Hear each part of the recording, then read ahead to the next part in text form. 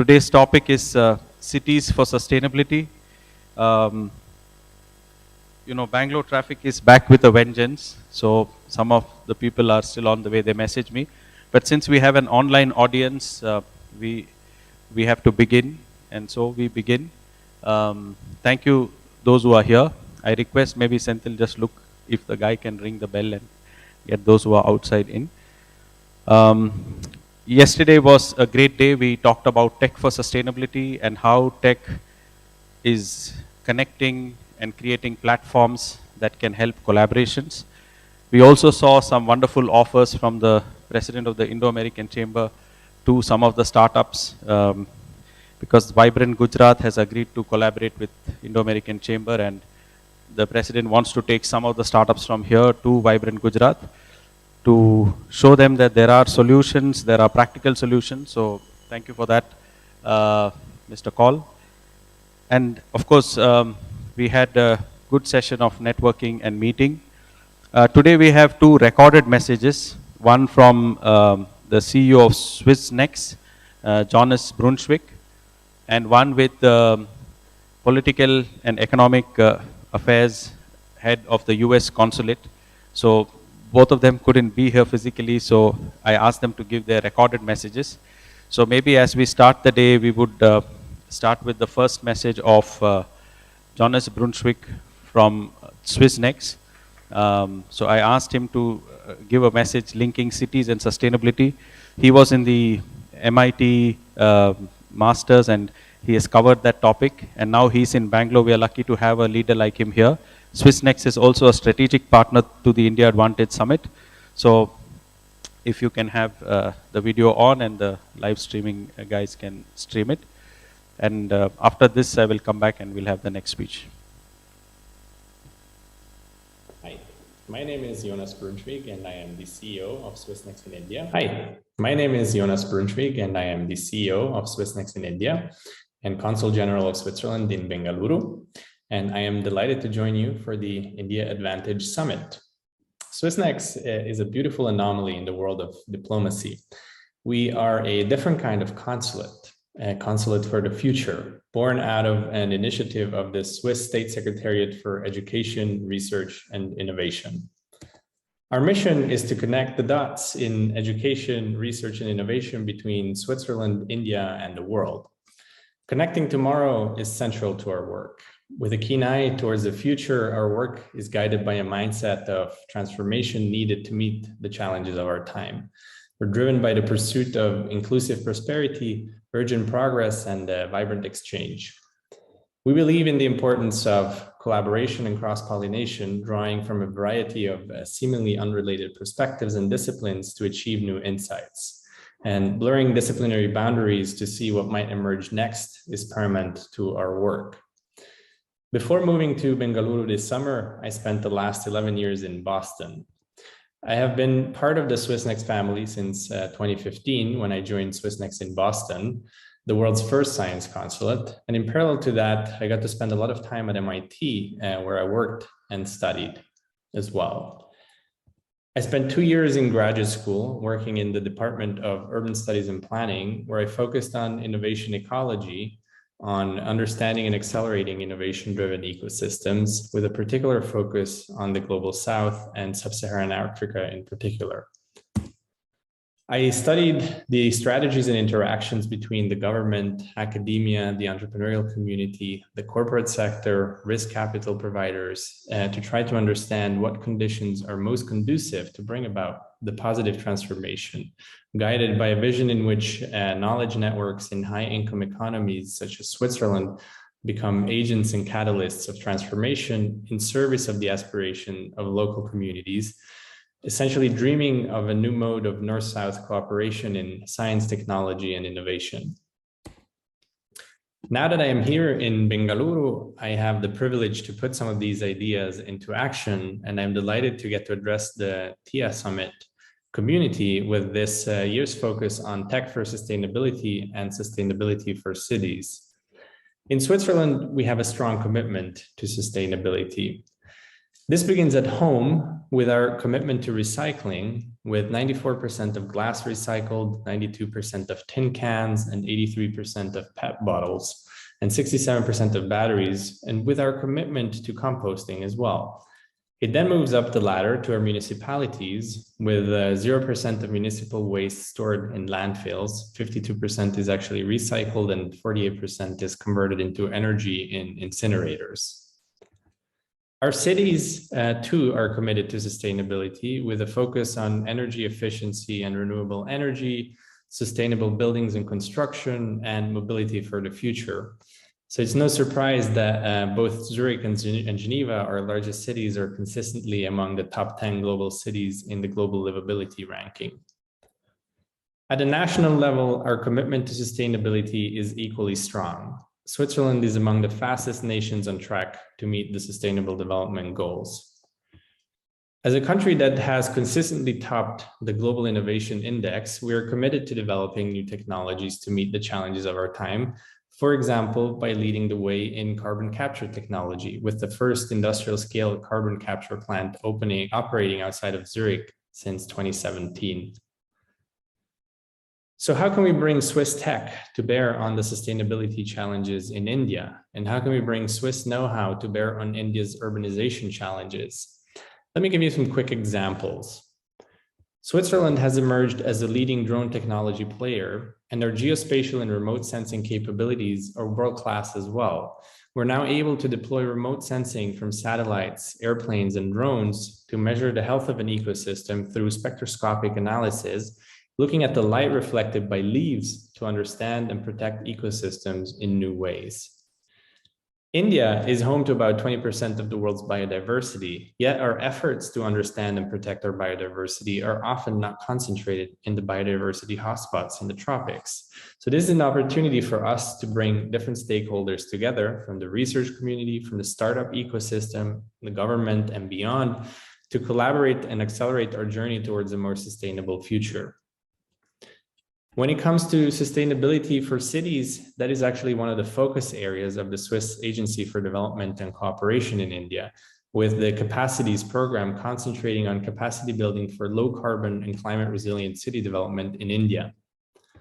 Old and new cities across India are facing immense pressure due to ever rising demand for energy, infrastructure, and services.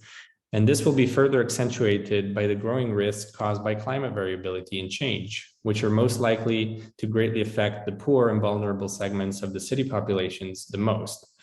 In view of this, cities need to come up with integrated plans and solutions for dealing with the combined challenges of urban growth, poverty, and climate change risks, and move towards low emission, climate resilient, and sustainable urban development.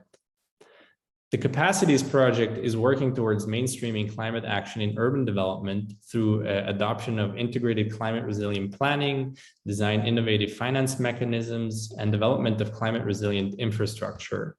The project is bringing together India and Switzerland in the sectors of water, waste, and transport to demonstrate scalable solutions of urban climate action in India with a global relevance.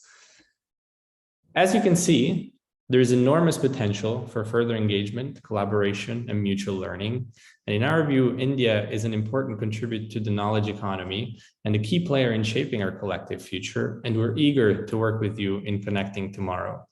You can reach us through the contact information on our website, swissnex.org/India. And I thank you all for your attention, and I wish you a wonderful summit. It's the overview that you laid out, and quite an inspirational story for us to learn from Switzerland about managing waste at source, and then also waste to energy as a strong concept that can help drive economy and economic decisions. Now we have another video message. This is Ms. Versa Perkins. She is the Charge d'Affaires for Economy and Political Affairs from the U.S. Consulate in Chennai. Unfortunately, she couldn't be here physically, so I had a video interaction with her just to look at what possibilities and what India and the US can do together in the scope and field of sustainability. And I'm happy to say that she gave some very specific projects, and also all these video messages and whatever you hear today will be online, so you can see it later, pause when you hear the scheme, the project, the area of collaboration, Google that area of collaboration and see how you can connect with any of the stakeholders and to see what you can do together. So maybe we can have the next video. This is Ms. Versa Perkins from the U.S. Consulate, Political and Economic Chief.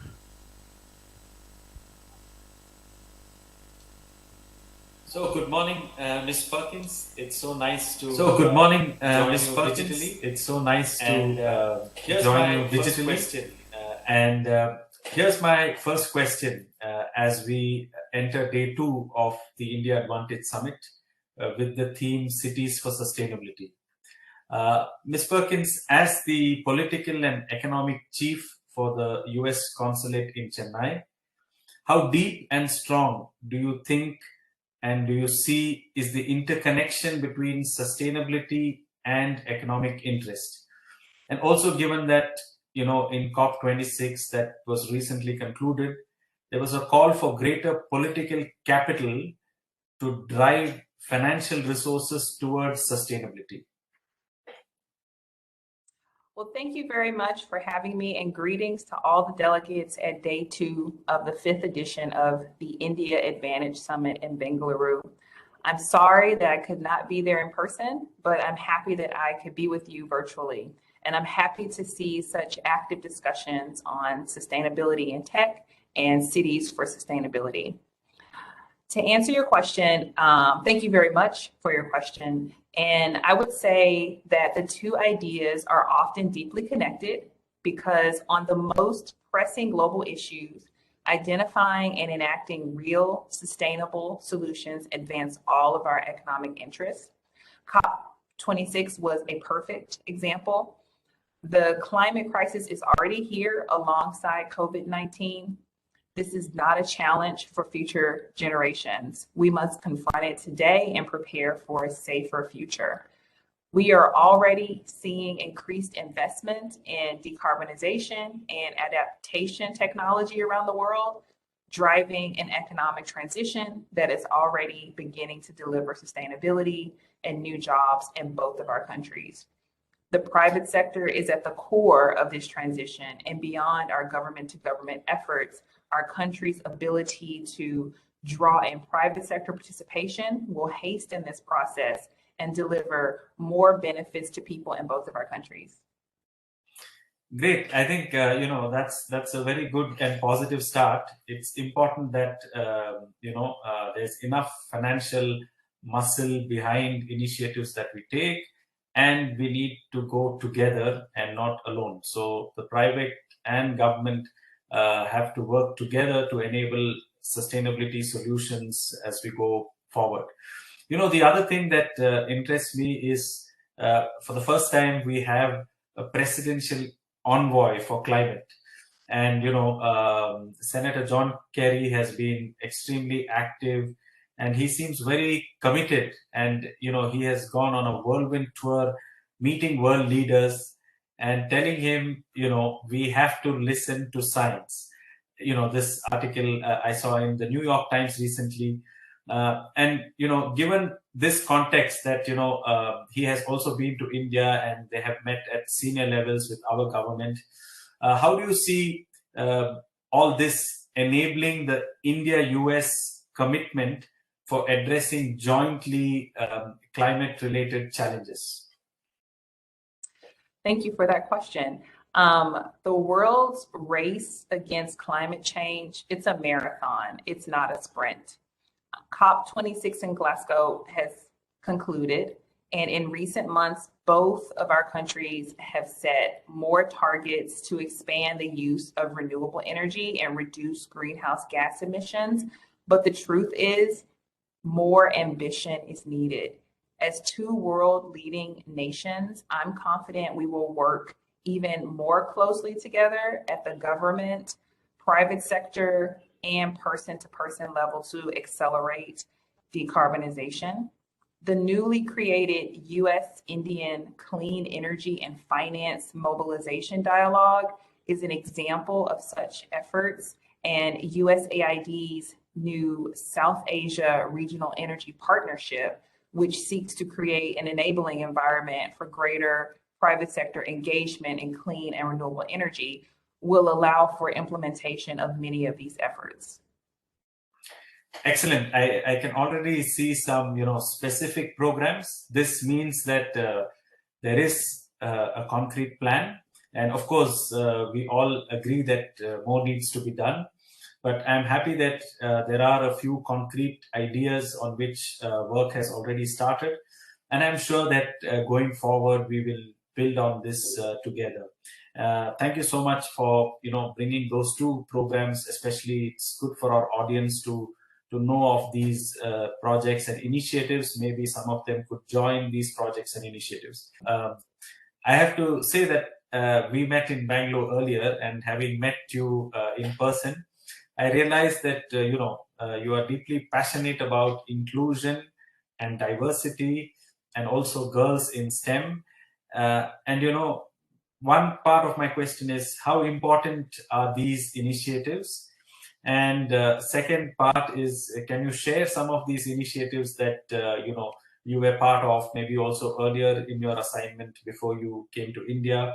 Because sometimes there is this thought that the next breakthrough innovation in climate science and climate tech could be from this diverse knowledge pool. The human capital could find the solution, and especially the young people and the young generation of today, if they're able to collaborate, there could be some amazing solutions. So I want you to share these two things, the programs that you worked with in STEM and diversity and encouraging STEM, and give us some insights. So if some of our founders and audience here would like to get into this, then they will find the right initiatives or projects. Well, thank you very much for that question. I have a lot to say on this topic. U.S. strength is built on our nation's wide range of societal, political, geographic, economic, and educational identities. And STEM is key to expanding the knowledge needed for breakthrough innovations. Here in India, USAID is working continuously to expand its coalition of partners. Governments, the private sector, multilateral and regional bodies, and locally established entities promoting equity, increasing diversity, and fostering inclusion in all their development programs. As I mentioned, the South Asia Regional Digital Inclusion Activity specifically targets women and youth by working through community organizations and women entrepreneurs. In October, for example, USAID and the State Department launched the Alliance for Women's Economic Empowerment with the U.S. India Strategic Partnership Forum and George Washington University. The State Department partners with the Indo-U.S. Science and Technology Forum for the Indo-U.S. Fellowship for Women in STEM that provides leading Indian female scientists with access to U.S. academia and laboratories. Here in Chennai, the U.S. Consulate has hosted several programs highlighting women in STEM. In July, Bengaluru-born NASA 2020 Mars Guidance and Controls Operations led Swati Mohan. She shared her experience and path to NASA with over 100,000 young Indians online as part of our Diaspora Dialogue series. Dr. Mohan served as an inspiring role model for girls to pursue space as a career and an icon of Indian American diasporic success in the United States. We also nominated influential women in the STEM field to join our various exchange programs. For example, in 2008, we nominated Miss Nandita Jayaraj, a freelance journalist and co-founder of The Life of Science, based in Bengaluru, to participate in our International Visitors Leadership Program entitled Advancing Women in STEAM Fields. When she returned, she conducted a workshop at Manipal University on the need for women to study and pursue STEM fields. Earlier this year, we nominated Dr. Vani Vijay, managing partner of Viduti Energy Services, to attend the Expo 2020 Fellows Program in Dubai. Dr. Vijay, an energy technology expert, is another excellent example of women in STEM spearheading innovation in India. Excellent. I think, thank you so much for bringing those specific cases and names. It's nice when we hear these individual names to know that actually the projects and programs are making impact and specific impact. And I was inspired that 100,000 people joined for the space initiation program, and this is really amazing because when young people have a spark and passion lit up, and I'm sure that can create a much brighter and better future for all of us together. Thank you so much, Ms. Perkins. I think it has been amazing, these few minutes of interaction. Like the TIA Summit is a summit where the speeches are short, so we will end this interaction here. And if you have any final words and for the delegates, the floor is yours. Just to say thank you for having me, and I look forward to traveling to Bengaluru again. Thank you. Yes, thank you so much. So please Google some of those projects. There are some specific areas of collaboration, fellowship, where some Indian scientists could travel. And this kind of opportunities are available also with the German side, with the Swiss side, with the American side. And I think the more people are able to interact, connect and collaborate, more new ideas will be born. Yesterday we saw some wonderful startups. Today as we go to the next panel on mobility, we will see some of the startups, and especially when you see Mr. Akshay Singhal of Log9 Material, also Shampa from Citylity, that's the logo over there. They have all managed to raise rounds of funding, and they are actually delivering value. They are having customer traction. So it's really nice that all that is happening on the startup side. But for us as TIA Summit, with all the almost 30 strategic partners, our idea is to see what synergies we can draw across different stakeholder opportunities. So yesterday the Dutch team was here from the Netherlands Innovation Network, and you have all their contacts, who are the key people. It will all be there online, so you can reach out to them with a specific requirement. And yesterday Akanksha also confirmed that if any of you want that Indo-Dutch space opportunity report, you can reach out to them by email, and they will send you the report online. So with that, now I would like to ask Mr. Kapil Kaul, who yesterday was quite generous to some of the startups and gave them the opportunity to connect and take them to Vibrant Gujarat, and also later to another large international conference which might happen. Maybe he will talk about it. Because in the startup world, the more opportunity, the more visibility that one can get, it can lead to greater resources to speed up and to scale up the solutions that they provide. So thank you, Mr. Kaul, yesterday for your interventions. Some were a bit long, but it's okay, life is like that. But now I request you to stay within 8 minutes and to give us your address. So maybe you can come on stage and do it. Yeah.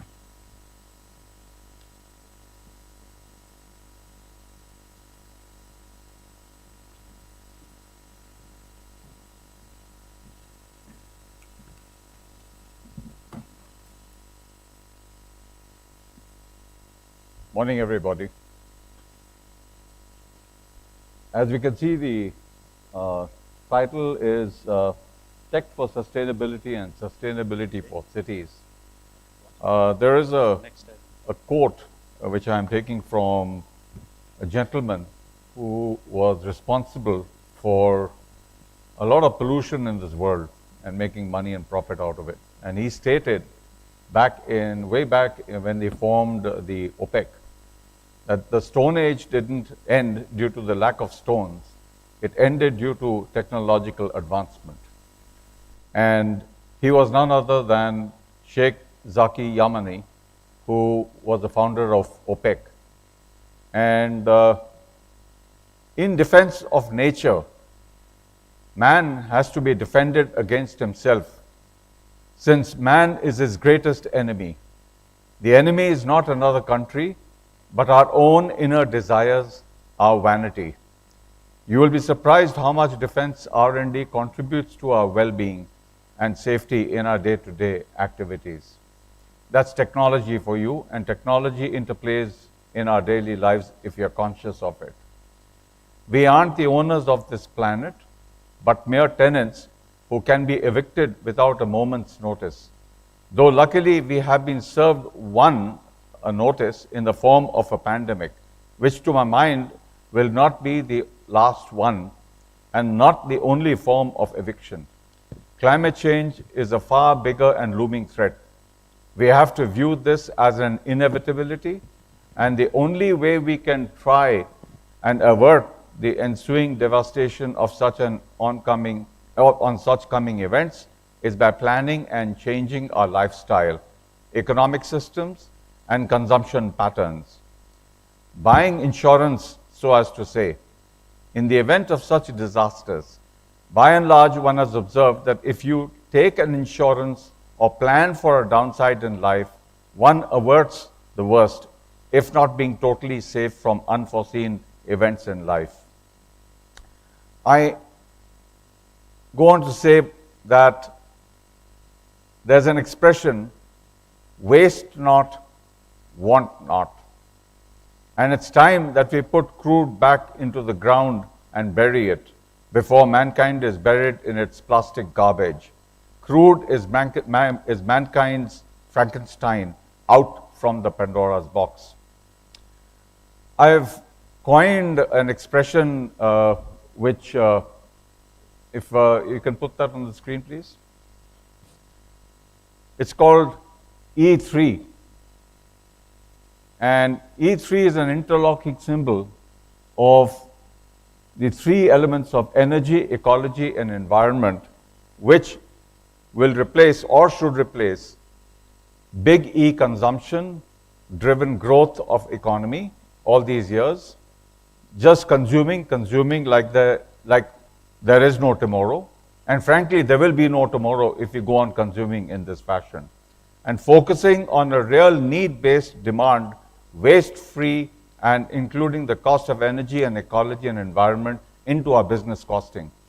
We all have seen last year that the Indian economy got hit by a minus 36%, which is, it should have been growing by 8%, so all revenues are calculated at plus 8% growth, but in fact, the degrowth was by about 26%. So if you add 26 and 8, it's 34% minus.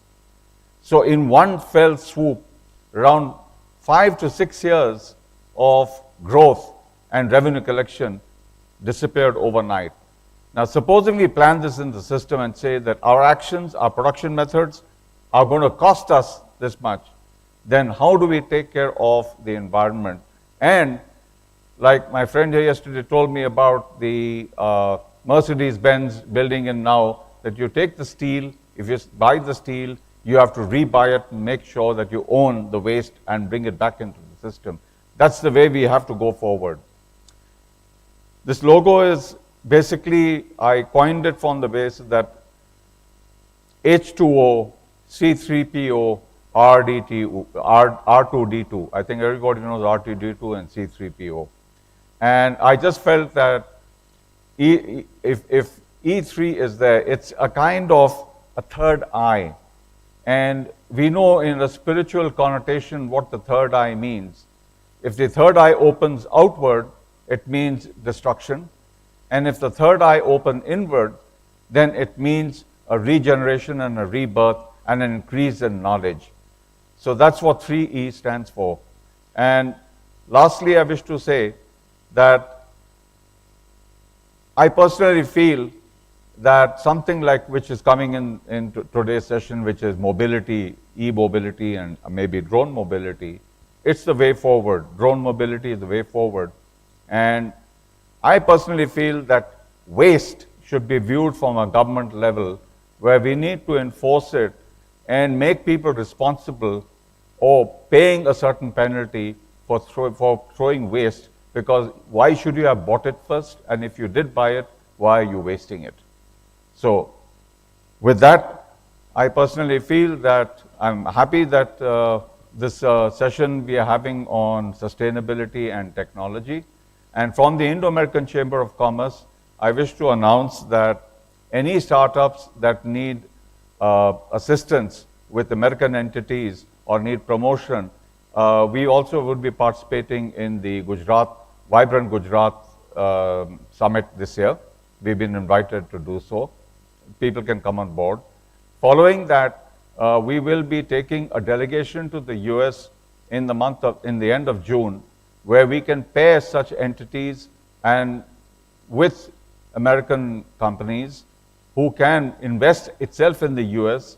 and bring them to fruition out there, and with those resources come back to India as well.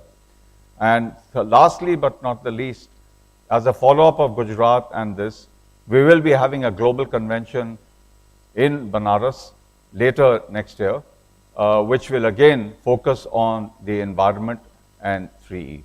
Thank you very much. Thank you, Mr. Kaul. I think the third eye for enlightenment. That's a very good message. What I forgot to say is that E3 disposes of 3CE, and 3C stands for consumption, corruption, and crude oil. Thank you. Thank you very much. Thank you very much. So, with that message and those specific invitations, those startups that want to connect with Mr. Kaul, he's there till lunchtime, so you could meet him. If not, you can find him online and connect with him. I would now again switch back to the virtual mode. We are very happy to have a speaker who is doing a second time at TIA Summit as a speaker. I'm happy to welcome Ms. Amrita Gandikota, who is the GINSEP representative, which is the German India Startup Network representative. She was very strong and active while she was here in Bangalore. Now she is the German Chancellor Fellow and she sits out of Berlin. She had to wake up really early this morning to join, this session. I told her to be there in the beginning of the day.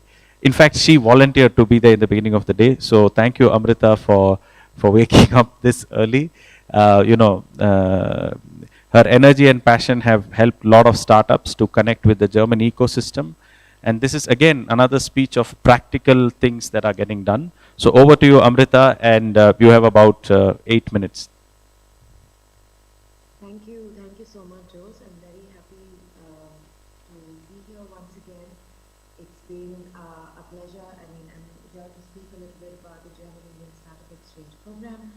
I also represent GINSEP as an initiative in India, but now I'm in Berlin, so that's why I'm joining in online. But nevertheless, it's a huge pleasure to once again be at the TIA Summit and share a few of my experiences with GINSEP.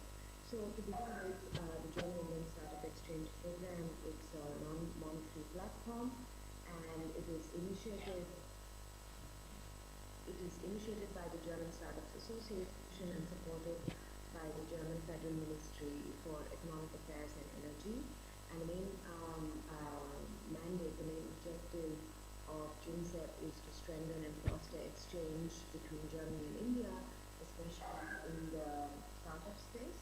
Of course, GINSEP was initiated in 2017, but we try to support German and Indian founders in their efforts to not only understand, but ultimately also be able to access the other countries' ecosystem. And it has a strong internationalization focus by facilitating access to the German market for Indian startups, but of course vice versa also.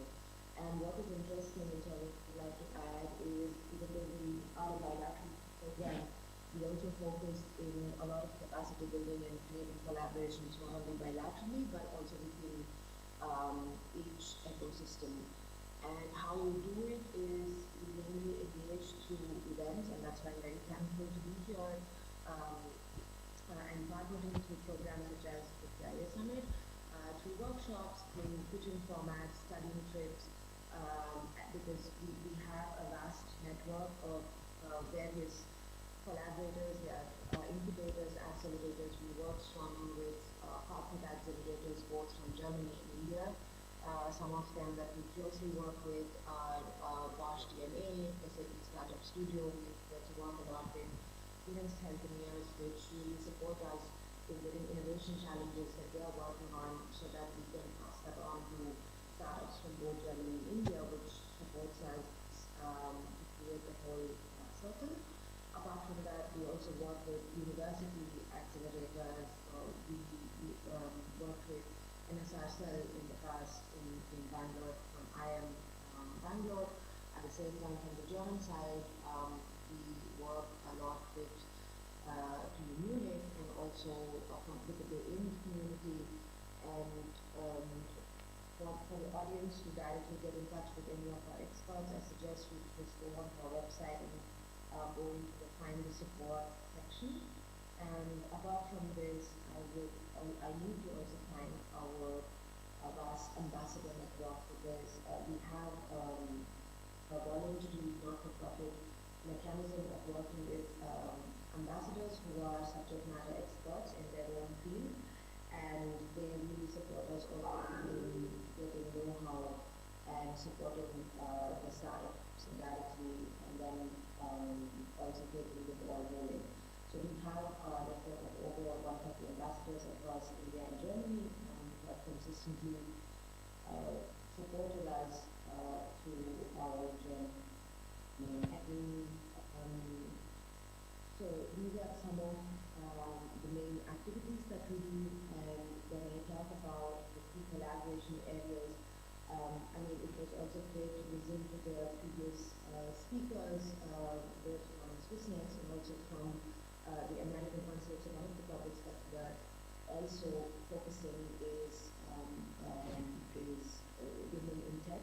That is something that we really support since that has been a topic that is of interest both from the German side and Indian side, and we've also seen quite a few women entrepreneurs come up, especially in the tech field. And you also mentioned Shanta, whom we also worked with in the past.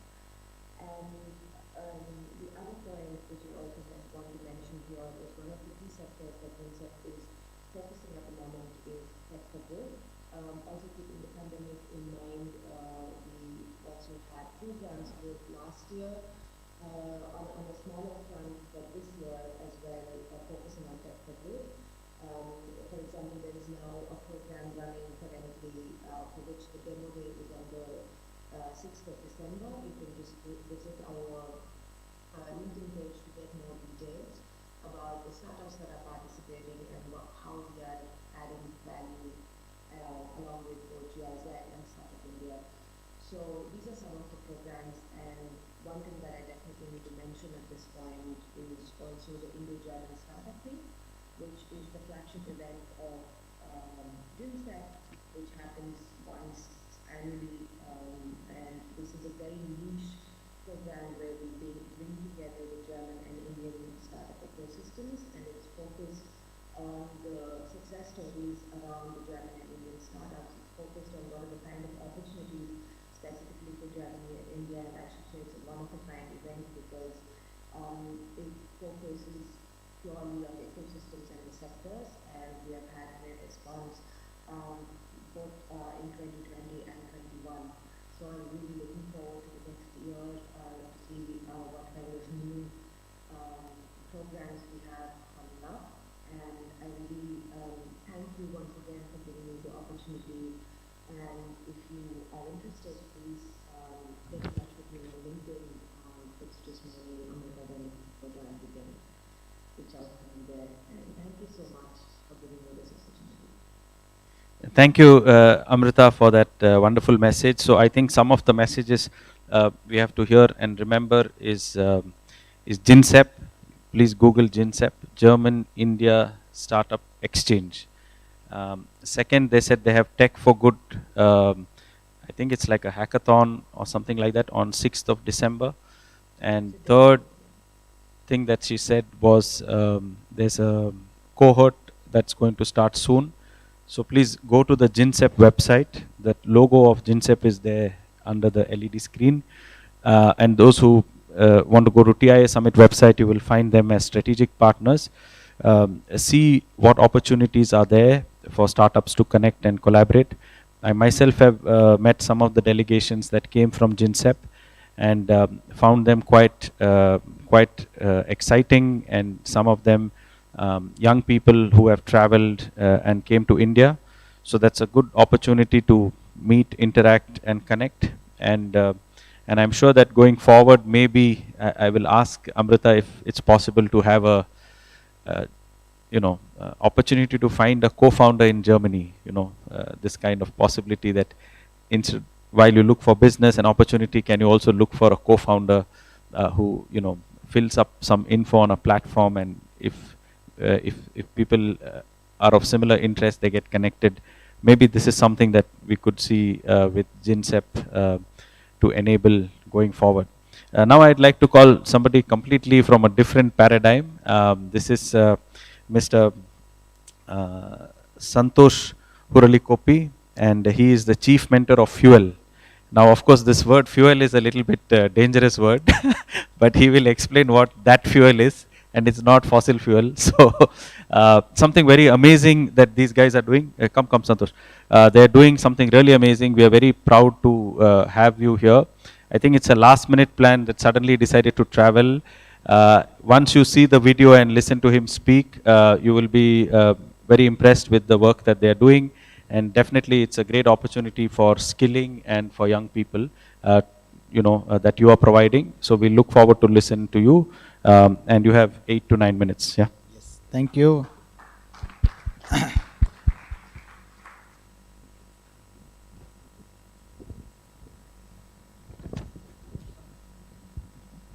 Is it better? Thank you, Jose, and very warm good morning, and what a day it is. We yesterday had the tech, and today we are talking of sustainable cities. It's very apt, I can say. Both are very well connected and very well designed program to see our own futures, where we stand and where we wish to move forward. Saying that, I'm introducing my organization, Fuel. So what I'll do is I'll start with a short video of 3 minutes, and then I will take another 5 minutes given to me to speak my session today. Can we play the video, please? We are Fuel, Friends Union for Energizing Lives.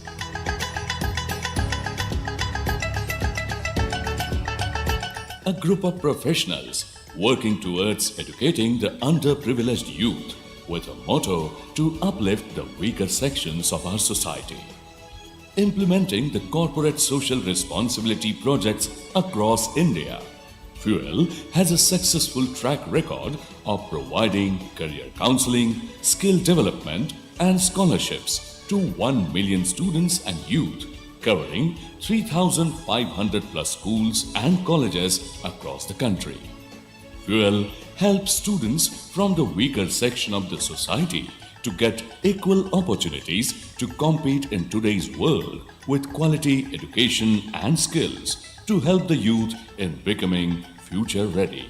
I'm really thankful to Ketan and Santosh for giving me this opportunity of addressing the Fuel students.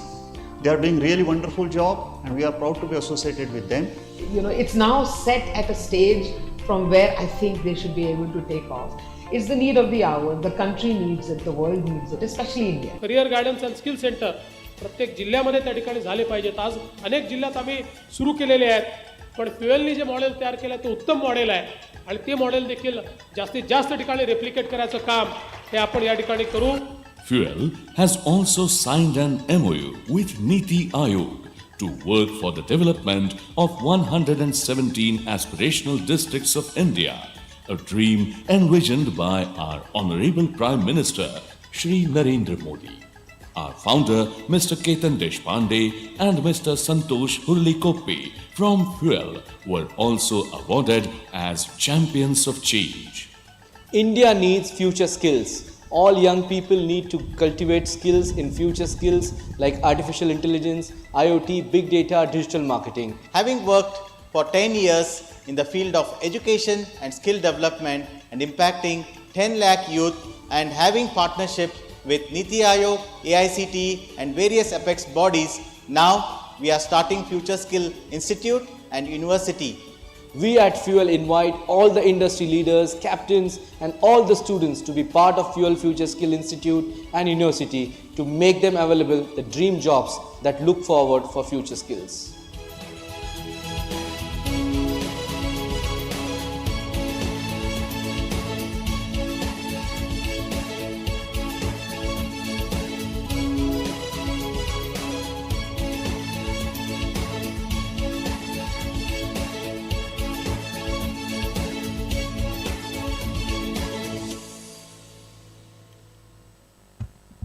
Thank you.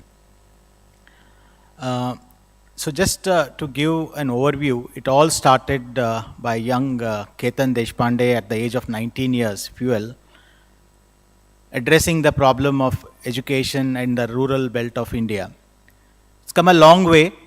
Over the last 13 years, I have been associated as a chief mentor to Fuel. We have impacted over 1 million youth in various forms. And why I'm saying this particular point today is that a lot of social enterprises can be part of what we are trying to solve and talk today. That is about both tech for sustainability and sustainability for cities. Because one of the things Fuel does is work with the tier 2, tier 3 and below engineering, management, institutes where the youth needs the right skills and providing the right skills, and the next would be, can we get them jobs in the local cities? That would bring sustainability in a big way, because I come from a town, Hubli, which is a mid-size Hubli, Dharwad, Belgaum, I can say, tri-cities. A lot of youth get graduated, on an average more than 100,000 I can say graduate each year, and we find them either in Bangalore, Pune, Hyderabad. And that again disturbs the sustainability ecosystem. If we can work towards creating jobs, which is not that easy, but if we can make an attempt, and I am part of Karnataka Digital Economy Mission, which yesterday you might have witnessed beyond Bengaluru. I am chairing the Hubli, Dharwad, Belgaum cluster. The mission is that we take a lot of jobs which probably can be done beyond Bengaluru as a dream, and Bengaluru can focus on the next big thing, the next technology, and the next, like a role model for many cities. So that, with that vision, I think we have a big role for each one of us to play. I just got this quote, taking a clue from Kapil. Magic happens when you don't give up. The universe always falls in love with a stubborn heart. So by Faiza Tehrin, I think it says a lot in itself in terms of how each one of as individuals can play a big role in driving sustainability. I go by what Kapil said about why do we have to consume more and more? Why can't we maybe, if not more, at least consume at par, like at par. It's difficult, but we end up buying more, spending more, and I don't know, the dilemma, because I'm also involved with startups, investments, and I'm also involved with social enterprise. So on one side, we talk of GDP growth. We are marching towards 3 trillion. US is at 23 trillion. We are we are 3 times the population. So many factors come in, and we feel that we also should grow. On the other side, what about sustainability? What about, is India, the size of India we are, with a 1.2 billion, are we ready for the growth? So where do we bridge this?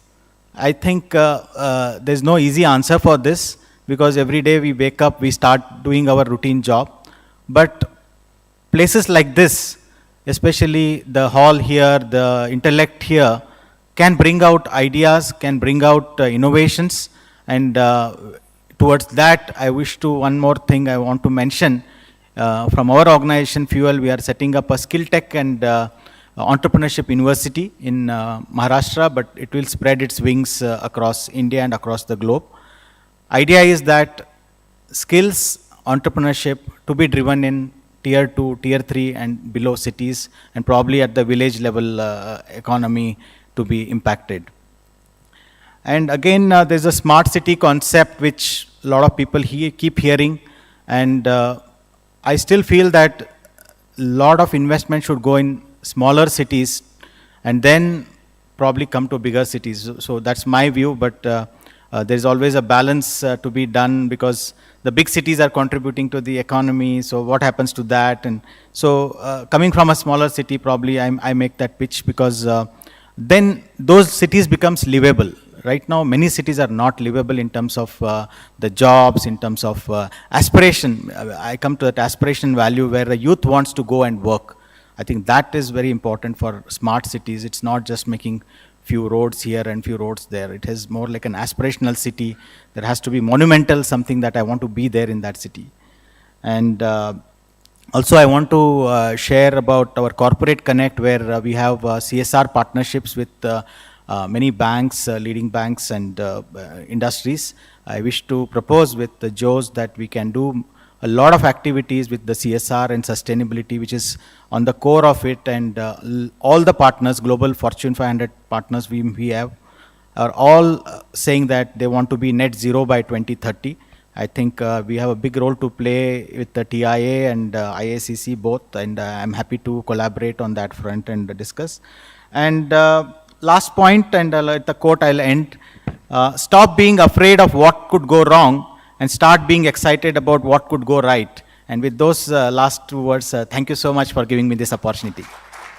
Great.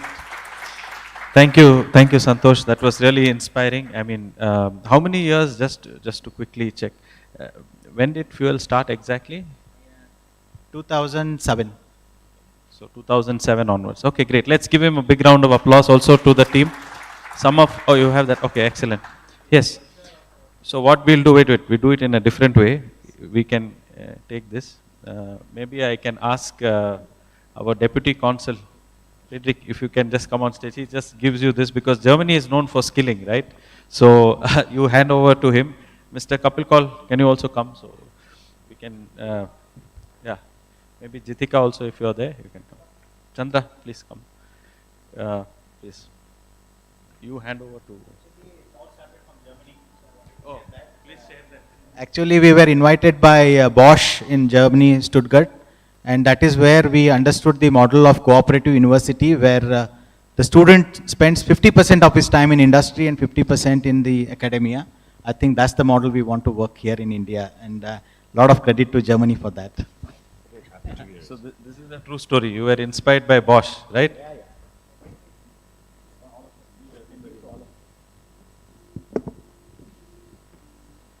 So all the information is available online, right? So for our people online, they can.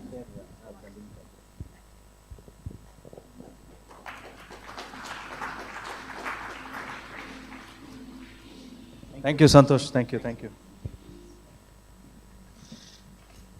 Excellent. So I think, that was very interesting also for me. So just like, I would say this is another startup, and this is a different kind of startup where social capital is getting deployed. I just remembered when he was talking about consumption, we have this, I learned this from one of the Germans when I was there some 2-3 years back. They had this line, less is more. You know, how do you say it in German? So I was, I thought, how can it be? It looks like two contradictions. But then, being there as part of one project and with one of the social organizations from Freiburg, which is called KLJB, which is the farmers of of Freiburg together, young farmers, and they were trying to promote this concept of less is more. So I think, thank you, Santosh, for that message. We have to look at our consumption pattern, see if we can stay at par or decrease, while somehow finding way to increase the GDP. So maybe we have to create new markets, new solutions that can reduce carbon footprint while driving up the right kind of consumption and creating jobs in the meantime. I now would like to call Prashant Vardharaj, who is from the Innovation Center of Denmark, ICDK. I have to say some words about Prashant. He is quite very quiet and very simple man, but at the same time they are doing a lot of sensational stuff. So I think 2 TIA summits ago, when one of our advisory board members, Ms. Jette Bjørum, was here. I think, Jan, you remember. She was the Danish consul. They were sitting, in one of the tables, and then they listened to one of our IAS officers, Ms. Shalini Sundar. They connected right there in the room. Maybe you can tell us. And then, interestingly, suddenly I see a city in Karnataka, Tumkuru, and a city in Denmark have some kind of a twin city agreement. And this was done in record time. Usually it doesn't happen so fast. I don't know what you guys did. But anyway, I'm happy that you are here, Prashant, and your leadership to create that. And now we are so happy with the Indo-Danish Green Strategic Partnership Initiative, which is also amazing. So please come and tell us all this stuff in 8 minutes if you're able to. Okay, over to you.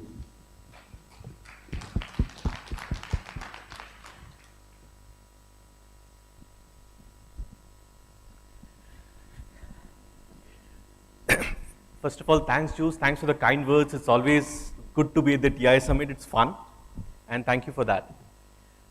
So, first of all, thank you, everybody, and hello. Good to be here. I am Prashant, as Prashant Guru Vardharaj, the full name, Pura Naam in Hindi, right? And I represent the Innovation Center of Denmark. The Innovation Center, or ICDK as we call it for short, we work on increasing collaboration across our different stakeholders across the triple helix. The triple helix meaning the industry, academia, and the government. And that's what we do. And it's of course be a pleasure to be part of this show here on the sustainability of cities. This is indeed a theme which is very close to our hearts. And as Jose mentioned, we'll also be talking a bit later on the Tumkur collaboration, what we have set up. Denmark has long put sustainability at the top of the agenda, right? In fact, so have its inhabitants. So it's been a culture or a part of way of living for so long that today if you go to Copenhagen, you'll find that bicycling is a way of life. Can be said for some other parts of Nordics also, but here is a city where you find even members of parliament probably cycling down to work, and it's just a perfectly normal way of doing things. And that's what works. What also works is that the city has got, or the whole country has incorporated the culture of being carbon conscious in a very big way. We all have seen the recent COP26 events where countries have committed to being carbon neutral over a period of time. Some countries have committed to being carbon neutral by 2030. Some have, India has, for example, taken up to 2070 to be completely carbon neutral. But the city of Copenhagen has a pledge in which they plan to be carbon neutral by the year 2025. So that's an aggressive pledge, and I think it's good that that lot of effort is going on into making that happen over a period of time. One interesting landmark which I wanted to show you is on the screen above you. Can any one of you take a guess what it is? Some of you may know, but if you can take a guess. Okay, let me just put it. It's a waste to energy plant. Can I ask you to take another guess what it is? Yes. Is it a factory? Nope, it's a ski resort. So let me introduce Copenhagen to you. It's a waste to energy plant in the center of Copenhagen, right? And it's been built in a way that is built as a landmark for all tourists and all other folks who come in. So it's a waste to energy plant. It supplies thousands of households, of industries, of companies. But at the same time, it has built in the center of the city to be living along with the population, and it's also built as a ski resort. So it's also probably the longest ski slope in the world, where people can book their slots and have a skiing session. Is artificial ski slope, available 24/7. Available all 365 days. So that's very interesting, and that shows how you can live with it. Very often we find that waste is something which people feel that it has to be something at the outside of the city at some other part, but here is something we can see a part of it. This is what has happened in the past. What is going to come in the future? Probably another next important thing. The next important thing which is going to come is probably what we call as the energy islands or the man-made energy islands. For too long we have depended upon coal and other forms of energy to generate power. Denmark has got a long history in wind, and we are going to take it forward. This is probably what's going to come in the next few years is the largest man-made islands for creating or providing renewable energy, good enough to power entire cities. So that's the future, and that's what is going to come in the near future. In the future, right? So that's we think is very interesting and something which needs to be looked forward to. That was in the Danish context. Let me come back to the Indian one, to what Jose referred to also, right? So the relation between India and Denmark has now been re-anchored. So for some time it was the standard diplomatic relationship, but a couple of years back we re-anchored the whole relationship around the Green Strategic Partnership. This was an agreement which was signed 2 years back, and now almost every new thing which is happening around the theme of GSP. Everything is getting anchored under the GSP. That's how important it is as a context to the relationship between India and Denmark. Also, I would like to point out why this theme is also really important for us is the urban sustainability theme is also one of the key pillars of the GSP. We understand that without urban ecosystem, nothing can work. So in that sense, it is interesting that it should be a part of it, right?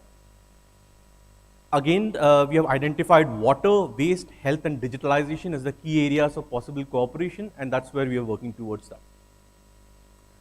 We have at present, I think, 3 ongoing engagements in India, out of which, one of which Jose mentioned, which happened right at the TIA summit, at least started at the TIA summit a few years back, which was the Aalborg-Tumkur Sister City Agreement, right?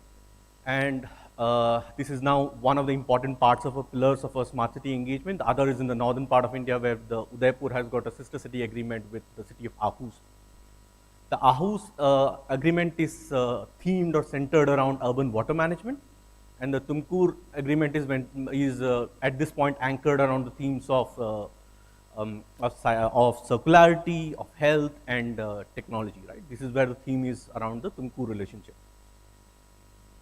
This year, what you're going to see, if you can, this year we have probably launched a brand new project called as the Urban Living Lab, or the PUL project. We call this the Project Urban Living Lab, or PUL for short. You're seeing this on the screen here, right? This is probably the most important launch for this year in the urban space. This has been done in collaboration with the Smart City of Goa and the Government of India. So it's probably the first urban living lab in India at this point of time, as far as my knowledge serves me. And what it does is that it has been funded for the last 2 years by the embassy, the Danish embassy in India, and going forward it is expected to be self-sustaining, right? Now, the idea here is that the idea of creating a whole urban living lab is to say that you can build it as a collaborative space for innovating and co-creating solutions for the sustainability and urban challenges, right? Major urban challenges.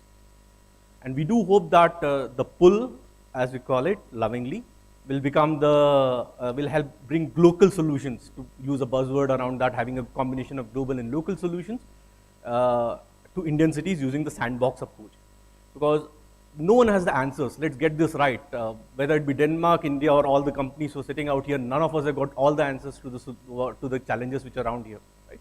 And the only way we are going to solve it is to see if we can have a sandbox approach, experiment, have the courage to fail, and then try again, right? And that's where a sandbox approach really helps. And we do hope that the living labs will become a feature of a lot more cities going forward, because that gives a track into organizing around new sectors, right? And I'm right on time, it's just 30 seconds short, so I thank you for your time, and I look forward to meeting some of you later today. Right? Thank you. Great. Thank you, Prashant. So that urban lab is between Goa and Goa and the Danish embassy, yes. Okay, cool. And this was funded by the Danish embassy for the last 2 years, but now it is going to be independent. Hopefully, it's going to be independent. Great, great. So, yeah. Thank you so much. I think congratulations for all the hard work. It's not so easy to get things moving. You know, I think our fuel gentleman will agree with me. You know, it takes some time to get traction, get everybody on board. I mean, now of course fuel is recognized right from the top level, but it took a lot of hard work. I think yesterday we were with Santosh, and you know we realized that. So thank you, Denmark. I think you are also pushing the envelope for sustainability and helping greater initiatives to come to fore. You know, now a little bit different kind of topic. Like yesterday we were saying, you know, more and more innovation is coming from more and more younger people. I mean, what is happening? How come the really senior companies or 100-year-old companies are not at the breaking edge of innovation? You know, so even we are also a little bit confused. So we bring a wonderful speaker, Ms. Wiebke Dofler, who is the head of the Bavarian Indian Center, who is at the interface between the BIN, or the Bavarian Indian Center for Business and University Cooperation. So you know there is an interface. So maybe I would like her to come and tell us also for the online audience, what are the possibilities of maximizing value through this intersection? Who can collaborate with you and how? And what can we drive out of getting maximum value through BIN projects and collaboration? So over to you, Ms. Dofler. All right, thank you very much, Jose, for this very nice introduction. Welcome, to all of you in the room, and of course also to all the participants online. Yeah, thanks a lot for the opportunity to, really support our Indo-Bavarian initiative over here with the community. As we already learned yesterday, there's a very long-standing collaboration existing between Karnataka and Bavaria, and we as the Bavarian Indian Center are trying to give it a little bit new push into the direction, of course, of science, and then focusing our activities in the last years a lot on sustainability and environmental topics. So in that, we see we've seen a growth in the opportunities that we can offer, to young minds at our universities. So by now, there are 10 of our universities are offering programs, especially targeting international students to learn about sustainability, about environmental solutions, and to learn of what had happened in the last decades in Bavaria, but then also applying it to international contexts. And that's kind of that's the approach that we are trying to bring across, to give a push to, as Joe said, young minds, into the right direction to really shape our future in a more sustainable way. And we've already heard quite a bit about the German Indian initiatives on the startup side and so on, which are existing, and about GINZAP and how they're, eventually helping startups.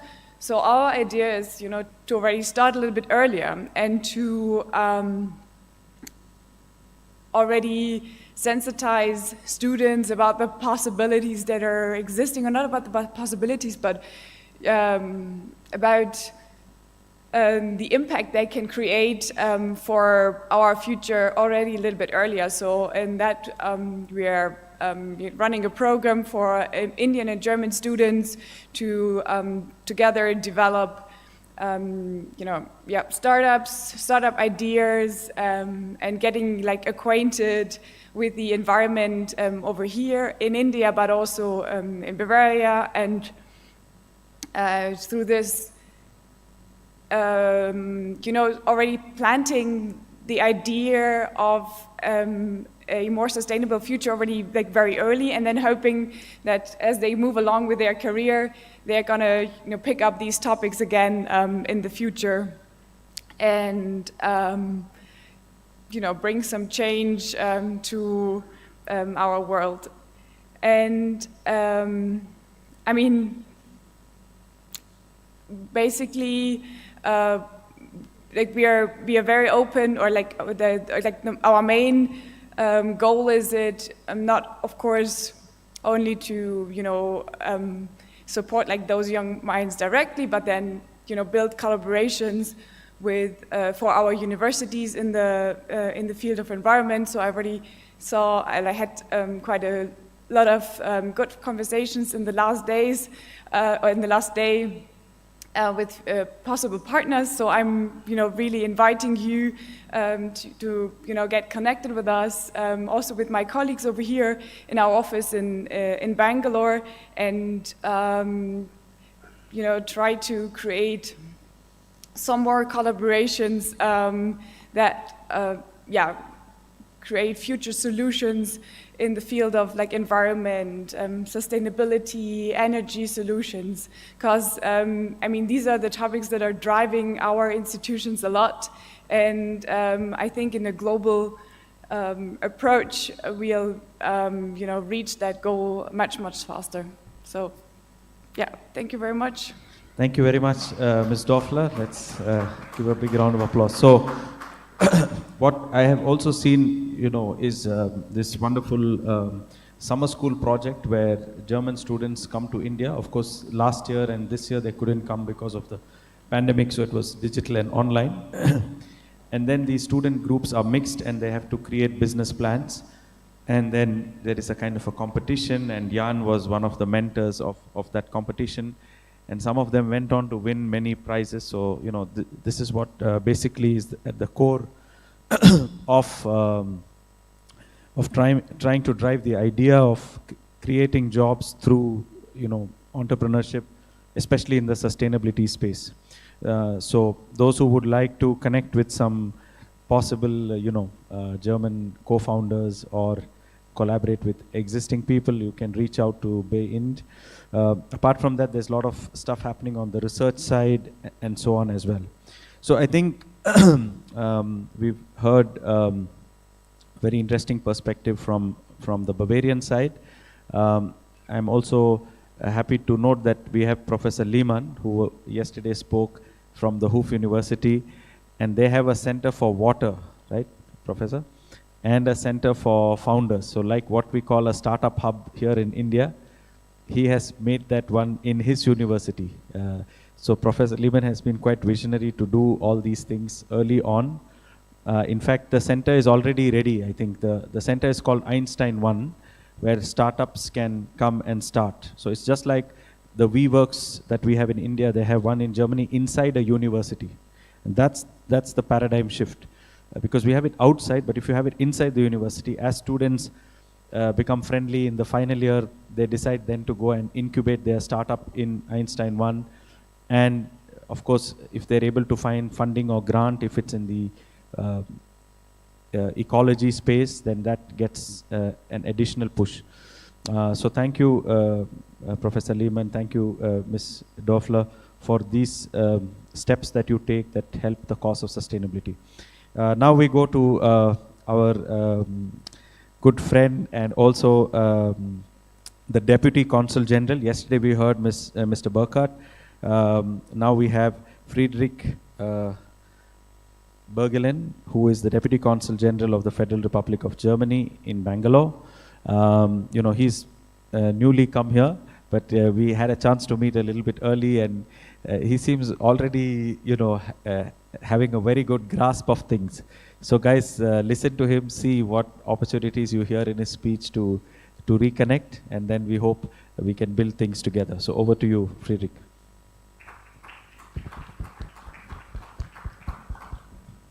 Yeah, thanks, Jose, for that introduction, and I hope you haven't sort of set expectations too high, but I'll do my very best.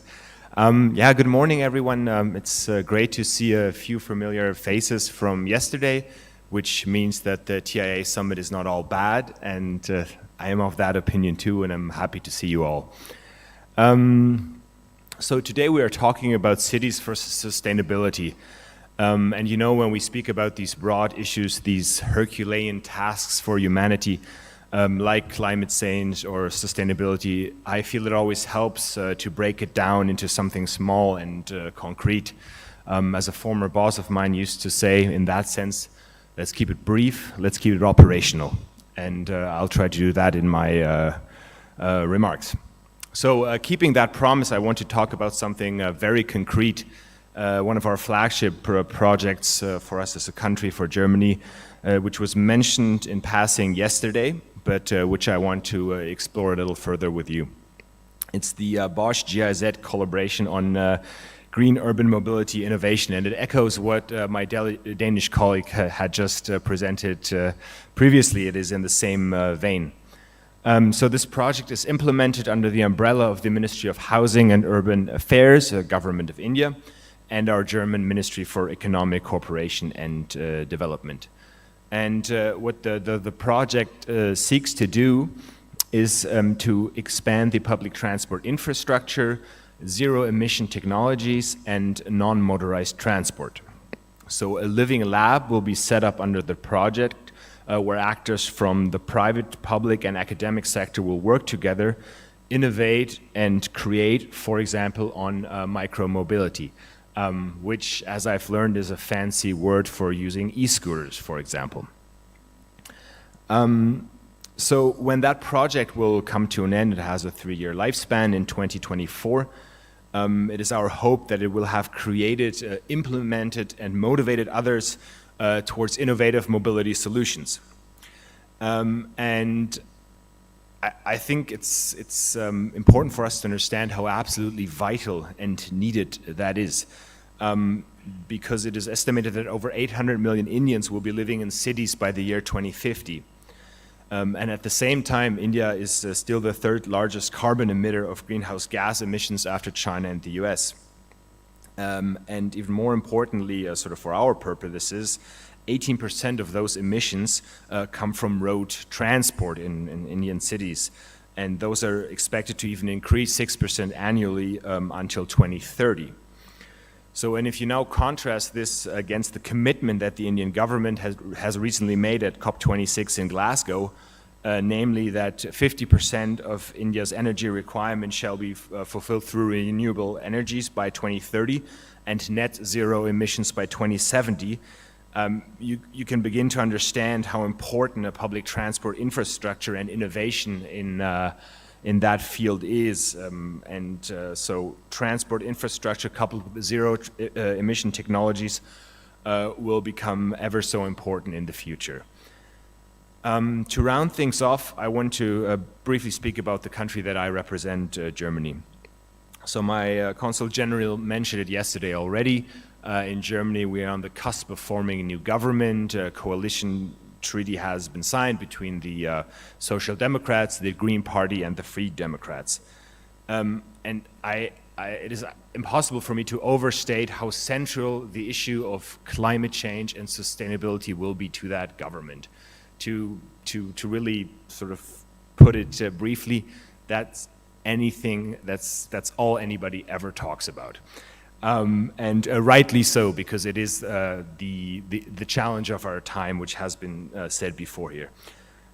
So when we get future delegations from Germany, be it from the public sector, from the business sector, because that I believe too, green economy, green business is good business. Topics such as cities for sustainability, so what we talked about here in those 2 days of the TIA summit, that will be the central subject. But I think through summits such as the TIA and our general engagement with the business startup community on sustainability, we are very well prepared for all that. So I want to thank you all. I want to thank you again, Jose, for organizing and putting up this great event, and I wish you a lovely and successful day. Thank you, Mr. Bergelen, for that wonderful, speech. I think in your speech you gave us some very interesting numbers And this is exactly what helps people create action plans, when the numbers are there. And also this insight that as the new government come, because the Green Party is also part of the coalition, I think the only thing they can all agree to not disagree about will be action on the climate space. So therefore, I'm sure that those delegations will come as things and travel will ease out. And I really hope that a lot of collaboration and partnership opportunities will take off. Also, thank you for sharing about the urban lab on micro-mobility. I think that's another space, because our next panel immediately after coffee break is mobility. And we will have some of the startups that actually have come here before, and now they have raised maybe 2 or 3 rounds of funding. And I think I can see Sham here. He will be chairing that panel. So thank you for all those insights. I just want to do a quick check. Is Mr. Srinivas here? Because, Jitika, no, okay. Okay, so actually 2 quick announcements. There are 2 speakers. One is our minister, Shri Murugesh Nirani. There is some kind of election code that is happening now, so therefore they are not allowed to come and speak about schemes and the future while that code of conduct is on. So therefore he couldn't join us, but he sends his best regards. I had spoken to him on the phone. He is very strongly looking at positioning Karnataka as one of the next investment destinations in Bangalore. So in his absence, I would like to thank him for connecting always with us and being a good friend. He also wanted me to say that the Global Investors Meet will be, which is called the GIM event, which is a flagship event of the government of Karnataka, other than the Bangalore Tech Summit, which Dr. Reddy spoke about yesterday. This will be in 2022, I think in the second half of the year. So please keep that in mind, especially those who are joining us online. This will be an investment forum, which is called the Global Investors Meet in Karnataka, and it will be anchored by the Commerce Ministry, which Minister Nirani is heading. And the other thing I want to say is Srinivas, who will join us a little bit later. I think I will put him in the urban planning department. He is the head of the Shimoga Smart City, the COO, and I think he will soon come to Bangalore as the Smart City head. So it's nice to have him here in the panel in the afternoon to give us an insight about what his ideas are, especially from the urban planning context, and hopefully they connect with Pothole Raja and there are less potholes and not much difficulty as the city reopens going forward. So a quick time check. We are on time. 10:30 is our break time. So now we will go for a quick round of coffee. Please, you can all bring your coffee back. That's allowed. So please come back 5 minutes to 11 with your coffee cups. And one thing I want to say is, in this panel here, you might meet some of the future billionaires. So don't be late and be there to listen to all the things that they have to say. Enjoy your cup of coffee. Please network, connect with the speakers that have spoken in the inaugural panel. And let's see each other back at 11 o'clock. Those online also please join. And we can have some music, and thank you.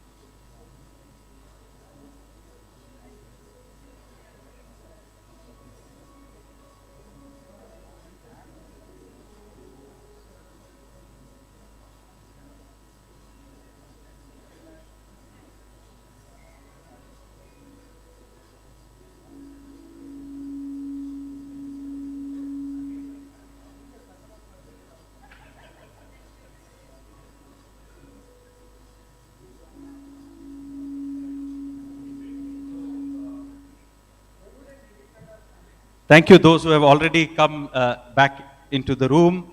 The next panel is quite important one, and we will start in about 2-3 minutes.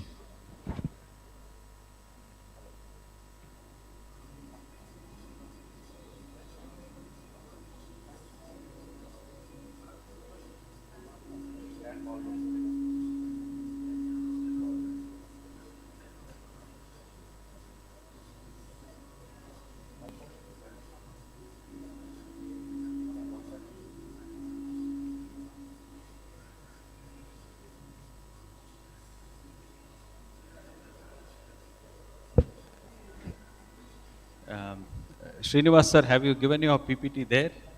Okay, you're giving it? Okay. So, 2-3 quick announcements.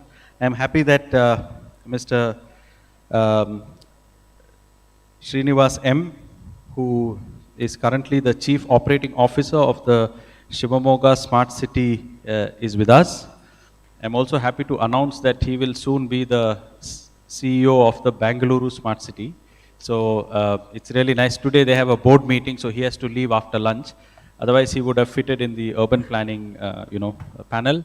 But I asked him to just give us his perspective on what they are doing in that smart city space. So we have come back 5 minutes before 11. So he will have 6 minutes and he will explain some of the stuff that they are doing, and then he's here till lunch. So if some of you want to meet him, connect with him and network, you can meet him just before lunch.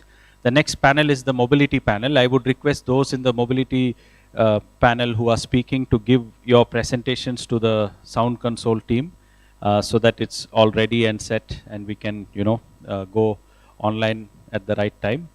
So and then we have the EV bike launch, which is a special event, and I will hand over to the chair of the next panel, Shyam Karigiri from Moog. So once Srinivas' presentation is set, I'll hand over the mic to him. Till then, you have the tent cards in front of you with the agenda of the day. Also, the social media handles of TIA Summit, the LinkedIn page, the Facebook page, the Twitter handle, all that will be often on the screen.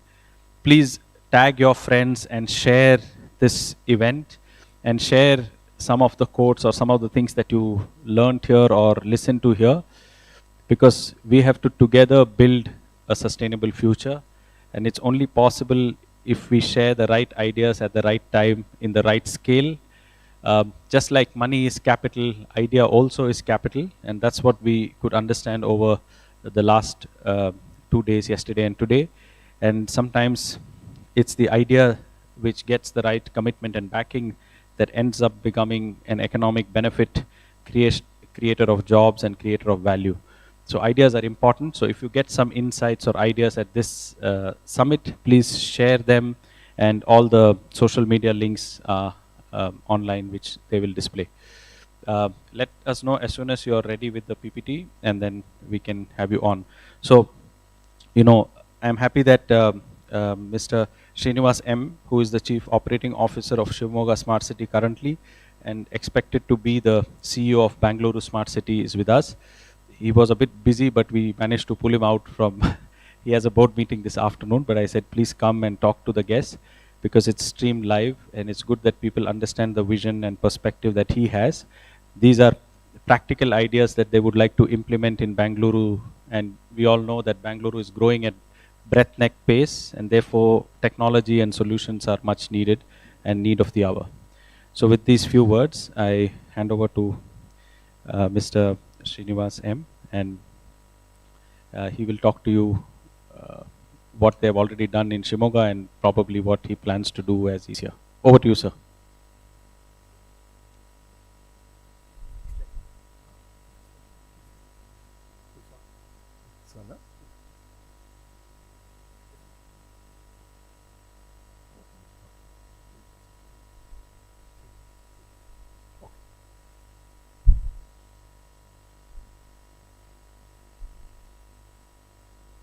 Good morning, everyone.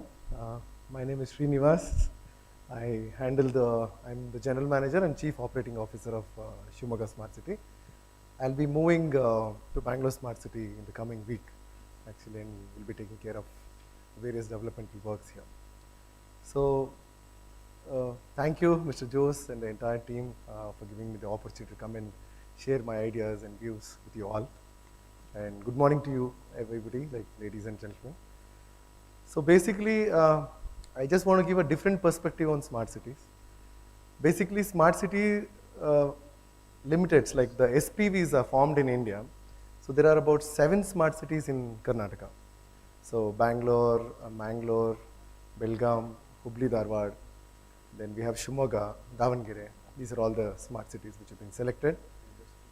So basically, these SPVs are formed because the regular corporations, the existing corporation like Bangalore, Bruhat Bangalore Mahanagara Palike or Shimoga Corporation or Davangere, they are unable to handle additional works related to technology or planning or anything like that, as they're already overloaded with civic and infrastructure related works and developmental works.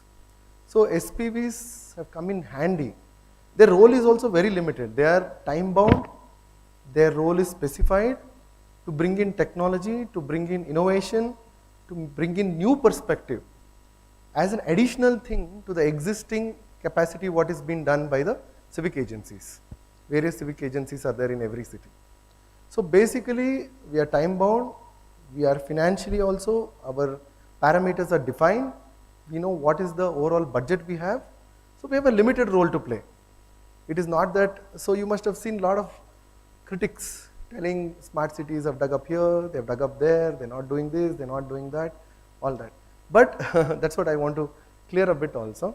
So we have specific agenda to bring in technology into the civic infrastructure. So what we are trying to do is, if you have seen overhead cables to be converted into underground cabling systems. So when we try to do that, we have to do a lot of coordination with whether it's BWSSB, whether it's BESCOM, whether it is so many other civic agencies. And our role is specific to CBD areas and city specific areas. So while we try to implement these things, there are a lot of challenges which arise. These pipes are 100-year-olds, 50-year-old. If you try to change that, and you have to go for another tender with another agency. So in smart cities, we have paid other agencies to get the work done. We have identified even the contractors to work with them and things like that. So it's a very, very challenging area as far as civic infrastructure is considered. That is where you must have seen a lot of critics coming in. Okay, but still we are trying to do smart roads, which is one of the major components in smart cities. So almost all the smart cities are doing smart roads. So what does a smart road include? Basically all the cabling going underground, and also yesterday I was seeing Cisco and other people were telling about. So technology like smart street lighting, smart poles, integration of various technologies to measure pollution, and then intelligent traffic management system, intelligent solid waste management system, intelligent public transport system. So various things like this we are trying to adopt and we are trying to implement. So this is one of the major things. So when it comes to urban planning, see, we have done again specific interventions to develop certain parks, certain conservancy lanes. In Shimoga specifically, I will show you in my presentation. So conservancy lanes which were very dilapidated, which were in very, very bad condition, which we have converted into kids play areas, parking spaces, and various other activities, So place making activities we have done there and things like that. We have developed about 100 conservancy lanes in Shimoga already. So this is bringing a lot of change in the way people work around, people move around, people live in that area. You can see a lot of people, women coming out and playing with the kids and things like that. A lot of stakeholder participation is already happening there.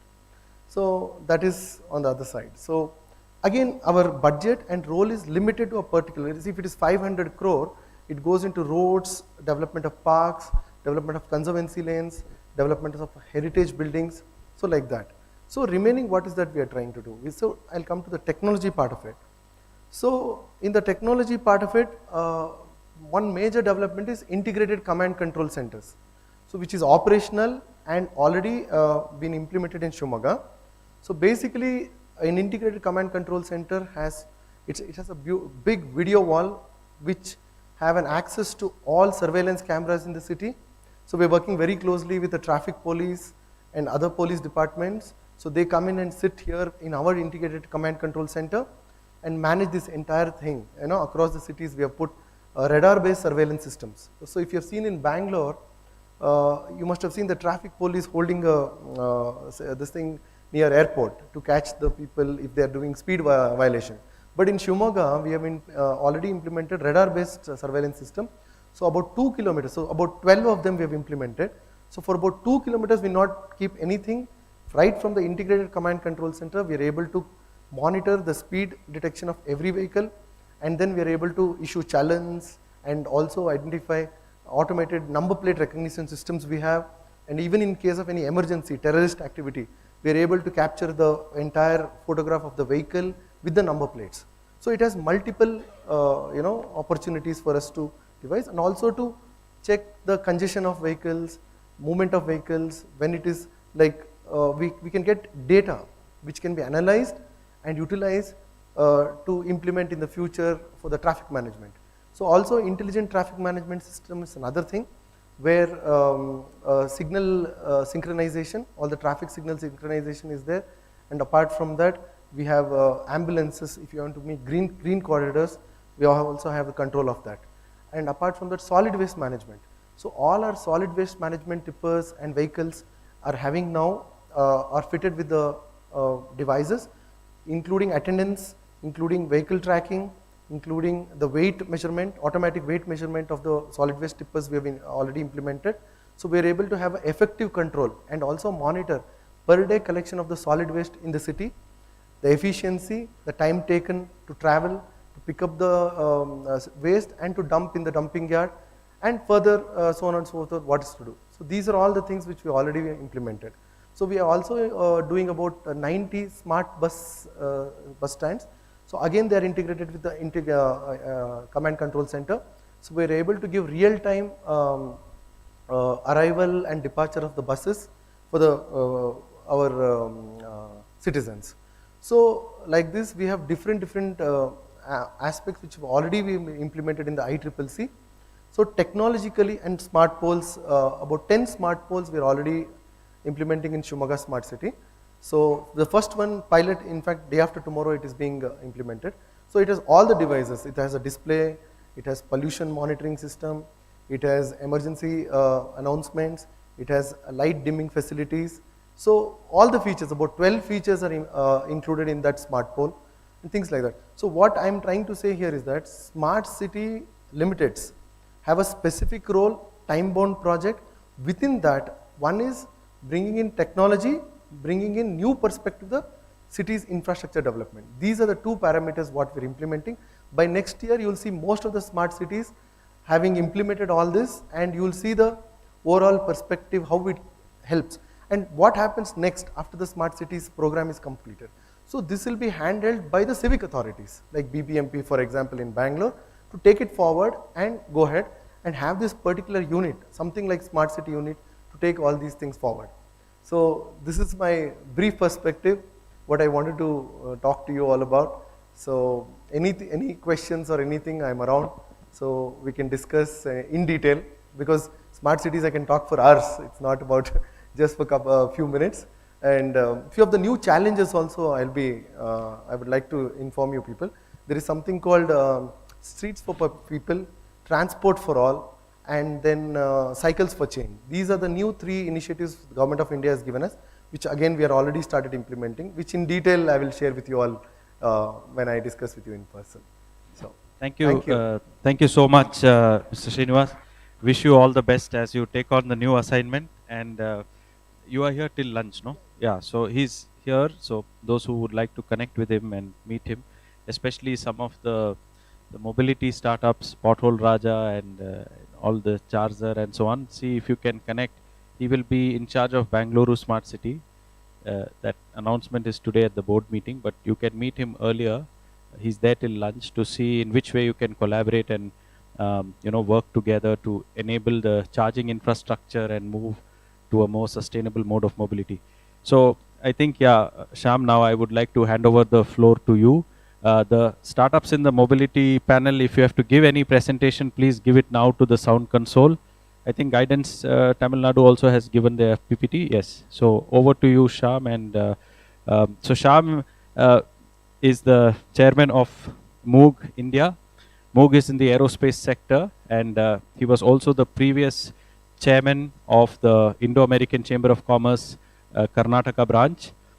It has been a pleasure working closely with Shyam over the term of his chairmanship, and I found him a very thorough, detail-oriented person, and I'm happy that he is here to chair this panel. So, like our regular scheme, everybody will speak for 9 minutes, and then all the speakers will be on stage, and we can have some questions. So, without much ado, I hand over to Shyam. Over to you, Shyam.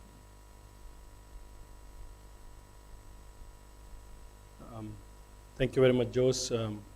Thanks a lot to the India Advantage Summit, and specifically a big thanks to Jose for having me here. It's my pleasure now to host the panel on urban mobility, smart mass and micro mobility, and the electric revolution.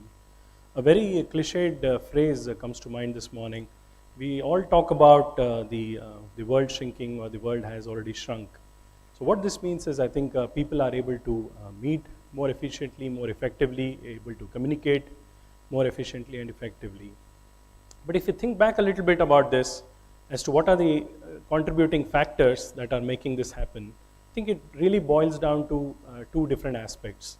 I think they are about the technological advancement in the space of communication, and also a lot of technological advancements that have happened in the domain of mobility.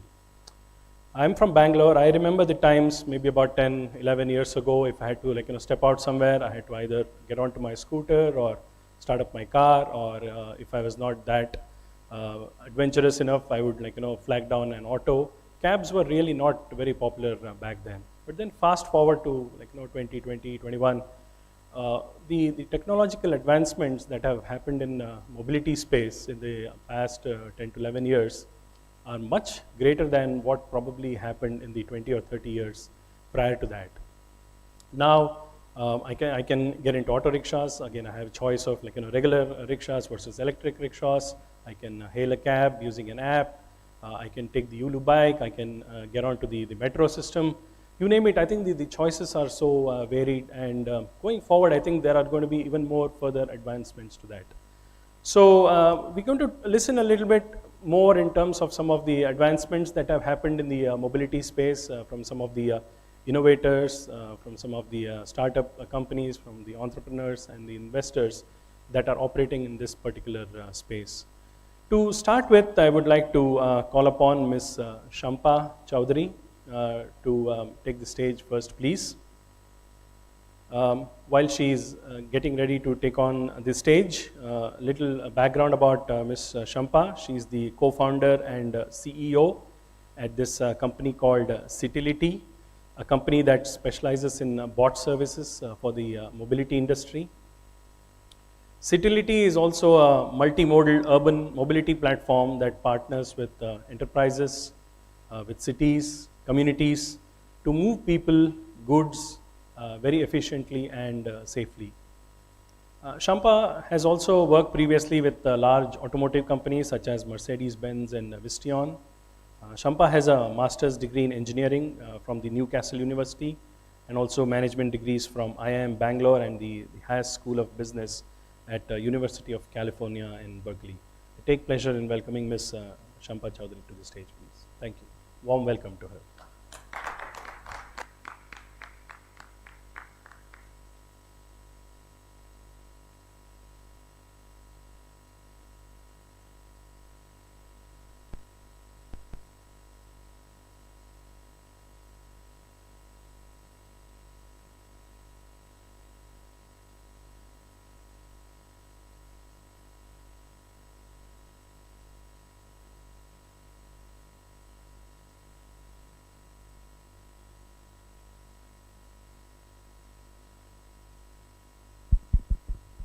Hello. Good afternoon, everyone, or good morning. I'm not very sure about the time. I think it's morning, yes. Good morning, everyone. Thank you very much, Josh, for this opportunity. This is my second time talking at TIA event. First time we were talking about our parking solutions, and since we extensively work with smart cities, I'm really very happy to meet you, sir, and we'll probably talk more about what we do in parking as well as the mobility. Today, I'm actually talking more about our latest platform, which is called Citility, and we have been creating a lot of buzz around it because we piloted this in a few cities under the supervisions of Ministry of Home and Urban Affairs.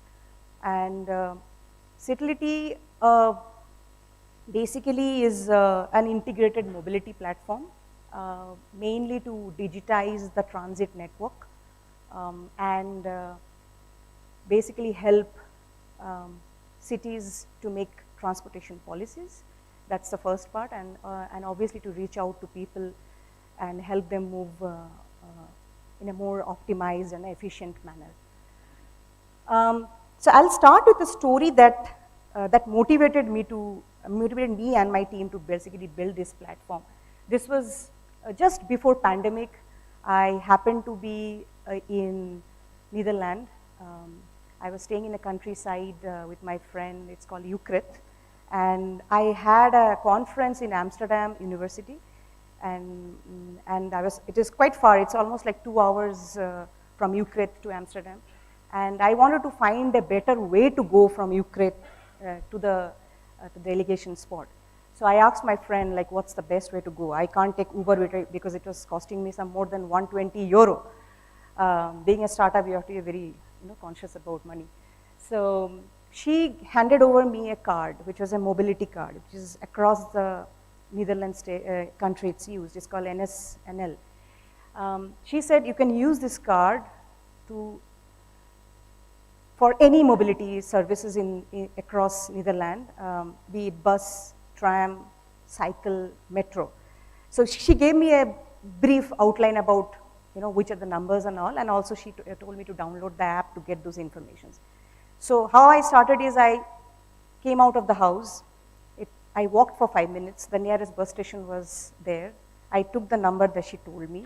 That took me to the metro stations, and that metro station took me to the Amsterdam Central, which is the city center. And from there, I took a tram to go to the final delegation, the university where I was presenting. Everything with one card, with no issues, with all details in an app. I could connect it seamlessly. Only for one small issue, I had misreading some informations, but spotless for the next 3 days. I was just using the card, recharged that card, even at the Amsterdam Central kiosk, and I could get the connectivity and save money. It actually cost me only less than 20 euro one way to go to the conference and then come back as well. So that was something very, very inspirational and amazing. And at the same time, I felt like not only it saved cost, it was eco-friendly. It was very, very useful in terms of also in terms of the time. And I saw most of the people. That's how most of the people there actually commute and access the transport. And that was basically the inspirations. When I came back, I spoke to my team, my stakeholders and advisors, and I said, we have to do something similar, which is going to be the next gen mobility and the commute environment, and which will be useful for people to and the city to grow also and be sustainable. So that's when we created a very mock setup of our platform, something similar to go from point A to point B or point A to point C using different modes of transport and the last mile connectivity. And hence, we created the mock, we went to the ministry, we showcased, and they kind of liked the thing. And then we started working on few cities. So the first city actually we piloted was Calcutta, culturally very, very driven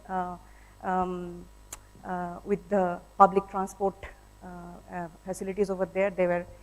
The city was very keen to adopt this. And second, of course, Surat, the most forward-looking city probably in the country right now. We had integrated bike, local taxis, bus. So if I have to go from, let's say, Surat district court to the airport, it just gives me multiple options, and each of the options has the complete trip plan, which tells me from point A, if I have to walk 5 minutes, then go to the stations, then go to the next mile, and so on and so forth. So we integrated this. We worked with smart city SPVs, and we created this entire platform for the city. The thing which I want to focus about how it is different in terms of the other platforms probably available in the rest of the world. 3 things that we particularly are focusing is, of course, time, we all know. We always talk about time being the essential notion for availing any services. So our 3 main adjectives that we want to promote is faster, safer, and greener. So this has always been the motto which probably has been the driving factor for us to create the platform and be different from other platforms available. And hence time being the main things, and we have seen how important it is. I think all of us have suffered last 1.5 years, and we know how important this is overall. So, and the second thing is a safer element which we are trying to kind of offer as a solution, because what we give when somebody goes for a safer commute trip is basically we're trying to say whether that walking path that we're suggesting is serviceable, or is it actually having enough readiness in terms of light or safety hazards or surveillance. So it is essentially useful for citizens to use it. And also at the same time, we are also calculating the air quality in a commute area, so we can suggest which is a more safer route in terms of lesser carbon emissions. And of course, that's my son, my dog, and his friends. These are the futures, so we all have to work for them. So it's not just about us that we should be focusing, but the next generation,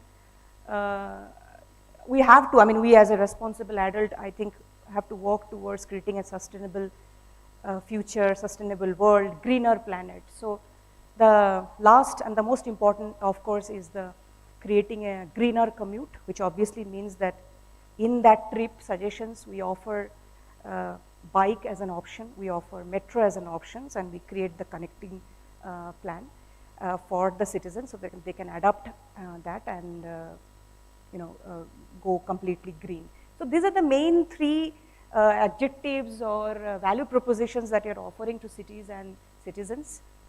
These are some of the partners that we work with: Mahua, Surat, Pune, and obviously Calcutta. We have already done the pilots. We are now working with few other onboarding cities like Bhopal, Mangalore, that's Bhubaneswar, and some of the interesting other enterprise partners that we work is Hair Maps. They are our actually, not Google is our base maps, but Hair Maps is a strategic partner with us, apart from AWS, Ford, L&T, and a few others. I just quickly want to give a very live demo. I know the time is up, if it's okay.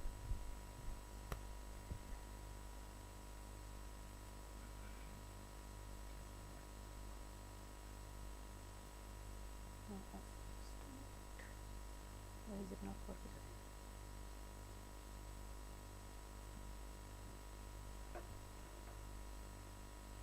This is blocked.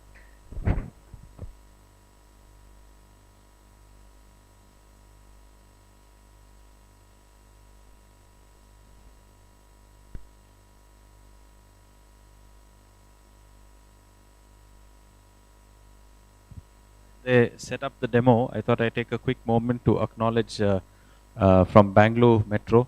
Sri Lakshmi and colleague. They are here. Can you please stand up just for people to know? Okay. So thank you, Bangalore Metro. You are also a partner to this event. Thank you for being here. And I request some of you, they have set up a small selfie booth there with the metro. If you can take a picture and say that we choose sustainable mobility and tag TIA Summit, it will be nice. It will also help to spread that message. And when I was seeing the Citylity concept, it's really interesting that they can also suggest as a platform the most green way. So this gives people a choice to reach from point A to B and take the sustainable choice. So back to you. Hello. Okay. So I want to give a very quick 1 minute, run the 1 minute video which we did for Surat. I might be stopping the video in between just to explain a little bit because it's a app that we are showing. So basically this map that you're seeing right now is actually a location in Calcutta where you can see we have mapped all the buses and trams, not trams, suburban trains and metros, and the person who is actually has taken the video was in that location where it shows the nearest spots about it. So what it does is basically as soon as you open it, it shows the nearest transit options or transport options, and then you can actually type in where it says where to Indranil, you can just type in, just like Uber, you type in the final destination name and it gives you all the options.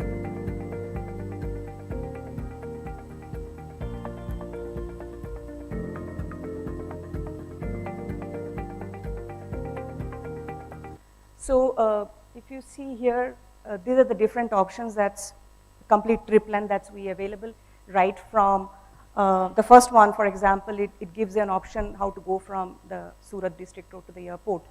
It tells you the walk to the bike to the bus options which are available, and it also calculates at the same time. An interesting point which I want to note out is it actually calculates the emissions for any of the commute services that you're taking. Just below, you can see below the bike, it talks about the emissions, it talks about the calories that we are calculating, because these are very important factors to calculate eventually the net zero targets and also the credits that we are going to offer to the citizens who are availing safer and greener route.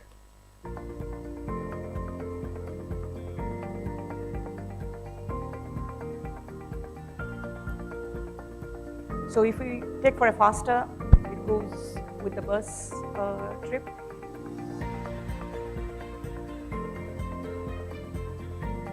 So these options are very important: faster, cheaper, safer and greener. We don't talk much about cheaper because we all know. So once we give these complete options, it also gives a navigational details about the entire trip plan. One important thing which probably I want to mention, in India, Google do not give a complete trip plan suggestions. It tells you that if you take this bus or this taxi or this bike, then these are the time that you will be consuming. But in our case, it's a complete trip plan right from point A to the final destinations. And obviously we tells it in terms of elements like whether it's a greener route or a safer route or a faster route. And finally, the most important factor which probably will be shown here is also that we will be offering a complete integrated payment platform, which is very, very important.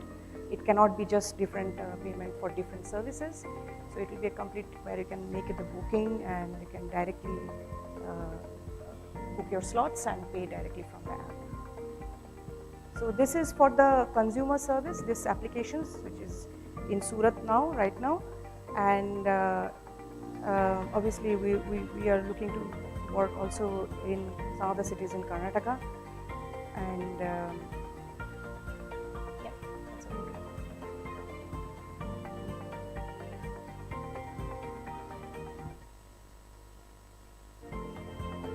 So you see the book options here, so people can actually book it. There are few other things in the app as well where you can actually provide informations as a citizen. If you can provide informations about if you see any accidents or any roadblocks across the city, so you can upload those informations, and obviously there will be benefits and rewards towards that if it is validated and confirmed. This is a very short demo. I mean, I'm here the whole day today along with my business officer Raghav. So looking forward to talk more, and thank you so much.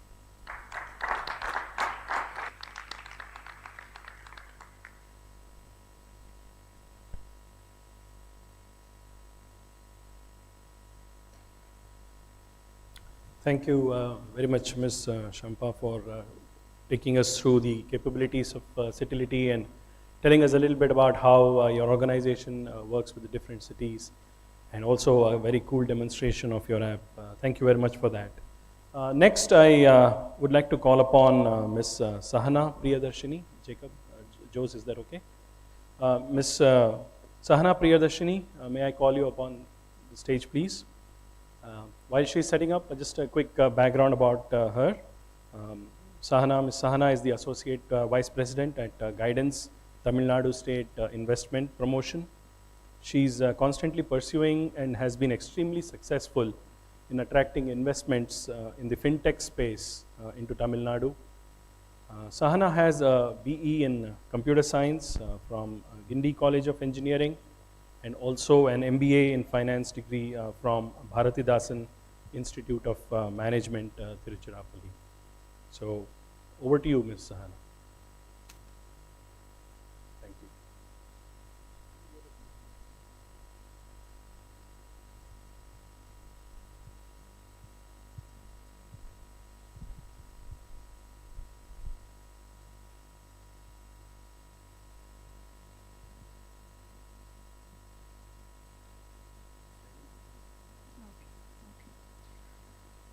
Good morning, everyone. I am delighted to be here with all of you today, and I thank TAA Summit for bringing all of us together here. And I'm Sahana from Guidance Tamil Nadu, the state nodal agency for investment promotion and facilitation. And today I'm going to talk about the electric mobility ecosystem in the state and the various policy measures that the government of Tamil Nadu has been undertaking in order to make the state the electric mobility hub of India. Yeah, thank you.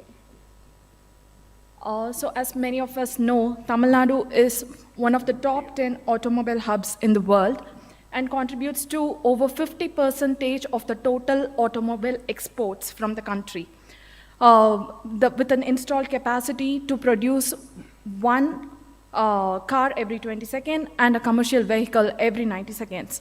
The state is home to several world-renowned automobile manufacturers like BMW, Hyundai, Daimler, Renault, Nissan, Mitsubishi, Yamaha, Ford, and also has reputed homegrown players like TVS Motors, Mahindra, and Ashok Leyland. We have over 1,400 factories producing motor vehicles, trailers, and semi-trailers from Tamil Nadu. So this establishes that the state is already a thriving automotive hub, but does it make the state the electric mobility hub by itself? I would say there are three more factors that make Tamil Nadu the ideal destination for electric mobility investments. Firstly, Tamil Nadu is the most urbanized state in the country, with having the second highest vehicle population of India. So on the demand side, that puts Tamil Nadu way ahead of its counterparts in terms of the demand and the market availability. And secondly, coming to the talent pool, be it experienced candidates coming from the existing legacy automobile manufacturers, or the freshers coming from the N number of engineering colleges and technical institutions of Tamil Nadu, it is unparalleled. And shifting to electric mobility doesn't only imply we replace every vehicle that is on the road to run by electricity. by burning more and more fossil fuels. The shift happens at a source level, and that's where the renewable energy ecosystem of the state comes to the forefront. Of the total energy mix, 42% comes from renewable power sources in Tamil Nadu. So all of these factors put together makes Tamil Nadu the ideal destination as EV mobility for an EV mobility ecosystem. Sorry. And we have been already making progress in terms of attracting the investments into the state. So currently, Tamil Nadu accounts for 6.4% of the total electric vehicles sold in India. And we expect this figure to go up to 30% by 2030. So despite the COVID pandemic last year, the state had seen an influx of investments in the automobile sector. And we have managed to attract investments from several key players like Ola Electric, Ampere, and so on. Today, Tamil Nadu is the manufacturing hub for electric two-wheelers in India with a capacity to produce 10 million electric two-wheelers, which is 12 times more than the current market size. We have attracted investments from not just new age companies, but also from traditional players who are shifting to the electric manufacturing space, like Hyundai, TVS Motors, and so on. Apart from electric vehicle manufacturing, we have also been attracting investments from the supported and from the ancillary units like automotive components, batteries, and the charging infrastructure, with few notable names like Lucas TVS, Lee Energy, Foxconn, Mitsubishi, and so on. So these are few of our partners who are already engaged with us and who have been making tremendous changes in the electric mobility space by manufacturing in Tamil Nadu. So all of this investment must have a starting point somewhere. So that is where the policy environment and support from the government comes in from in Tamil Nadu. So in September 2019, the state has launched a comprehensive electric vehicle policy with a target to attract 50,000 crores of investment and to create 1.5 lakh jobs by 2030. And I'm happy to say, just within the last 2 years, we have achieved 43% of the target already by signing 25 memorandum of understandings with various manufacturing players and generating employment of 56,000 jobs. So in order to keep pace with the momentum that is going on in the electric vehicle manufacturing space, the state is coming up with a revised EV policy soon. And the policy is not just about manufacturing of electric vehicles, batteries, and components. It is also providing for creation of a circular economy by supporting players who are involved in battery recycling space. So the policy is comprehensive, supporting incentives on demand side as well as the supply side. So for example, on the demand side, we have initiatives like road tax exemption, registration charges waiver, which is on par with all the other states of India. And on the supply side, there are a slew of measures being offered, like 100% state GST reimbursement, capital subsidy, electricity tax exemptions, stamp duty exemption on land purchase and lease, and employment incentive in terms of by way of provident fund contribution. So apart from the key measures, we are also offering additional subsidies to MSME sector by way of capital and land cost subsidy. And the policy also speaks about creation of electric vehicle parks and vendor in order to boost the vendor ecosystem in the state. And this only gets better because depending on the investment size, the investors are free to choose between the electric vehicle policy and the Tamil Nadu industrial policy, because the subsidies, which offers a range of options in terms of the investment promotion subsidies that are being offered. So apart from land cost, stamp duty, training subsidy, quality certificates, R&D training, and so on. Further, If an automobile company is involved in electronic sector as well, they are free to choose the Tamil Nadu electronics policy benefits. So the state is very flexible in terms of the incentives that we offer, and we also offer customized packages for large investors to come in.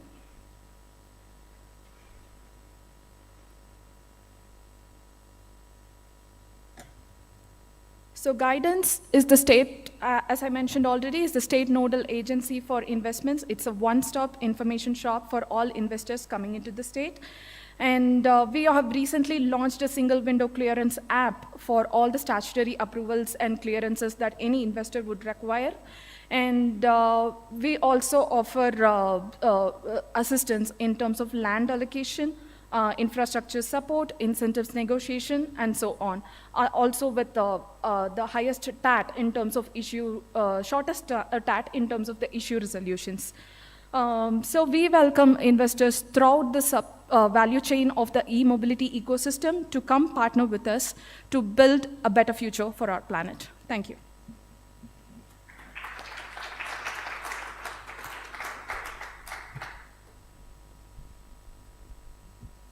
Thank you, Ms. Sahana Priyadarshini, for that very insightful presentation. Really good to know some of the incentives that the government of Tamil Nadu is offering, and also walking us through all the details of the presentation. So thank you very much. When we think of electric vehicles, of course, the heart of the electric vehicles is, of course, the propulsion system. But what drives the propulsion system? Certainly the battery technologies and the storage, energy storage system. So with that in mind, I would next like to call upon Dr. Akshay Singhal onto the stage, please. Dr. Akshay is the founder and CEO at Log9 Materials, a company that specializes in graphene nanotechnology to develop advanced energy storage technologies. The company makes rapid charging battery packs for the electric mobility domain. Dr. Akshay has a PhD in nanotechnology and a bachelor's degree in materials engineering. He has several publications to his credit, and he was also the recipient of the coveted Young Entrepreneur Award, Forbes Under 30 Asia. So congratulations on that, and over to you, Dr. Akshay.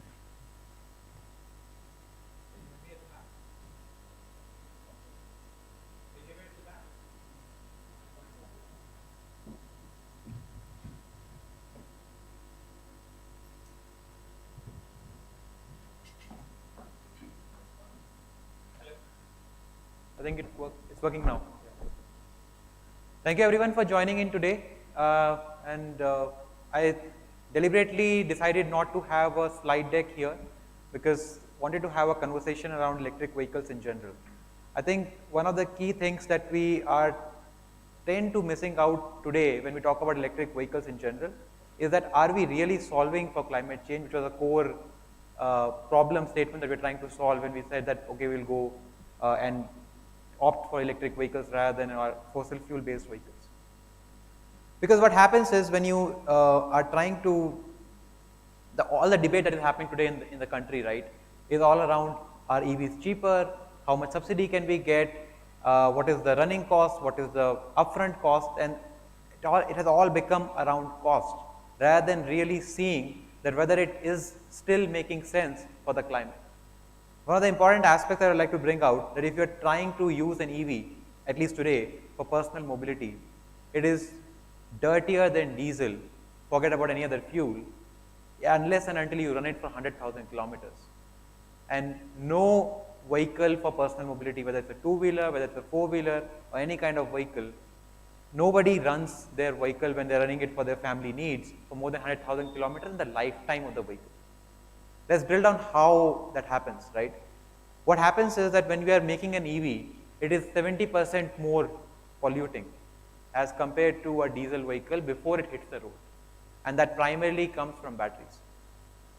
Because it's very dirty to make batteries. First you have to mine lithium, you have to mine cobalt and all of these materials. At the same time, it takes huge amount of electricity to actually fabricate, process these materials into battery packs, and then these battery packs finally end up in the vehicle. Overall, upfront we are contributing 70% more carbon emissions than a comparative diesel or petrol vehicle. And then what we are trying to do, as my previous speaker Sahana was telling about, that only solving for electric mobility is not enough, you have to solve for clean energy. And what we are trying to do is match up for that additional carbon emission by a dirty electricity generated from coal or thermal power plants. And hence it takes 100,000 kilometers to kind of be at par with diesel. So while we are trying to come up with more and more solutions for solving climate change, it should not happen that in 2030 when we are sitting and looking back, we realize that we have done more harm than the good that we set out to do. And that's the reason it's very important to think about batteries. It's important to think about what is the effective, so to say, impact of electric vehicles on the climate and where is that electricity coming from. Moment you switch to completely solar based electricity, for example, right? If you put up a solar panel on top of your house and start charging your EV with that, the threshold of 100,000 kilometers comes down to 25,000 kilometers. So within 25,000 kilometers, which is roughly give or take 3 years on a personal mobility scenario, you will be greener, much greener, and overall over the next 7 years or so, you will be completely clean as compared to a diesel vehicle or a petrol vehicle. So we have to make those choices. We have to basically be very cognizant about these scenarios. At the same time, if you look at it, 2/3 of our vehicular emissions come from commercial mobility, or basically when you are trying to do logistics, whether it's within the city, like last mile intercity logistics, or it is your first mile large trucks, buses going between cities. That's where majority of our vehicular emission is coming from.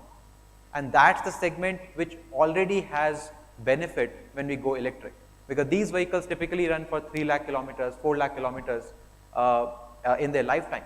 And hence, there will be 2/3 of their life at least, which will be clean. So that's the segment which has to be solved for first, or can be solved more easily. Another aspect of it is that these vehicles have a far more predictable route, predictable usage as compared to personal mobility. In case of personal mobility, today you are going to office, tomorrow you are going to a theater, COVID permitting, and day after you are going for a road trip outside somewhere. So there is very less predictability.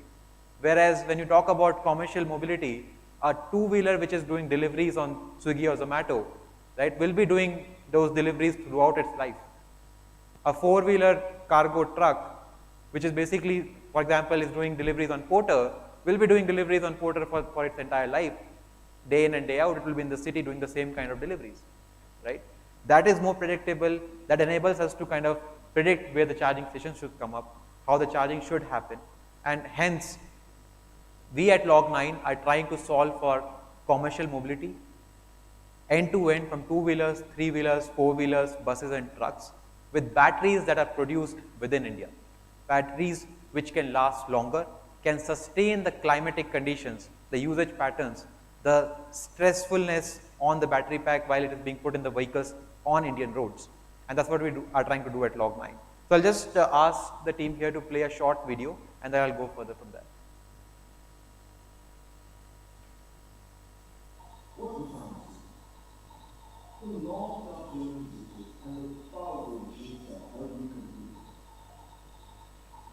We believe in the next technology that will transform our country's transportation landscape.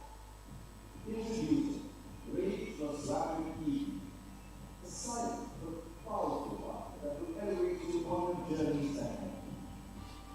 With its data you will spend no more than you and get fully charged in 35 minutes.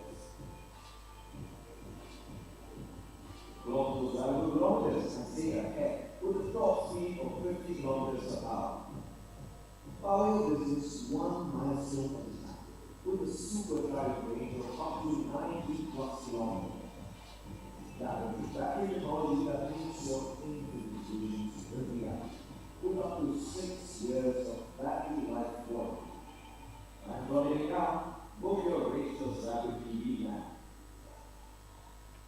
So, what are we trying to do here? So we are working with various OEMs across vehicle platforms. This is one of the examples, which is an OEM called Omega Seiki based out of Delhi, and they are in the three-wheeler category.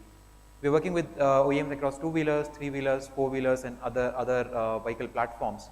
And the idea is that the batteries that we provide should be outlasting the life of the vehicle in which they are going in, rather than the other way around, that if you are running a vehicle and you are running an electric vehicle, you need 2 or 3 batteries in the life of the vehicle itself. that's really, really problematic when you're trying to do any kind of operations around it. Because you take a vehicle today, you buy a new EV, within 2 or 3 years of commercial usage of that vehicle, the degradation in the battery pack is about 20-25%. So if you started with a range of 80 kilometers, for example, you will end up with a range of 60 kilometers, 55 kilometers within the next 2 to 3 years time period. And that is very, very challenging when you're trying to do any commercial operations around these vehicles. At the same time, the amount of time it takes to charge, and we always give an option of swapping as a solution when we talk about charging time. But again, whatever solution we are providing, you have to go back and see whether it's making sense for the climate. Moment you go from a fixed battery fast charging solution to a swapping based solution, you are putting up more batteries per number of vehicles. And as I said, vehicles are 70% more polluting, like EVs are 30% more polluting to get them on the road because of the batteries. And if you have more batteries per vehicle, that number will become from 70% to 100%. So EV will end up becoming 2x more polluting before it hits the road, moment you have more batteries per vehicle. So from that perspective, the idea at Log9 is to create batteries which can be charged 9 times faster than the comparative batteries in the market, that can last for 9 times longer. So as compared to 2 to 3 years of life, a battery which can last up to 20 years. And at the same time, gives you that performance, a consistent performance and reliability. As we were going out there in the market, we're talking to various users of these vehicles, 2-wheelers, 3-wheelers, 4-wheelers, commercial vehicles, and their different owners, whether it's a driver owner or it's a fleet operator who is owning the vehicles. And we realize that many of them have already tried electric vehicles. The challenge is they are very unreliable. Sometimes the person is going, doing a delivery and the vehicle is showing 30% charge. All of a sudden, because it is happening in the peak heat of Delhi, the battery just stopped working. It got heated up. And then the delivery got stopped in the way. He lost his revenue for the day. And these people, I tell you, work on very thin margins. A driver who is doing deliveries on a 3-wheeler is hardly earning 14,000, 15,000 rupees or $200 per month, which is a significant lower amount of money that he can get to live by. And from that perspective, reliability on these platforms is our moral obligation. If we are not able to provide reliability, we are making somebody choose a vehicle on which they can lose their revenue, they can lose their livelihood. Another aspect of it was why reliability is important, because after 3 years, while this person is able to make an return on his initial investment, what happens is in the 3-wheeler, 4-wheeler space, people are not making money on running the vehicle. They are making money on reselling the vehicle. What happens is they run it for 2 to 3 years, but after that, so they make a down payment for getting the vehicle, run it for 2 to 3 years, and then they're able to sell it back at 2 to 3x of the down payment they have made to procure the vehicle in the first place. Now with EVs, because the batteries are going off within that 2 to 3 year period, there is no option of a return on investment by resale of the vehicle. The resale value is just not there. So when we launched our Rage Plus Rapid EV with our partner Omega Seiki, we said that we will have to give warranty which is 5 to 6 years. We'll have to give a guaranteed buyback on the battery pack so that there is reliable resale value established for these vehicles, for these batteries in the market. And hence we are ensuring that these people who are just getting by with their livelihood are still able to make money in the old scheme of things. So the idea is make batteries in India which are suitable for Indian conditions and they can last long. Thank you very much.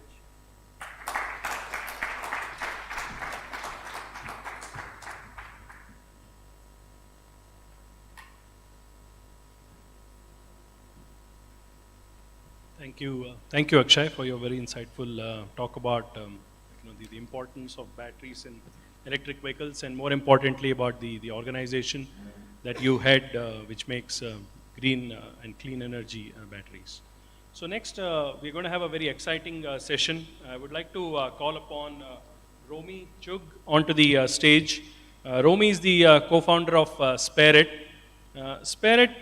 Romy is a designer by heart, a brand man by passion, and a marketeer by common sense. That's what his LinkedIn profile says.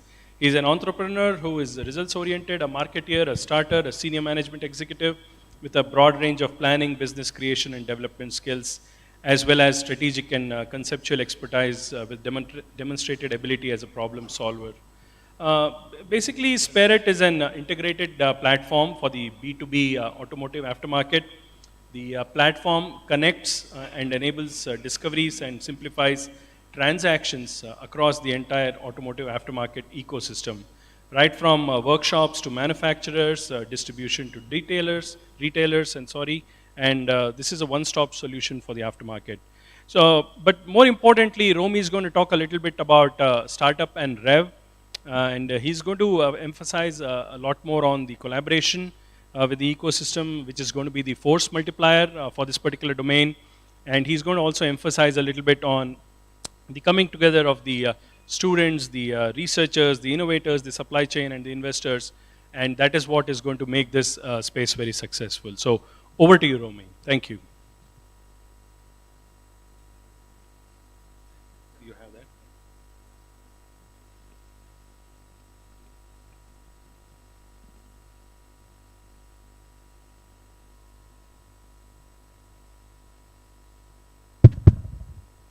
Thank you, Shyam. Thank you for that introduction. And Jose, we don't have 9 minutes per startup. We are doing a collaborative ride. That's what we are here for. So we've kind of decided to do a collaborative presentation with everybody on the team here, right? What is Startup and Rev? Startup and Rev is an initiative by Made in India startups, which encourage young minds to become job creators more than just job seekers. How are we planning to do this, right? A bunch of guys, very ambitious guys, a team came together and said, let's look at sustainability and see if that can be a route of encouraging entrepreneurs of the future, students in various colleges across the country, to be part of this entrepreneurship bandwagon. We met Orha, India's first naked EV performance bike. Please welcome Ranjita. She's the founder of Orha. Then we met Spirit. I think Prashant, are you here? Prashant is here. He's my founder of Spirit, and he's right here. Please come up on the stage. And of course, then we have Samir from Charger, which is the charging infrastructure partner. Samir, where are you? Please come. Please come on stage. We have the riders, the evangelists. John, are you around? John, please come on stage. He's from Brigade Reap, which is the incubation for startups. We also have, I think, Karan from Your Story. Are you here, Karan? Please come up on stage. And of course, save the best for last, we have Pratap and Saurav from Pothole Raja. Please come up on stage. Ladies and gentlemen, I think we are in extremely esteemed and elite company. Please give them a big hand because they're trying to do something which is not attempted before. What are we trying to do, right? We are trying to have a project and build India's, or rather the world's first EV ecosystem. When we talk about EV ecosystem, the first thing that comes to our minds is anxiety. What are the different kinds of anxiety that one talks about when it comes to EV ecosystem? The first thing is range. Kitna deti hai? I think that's still the same old question from petrol to diesel to electric, right? What is the range on my electric vehicle? Is it 100 kilometers, 200 kilometers? I don't know. So that's the first thing. The second thing is performance. While we know that the faster you go, I think the battery drains out. Ranjita, please, you have to correct me there. But all of us are adrenaline junkies, right? We want to rev it, go as fast as possible. So what's the performance on these EV vehicles? The third one is, do we have charging infrastructure across the country? Do we have it in cities? Yes and no, right? So hence we have partners like Samir's Charger, which is setting up charging points across the country and across various cities. And finally, that's where we come in, service. It's a great myth when somebody says electric vehicles do not need servicing. Believe me, we've worked on 500 bikes. We have to go back and do those goddamn bikes every single month. It's crazy. Have you come across a situation when a rider is riding an EV from a fleet, the bike just splits into two? Come on, no OEM even thinks about it, right? You know why? It's because the bike has got 200 kgs weight anyways, but as I think the previous speaker spoke about it, they keep loading on more than what it's capable of. They keep revving it every now and then, and I think that's the wear and tear kicks in faster. So probably you have to have 12 years as warranty rather than 6 years of warranty in place, right? So that's why guys like us, Spirit comes on board, where we are building the largest network of garages which are EV ready across the country. And together, we are building this ecosystem. I think this deserves an applause. What is this startup and rev initiative that we are doing? We've codenamed this as Bharat Mala, right? What is this? It's a Made in India startups initiative. 2 riders on the Orha electric vehicle is going to do the circumference of the entire country.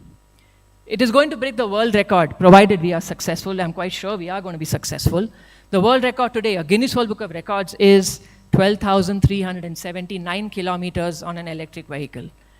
If we are successful, we'll actually be covering 14,500 kilometers on this journey. It's going to be using charging points, on-road available charging if set up by Charger. It's going to prove roadworthiness of the bike, and also if we are in the right business of making garages EV ready, so we are going to become their service partners across the country. This is the Bharat Mala. We are 2 EV bikes, 14,518 kilometers, 316 hours, starting I think around 4th of Feb, John. 54 different stops across the country.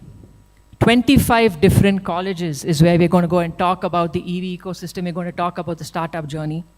And of course, 7 different collaborators. What's the purpose? I think the first and most, let's remove the elephant in the room, right, is we want to get rid of this entire EV anxiety. What we've realized over the last few months of working together is that this industry, the EV segment, everybody comes in and says, we want to build this, we want to build that. But the problem is, everyone's building it in silos. Nobody's collaborating and doing things. I think collaboration only has one way to move forward, and that's onward and upward. I think that's something which we are trying to establish, that this industry will probably not make a large enough dent for adoption unless it's not done collaboratively. So this is what Bharat Mala is trying to do. The second thing is establish road safety. I think that's where Pothole Raja as a company comes in. Sustainability in terms of what kind of materials get in to fill the roads, what kind of material gets in to fill batteries, recycling plastic waste, and also encouraging participation by people like us as early adopters to see how we can actually take road safety to the next level. And of course, that's where Brigade Reap and everybody else comes in, is we want to make our students job creators. Everybody has an entrepreneurial mindset. I don't think anybody is born without one. I think with just the right amount of push and nudge, I think people will actually get onto this fairly quickly. We have to excite them. They are young minds. I think all of us on the stage, barring Ranjita and a few others, are above 40, right, John? Yeah, so I think we're still young, but still I think that's what it is. and Ranjita is called auntie of the group for a lot of other reasons. She's probably the most educated person on this panel. So, John and Gautam are the 2 riders who are going to literally test their backsides on this 14,000 kilometers. Right? Gautam was not around, but I think he was here. These are the collaborators. Ranjita, I think you're missing your partner, man. Yeah, let's call him in. Prajwal, can you come in? Prajwal, can you please come in? Guys, that's the bike.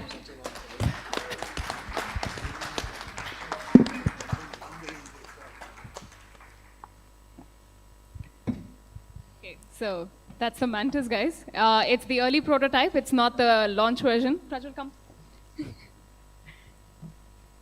Good. You're going to pull up the slide on the technical specs are on the screen, I think. Yeah. So this is the Mantis. The Mantis is going to be India's first naked sports electric motorcycle. It has the complete system from the wheels to the dashboard, from the headlamp to the tail lamp. Everything has been designed and built by us in-house. We are Orha Energies. We started the company in 2015. We've rapidly gone through multiple iterations of the motorcycle itself. We've explored trellis frame, cast frame, composites, honeycombs, all of that, which comes from my CTO and my co-founder's experience in both aerospace and in defense. What's cool about the Mantis itself, and this is not the launch version is what you see on the screen. A 15 kilowatt motor with a peak of 28 kilowatt, what means is that you have 300 Newton meters of torque at the wheel, a liquid cooled motor, completely in-house built electronic systems, the drive-by-wire systems, the vehicle control unit, all of it is done by us in-house. The critical part is range, as we were talking. We finished the performance anxiety, the range anxiety, of course. The Mantis will give you 200 kilometers of real range.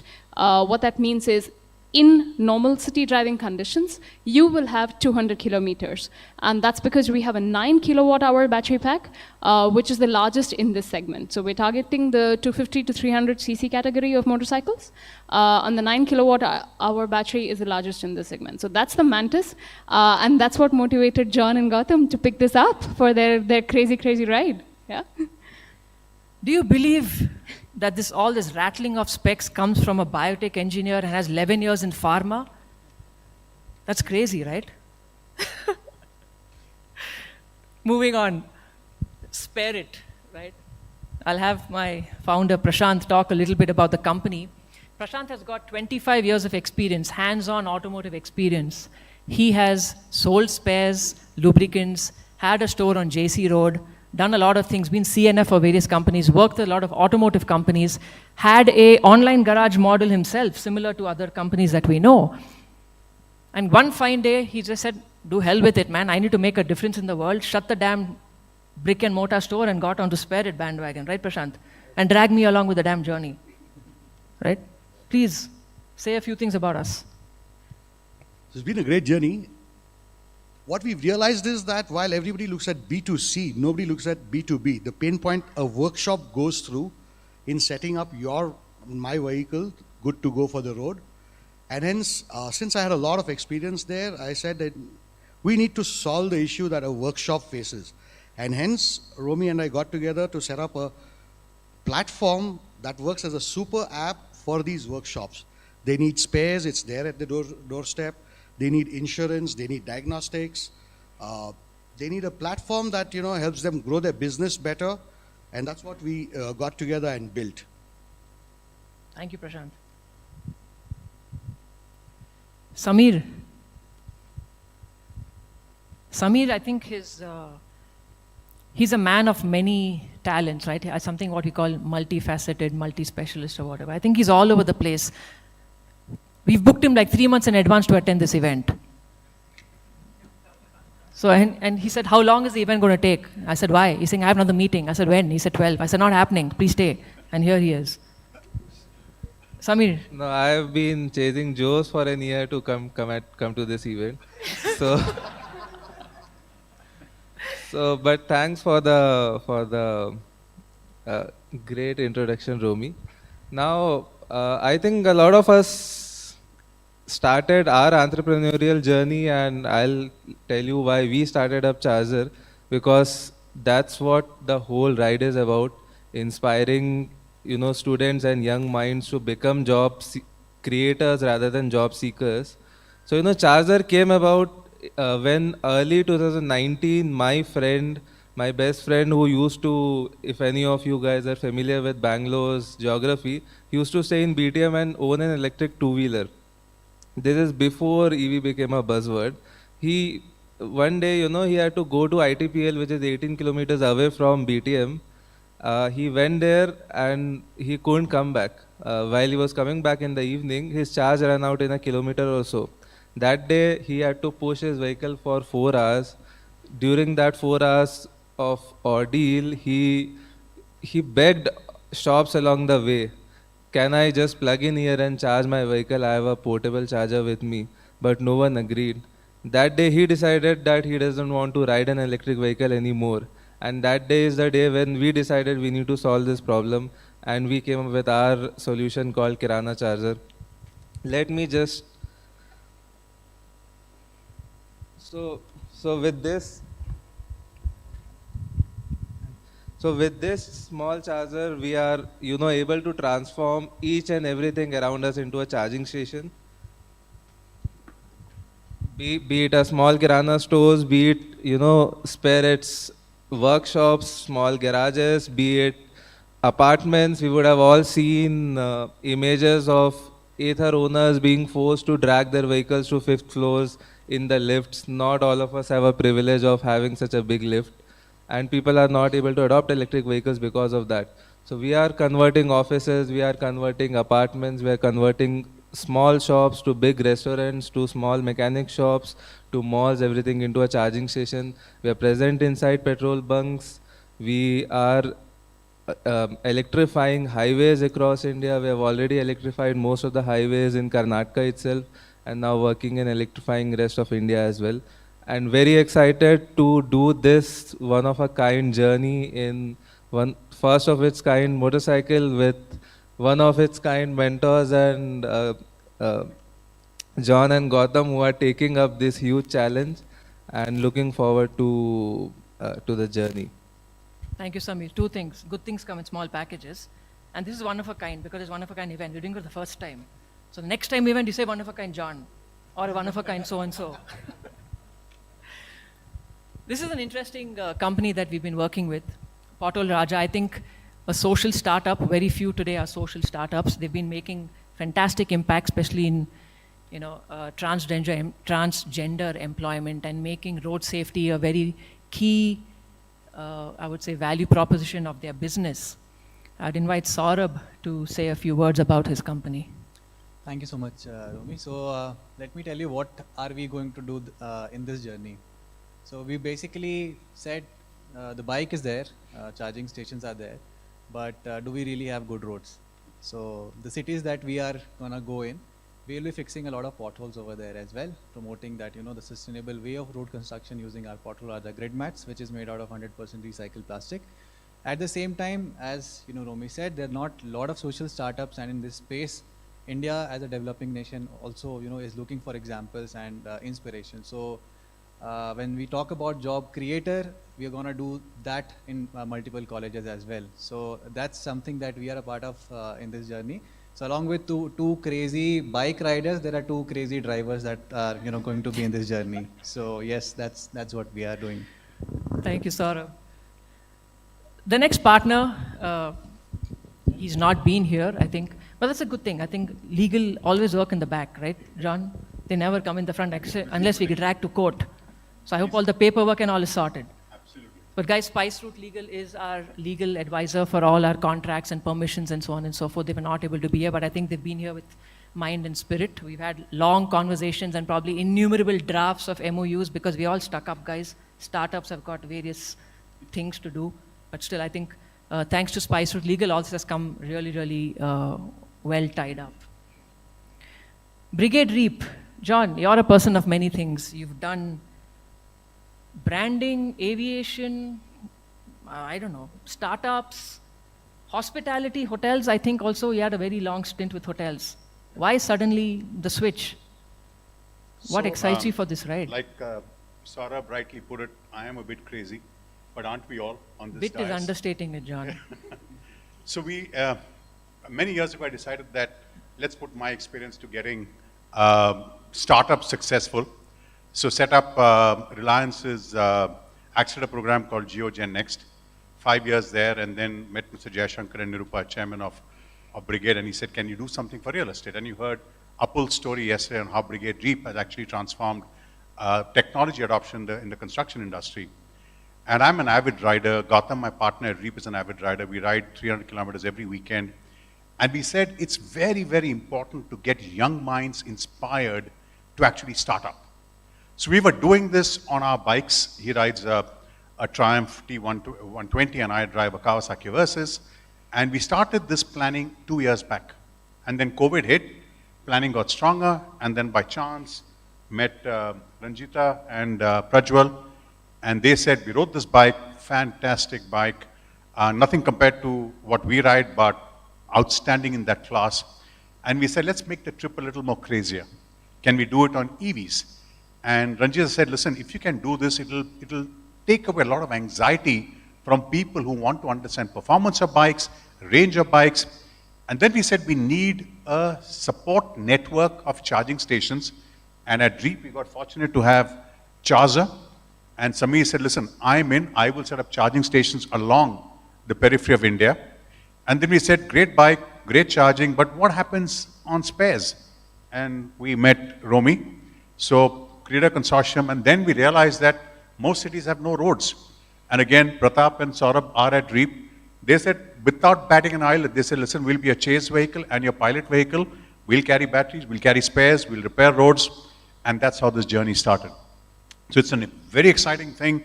It's the first time in the world that a consortium like this is coming together. And Jose, in your title, there's a key word called collaboration. I think startups, if they collaborate, India will become the startup capital of the world. So thank you, Romy. Thank you guys for joining us.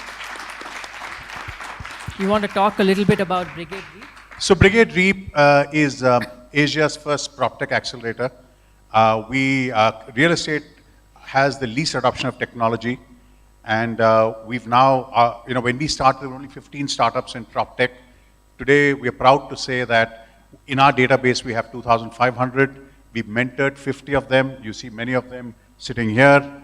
You will have Shampa from Pipaki, Sitlity was in our first batch, Tarun from EcoSTP. We are blessed to have amazing entrepreneurs who, pose their trust in us. A lot of them succeed, few have failed.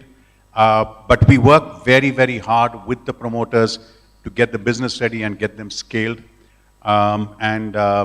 We work on 6 pillars of engagement with them. And we have a tough board who says, listen, you may be an accelerator program, what are your numbers? So the next slide actually, should we plant a tree for every startup that comes our way? And 46 startups came into the program, 40 graduated. In fact, people say that, you guys think your program is more difficult than Harvard, and we say, yes, 2,500 applications, only 50 get in.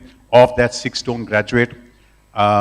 We focus on growth, so 323% is the growth in revenue because you have to build sustainable startups.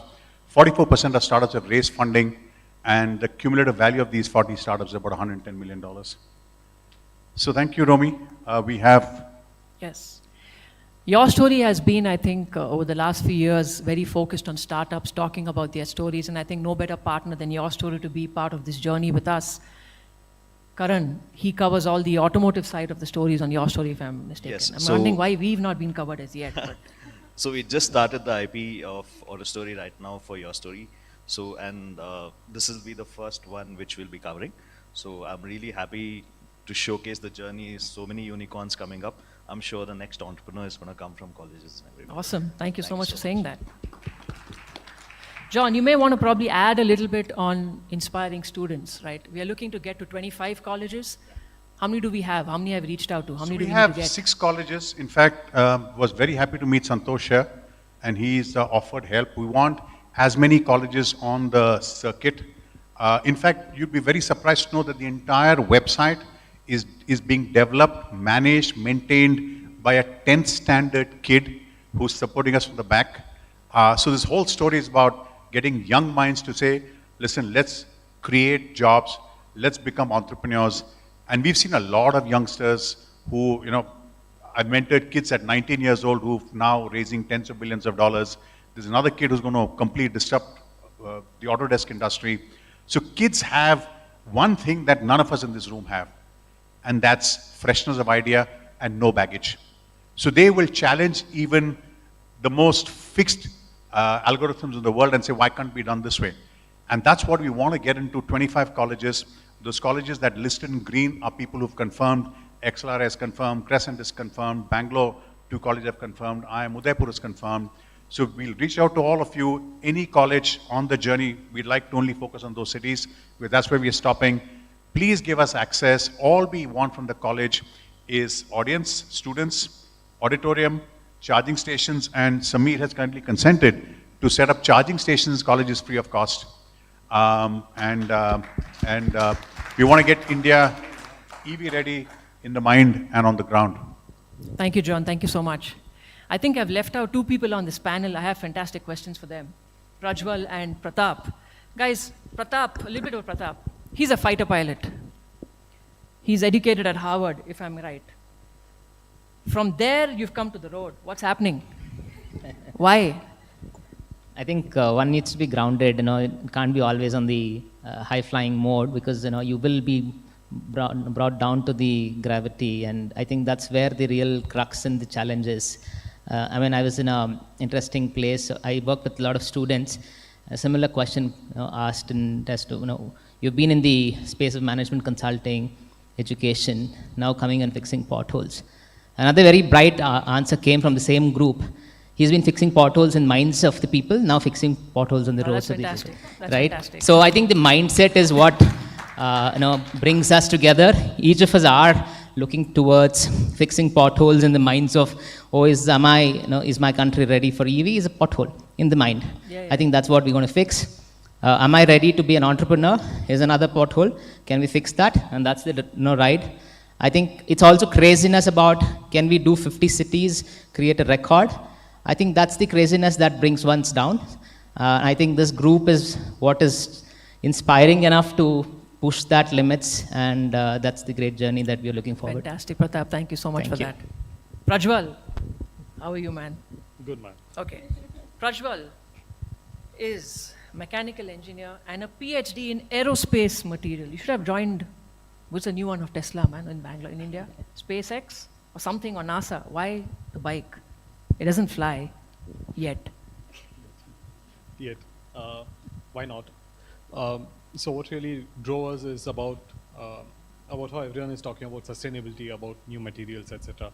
And the way we started doing motorcycles was actually, when we were doing the commutes to office. I used to work in the aerospace industry in India, in Bangalore, and daily commute was on a motorcycle.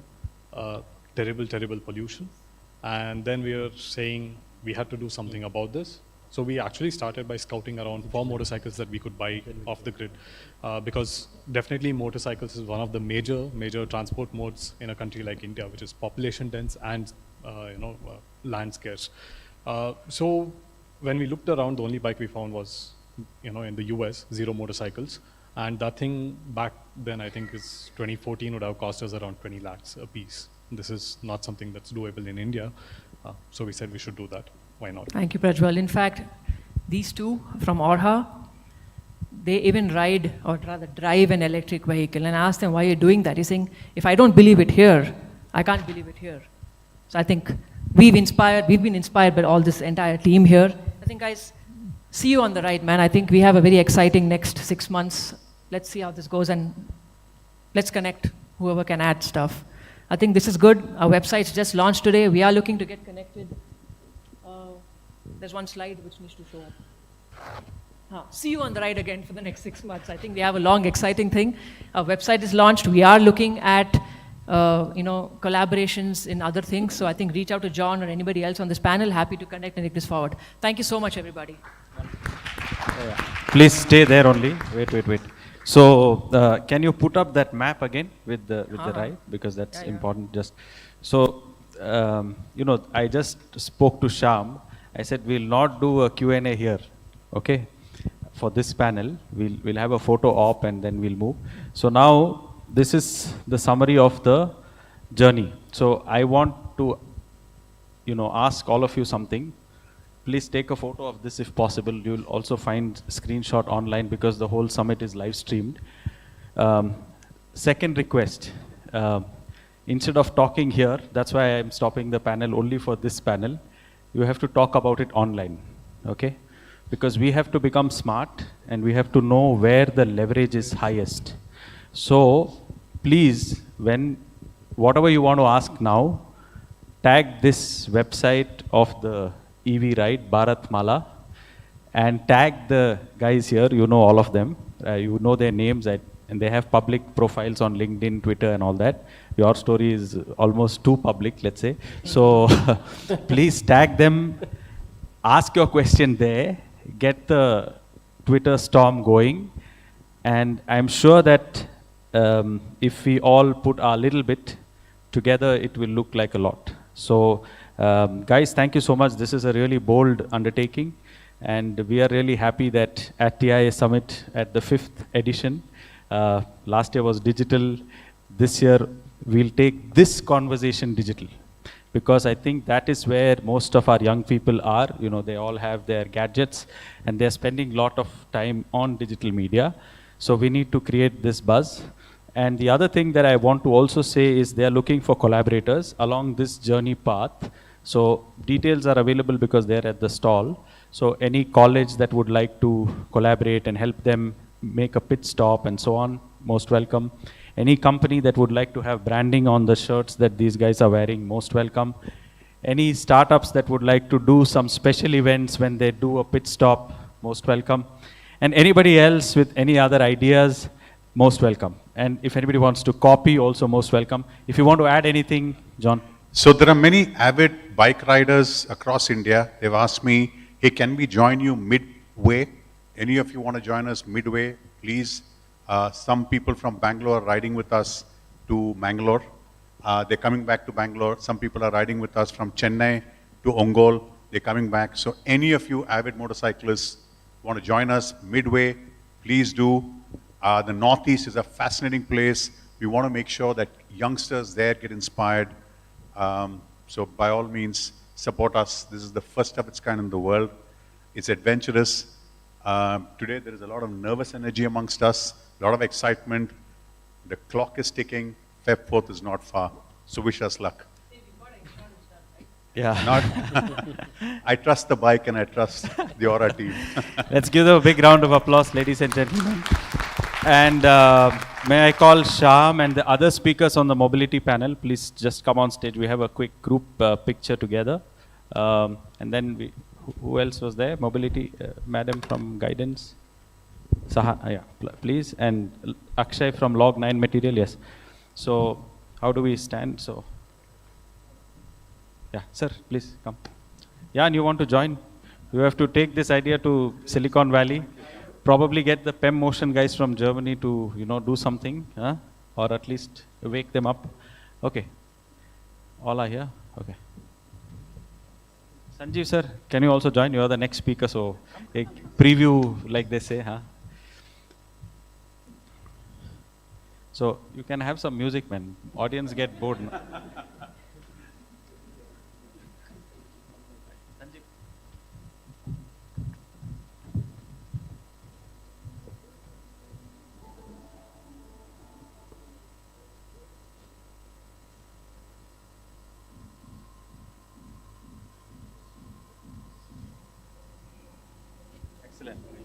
Thank you so much, guys. Now we have a special address. So Sanjeev, you can stay back probably here. Yeah, we have a special address, and you know, yesterday we heard about the Karnataka Digital Economy Mission (KDEM), and we also heard Dr. Reddy tell us about Beyond Bangalore. And Beyond Bangalore is a special initiative that takes all this energy that Bangalore has beyond Bangalore. And thanks to the EV ride, it's also going all over India, you know, so that's another thing. But specifically, well, we are in Karnataka and KDEM is here.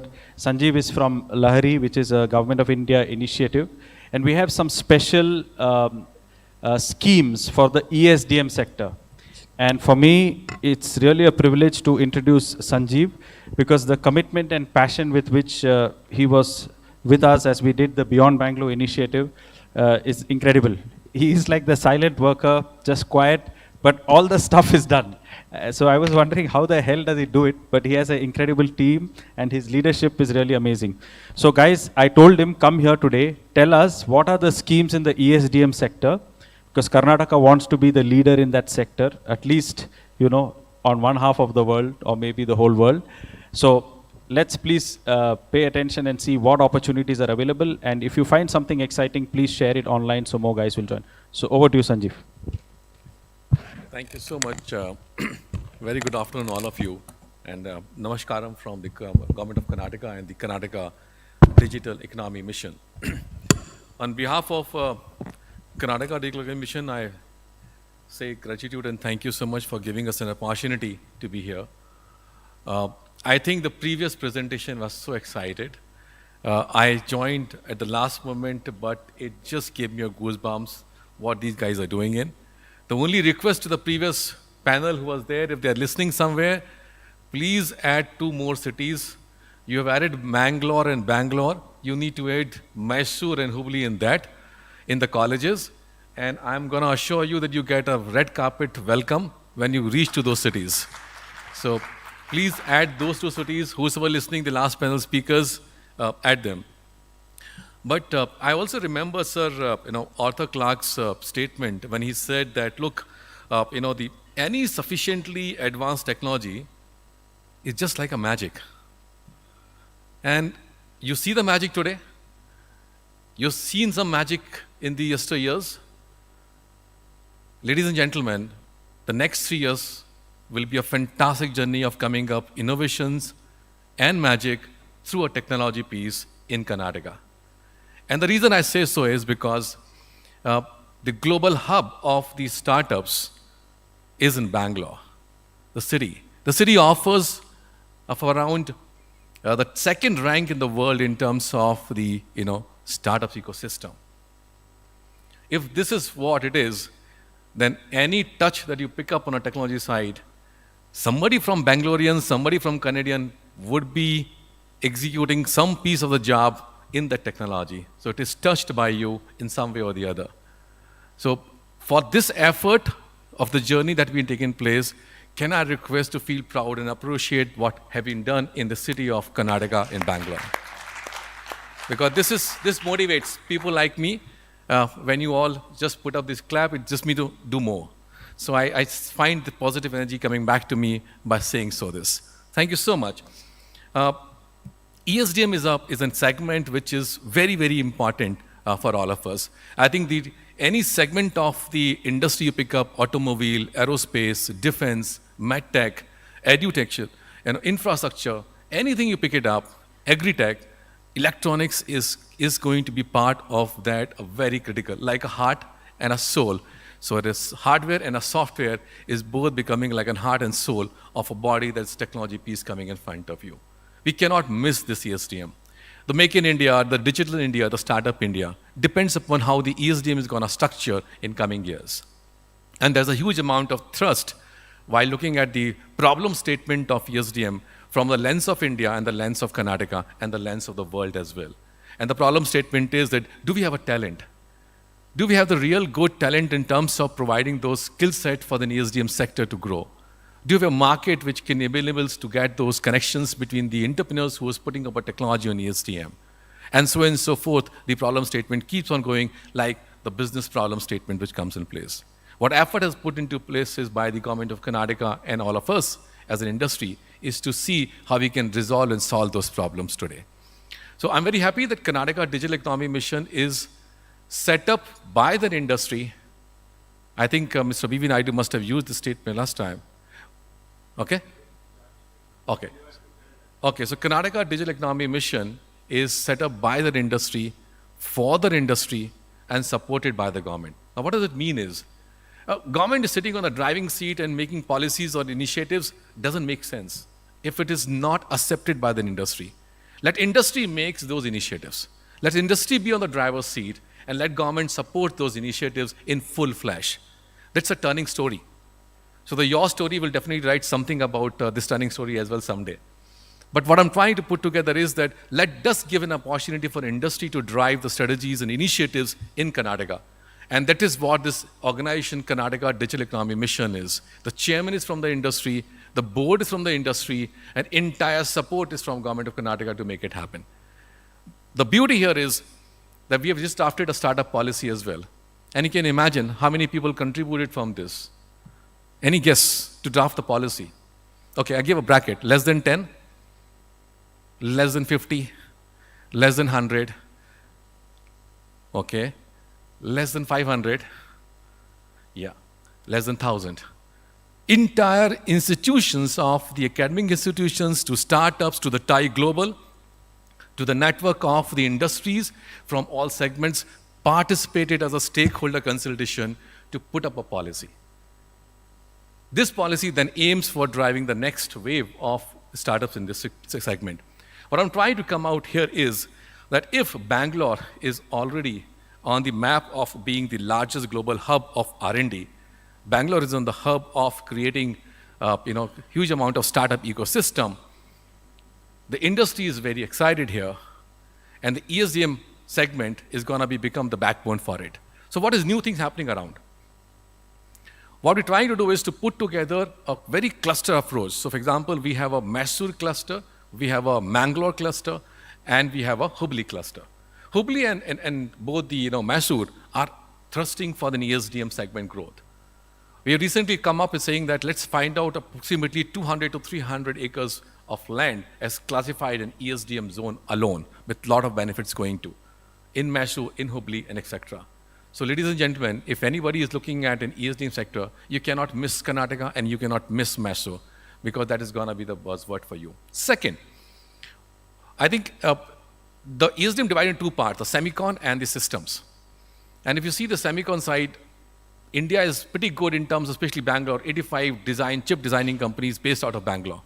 Nowhere else you find this type of hub, apart from the Silicon Valley, but nowhere else in the world where chip designing companies are here. But out of that, the entire piece is outside India. And this is a big problem statement that we need to address upon. Friends, I'm very happy, I can't take the names, but I'm very active discussion with 2 active players of ATMP facility to come up in Bangalore, in Karnataka. So this is again a charming one. How do we enable that? Is to create a multi-tenancy clean room facility as well. Recently, Government of India has approved a multi-tenancy clean room facility, which is coming up in Mysore. The reason of Mysore is because Mysore is an ESDM cluster. What you have in Mysore is roughly around 300 ESDM companies right now as on today, with from your PCB board manufacturers of world level, AT&S is there. Then you have other industries like EMS, and you have chip designing companies there in Mysore. Then you have the system design companies of MedTech, aerospace, defense, consumer electronics available there. And the brands like L&T, the brands like Schneider, the brands like Scanrays are available in this region itself. So we want to set up a multi-tenancy clean room in order to provide a capital cost going down to the industry by setting up their infrastructure. The deep tech, the heavy tech, or you say the most advanced technology required huge amount of capex. How can we reduce the burden of the industry by putting up a facility like multi-tenancy clean room? So that is coming up. I'm thankful to Government of India for approving that, and it's a budget of rupees 45 crores which has been approved now. And you will find in next few months, this facility start coming up in Mysore. These are turning points. But what about the skill set? So the VLSI design scheme, how much posts are available in the market space right now? More than 2,000 jobs are available for VLSI design. We don't have talented people in the country. We're starting up a program, again, industry on the driver's seat. And we are coming up with 200 people, trained people to be applied to the ESDM segment on a VLSI design. Driving seat industry, Triple IT is working on it to make a curriculum on it, run it through a programmatic approach, deliver the best talent to the industry. I think this can be then scaled up. So what we can do is to find out the new ways of adopting in terms of the skill development and then trying to scale this up to see if the larger industry audience can include that. Having said this, if we make a product, you need to reach a global market. And if you want to reach a global market, you need to have adoption of global standards in your product design. The product design, understanding of the global standard is very less. So we need to teach our industry people in terms of what type of standards are available across the globe, across the domains, and across the products. Having teaching is not also sufficient. We need to handle them in terms of the product design to validate whether the product design is actually adopting the global standards or not. Even that is also not sufficient, because if we go for certification program, it's huge amount of cost goes up. So how do we reduce the burden of that? So we have set up a Lahiri facility in Mysore, which is a world-class advanced technology center for the testing facility, which is called as TIC, the testing, inspection, validation, and the certification, at a zero profit cost. So the industry will leverage coming up, paying the operating margins cost, very low cost, an entire facility of advanced technologies available for them to go for testing the standard validations across the domains of products. These are initiatives, pretty good, but what happens to motivate the startups into the ESDM? So the story starts from here and ends from there, is saying that If a startup is designing, there are benefits available for them from policy's perspective.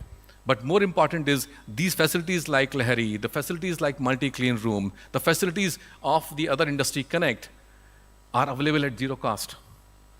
They need to just come and use it, pay later. You make revenue, pay later. Come on, use this facility by the startups. If you can use this, you can make a product design, you go to the market, you will get revenue, India will earn its spell. Today we are around 14% of FDI comes to Karnataka. I'm pretty confident with the turning points of the ESDM and digital economy, we will be around 20% of FDIs in Karnataka alone. And that is what we should aim for. And if you're aiming for this, then the aim comes up is how the entire digital economy can be contributing more than 40% of the state GDP. Nowhere else a government can take a bold step and say, my economy will run on digital economy. And this is what the government is trying to put together, say, let's push this, let's work out the strategies, let's work with partnership in the industry and find out an answers for that. If there is a will, there is a way. If there is a friendship, there is a community. And if there is a community, ladies and gentlemen, there is a nation for us to build up. Join me with KDM. Join my hands together with you. I invite you, just give me a call. Any problem statement on digital economy that you want to understand, you have a friend called Sanjeev, you have a friend, an entire team of KDM welcome you. Thank you so much for giving me this opportunity. Excellent, Sanjeev. Thank you so much. You know, this clean room that you talked about, it's really a big pain point for the chip manufacturers. And I want to say something because I am not in that political role, so I can say something. You know, if all the chips are coming from some other geography, I don't name the geography, it's possible that tomorrow they just increase the price 2 times and all our companies are out of business. And so, you know, what they are doing is not just some wish list thing. It's an essential thing that takes care of the security of Indian interest in the larger context. So please give a big round of applause to Sanjeev. And he's running around like, you know, across ministries, across departments, you know, pushing this agenda. And congratulations on getting that investment from Government of India for the clean room. And it's this clean room which is multi-tenancy. So multiple people can use to design, fabricate chips, test them, and then build a viable product, make profits, and then add back. So this is basically like the WeWork space for ESDM. That's what it is. So Sanjeev is here till lunch. I forced him to stay. He has a lot of stuff going on because he's getting all this paper moved. You know, with government, they need paper. In our event, we have the agenda as a QR code. Only I carry paper because, you know, memory is not so strong. But he's here till lunch. Please exchange cards. And if any of you know somebody in the ESDM sector, let them please get in touch. Yeah, I can see, yeah, you please get in touch with Sanjeev. He's here and he's very helpful. And I'm very happy that I have him as advisory board member in the India Advantage Summit. So he'll be here also next edition.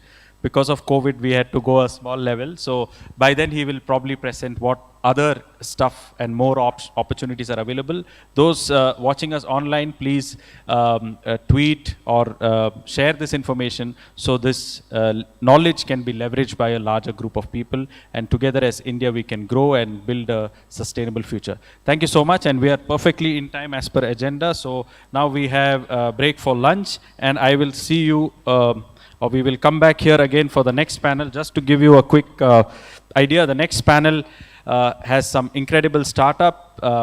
Ayush from Clareco, Tarun Kumar from Eco STP. You know, can you manage STP without energy, without power, and, you know, become circular in your waste management?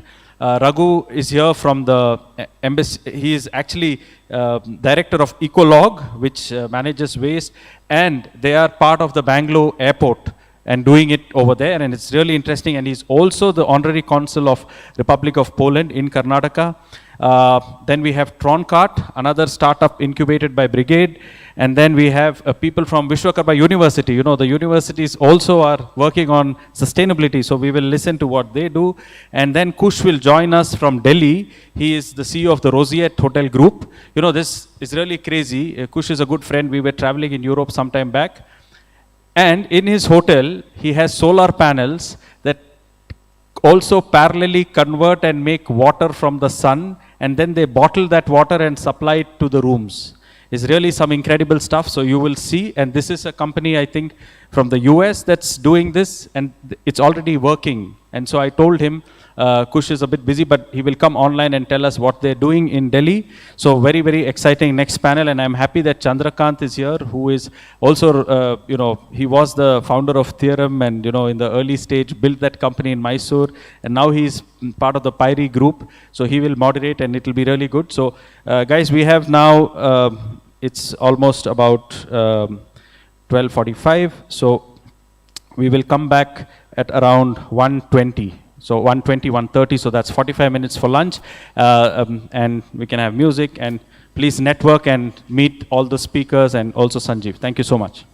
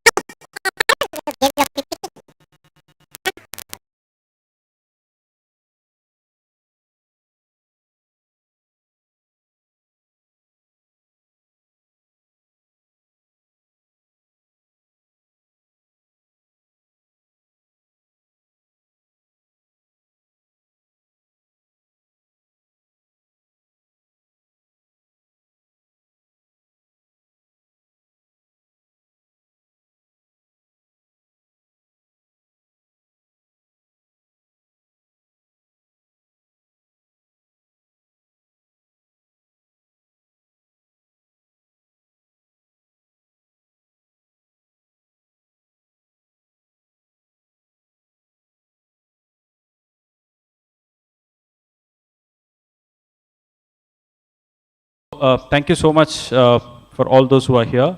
It's a pleasure to see you at the second day of the India Advantage Summit. The theme of today is sustainability for cities or cities for sustainability. We've put up the social media handles as QR code. So if you would like to talk about this event or share it in your network, it will do great help. Please also connect later with the Bharat Mala initiative, the electric vehicle road trip across India for a Guinness record. Talk about it online and in social media. I think that will bring a lot of good traction. I want to invite in between our good friend from the 3D printing sector, because we have some minutes to start. Come over. You know, this 3D printing is a great technology, and especially as you prototype and, you know, build some used case and first example. And if you want to do it the other way, it's too expensive. So can you throw some light on that? So, hi everyone, my name is Parth Modi and I'm with Imaginarium, and that's India's largest 3D printing and rapid manufacturing company. So basically, the whole thing is that we're committed to innovation and technology. And with all of this, there comes a big problem in manufacturing, that there's no one-stop solution for prototyping, manufacturing, and end-use products. So what we do offer is basically prototyping in 3D printing, mass manufacturing and injection molding, and basically end-use products for all sorts of industries. So we started off as a jewelry company, and believe it or not, and we recently figured out that we can do much more with it. And recently, I mean around 7 years ago. And basically, we expanded into engineering and medical. With engineering, we have industries from automotive to aviation to basically every sector that you can think of, we have made parts for them. And with the medical field, we are doing surgical implants, surgical guides, and a lot of other orthotics and prosthetics as well. So the whole thing is that why we are here is to meet startups and help them prototype and at a low cost and low volume production. The biggest problem is the cost that comes in with prototyping, is that you have to mass manufacture and you cannot make something which is like a small piece and keep changing it. You get the design freedom, you get the re-engineering problem solved, as well as the entire manufacturing process. So that's what we offer, and we call it the trinity of design, manufacturing, and automation. So that's what we're here to offer, and I'd love to chat with any one of you who's interested. So thank you so much. Thank you so much. You know, that was really interesting, because at the end of the day, you know, I was going around and I just met him. He's a delegate come to attend the event, but then I found that there is something of value. You know, I know that startups, especially in electric mobility and other space, once they design a product, they need to create a proof of concept, and then they have reached a stage of, you know, MVP or the viable product. And for that, they need to have some numbers or some volume to show that this product or this technology can have traction in the market. Now, the problem there is they need to use some technology which is cost efficient. And then the VCs that see like 100 electric vehicles made with that particular 3D printed technology is working fine, and then they do the final design edits, and then they go for mass manufacture. So this is a very important service. Can you repeat the name of the company again? Imaginarium. Okay, so Imaginarium, they are based in Bombay, if I'm right. Yes. So of course, we'll put some information about you on the TIA Summit page as well, so people can reach out. So thank you for being here. I have seen that you are attending every session, very carefully listening and so on. So that's good. And I'm sure that some people will reach out. Even otherwise, we'll have your information in our website and people can reach out and connect to you. So now I think it's time for me to hand over the mic to my good friend and also kind of teammate, Chandrakant BN. You know, he was the founder of co-founder of Theorem, which scaled up in Mysuru. So whatever the Karnataka Digital Economy Mission is saying, think beyond Bangalore, go to the other cities. These guys did it long back and they scaled it up to a very big volume and number. And then after that, he moved on to start another company, which is called the Pyrie Group. They are into you know, IT services, they're into manufacturing, and they're also into coaching, you know. Now, why this coaching element? Because Chandra himself set up companies and, you know, did the whole scale-up operation. Now, the biggest challenge for entrepreneurs is to scale up. And as you scale up, you are hit from every direction with every kind of problem. So how do you keep your calm and go through that? It requires a level of somebody who is mature, who can coach you through that area. So that's why he's doing the coaching part. I would also think it may be even not for profit, but in any case, they do it in a very thorough and proper way. So these are the three elements of the PIRI group. Apart from that, Chandrakant BN is also the Senior Vice Chairman of the Indo-American Chamber of Commerce. And therefore, we work together on some projects, and he has been very supportive and helpful, especially to take the message of collaboration and working together to the larger industry. So with these few words, I would like to invite Chandrakant BN to stage, and then he will manage this panel. Over to you, Chandra.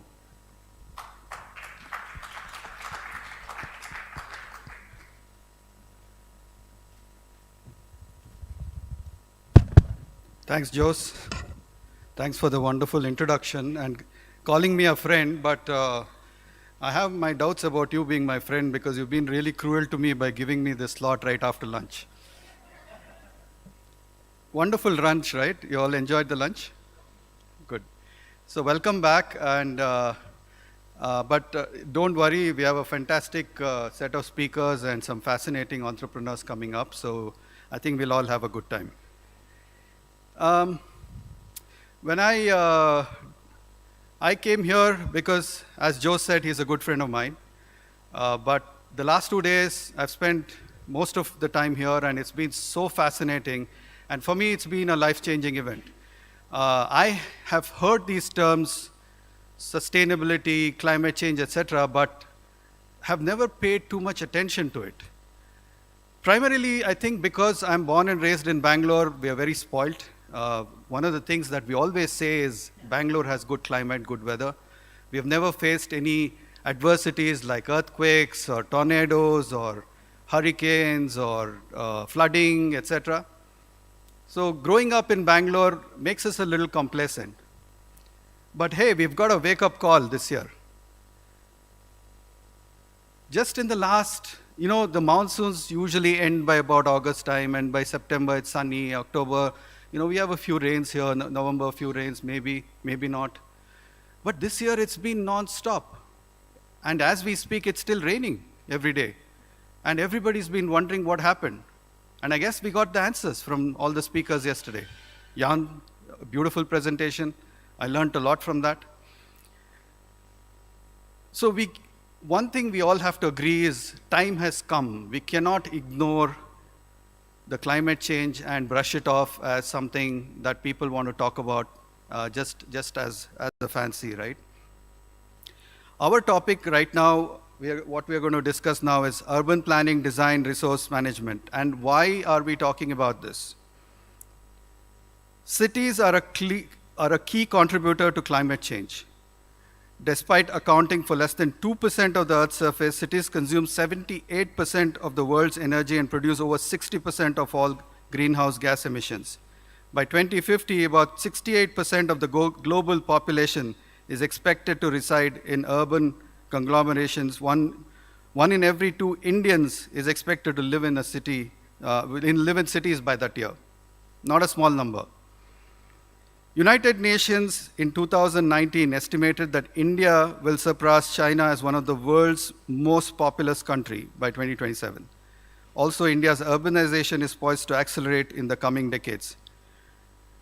During 2011 to 36, urban growth will be responsible for 73% of the rise in total population. Earlier estimations indicated that 416 million people will be added as urban dwellers in India between 18 and 50, and that India will be 50% urban by 2050, not small numbers. What does this all mean? It definitely poses a challenge in terms of sustainable development. At the same time, it also poses opportunities for entrepreneurs.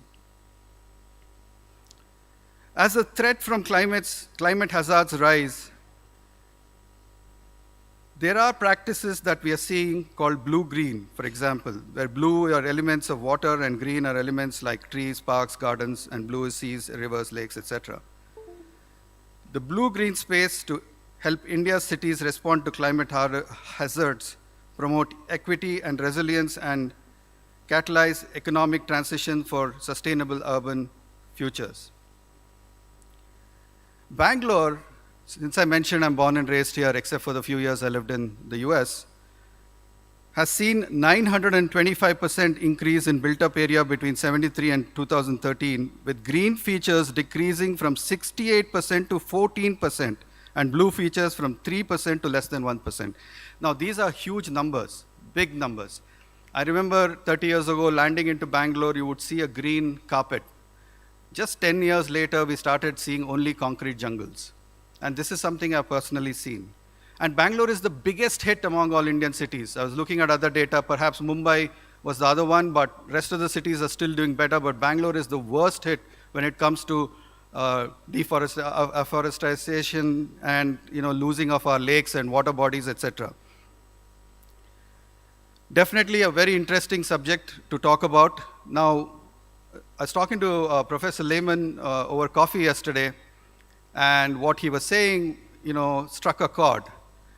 He said it's good for developed economies like Germany and the US to talk about climate change, but for India, we are a growing nation, and for us, growth is very important. Economic prosperity is very important, and that's what we are focused on, and nobody's bothered about. And are we really going to do anything about it while we are focused on our growth? It's nice to sit in boardrooms like this or conferences like this and talk about it, but are we going to do anything about it? So the only way I think India can contribute, and that's our strength, is our innovation and startups. And that's what we're going to talk about in this session. We have a number of good speakers who have done some wonderful things. I've met a few already, and I'm really looking forward to listening to them and seeing what India can do. So once again, Joe's said there are 7 people in this panel, and I was already wondering how to fit 7 in 70 minutes, but he threw another challenge at me last night saying there's an 8th, and this morning he was going to try and fit in a 9th, and I said, no, Joe, that's it. So we'll have to rush through this, keep our time. I request, as I'm an entrepreneur, I like to break protocols. I was thinking if I should break one and invite all of you at once on the stage. Jose, what do you think? Should I do that, or should I call them one by one? Okay, all right. So I'll follow protocol, Jose. All right. My first speaker today is going to be Anish Chandran, Chief Marketing Officer at Troncard. Do we have Anish? All right, Anish. Anish Chandran is a serial entrepreneur, co-founded, I like the word serial entrepreneur, I'm one. Co-founded 4 ventures with his team. He's an engineer in computer science from University of Kerala. IoT startup, Troncard Solutions was launched, and it primarily focuses on smart utility metering segment. In the interest of time, I'll keep it short. So smart metering is a very, very important aspect as far as IoT and the future of smart managing of cities is concerned. So good luck.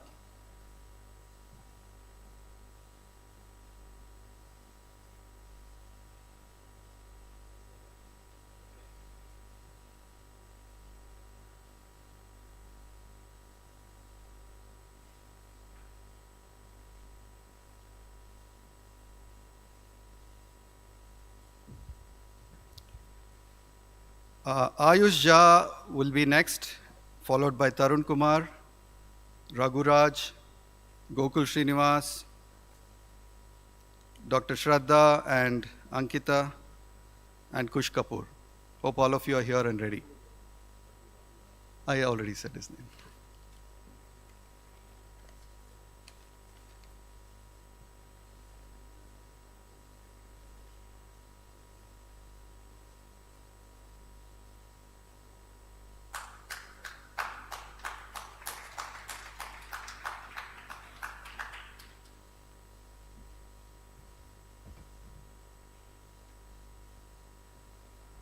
Hello. Right. Hi. Thank you, Chandrakant, for the wonderful introduction, and thank you, Jose, for wonderful the opportunity for giving me to present our solution. Hi, everyone. Myself, Anish, and I'm representing Troncard Solution. Troncard is an IoT startup based out of Kerala. We are working on smart metering solution in water. and our focus is to bringing down water consumption by 20%. As we all know, India is facing one of the worst water crises in its history, especially in Tier 1 cities like Mumbai, Chennai, Bangalore, Hyderabad, etc., where utility providers are struggling with non-revenue water resource. That means they are only able to bill up to 40% of the utility supplied. Other 60% they are losing due to leakage or fraud. According to Niti Aayog study, around 21 Indian states will run out of groundwater by 2025. As we dig deeper, the problem is much worse than what we thought of. Around 60 million liters of water losing every day in India alone due to multiple reasons like leakage, pipe burst, theft, and even lack of proper water management system. The impact is so huge that nearly 100 million people in India may affect with groundwater depletion by 2025. And the most scaring factor is by 2030, the demand for water is doubled, and the around 40% of our population will not have access to clean drinking water. So the only solution to this problem is the conservation of water by controlling the water consumption.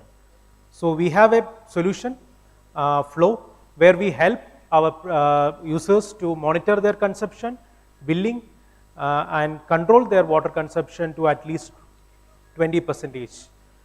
Flow is a smart metering solution in water to help utility providers, IT parks, housing colonies, builders, hotels, hospitals, etc., to monitor their consumption, billing, leak detection, control non-revenue water resource to a larger extent by providing an ultra-low power, battery-operated, LPWAN-enabled smart water meter with a complete software stack for the utility provider as well as for the consumer. This is the architectural diagram of our solution. Here, this is our product where we convert normal water meter into smart water meter by retrofitting a AMR unit at the top of it and convert it to a smart water meter.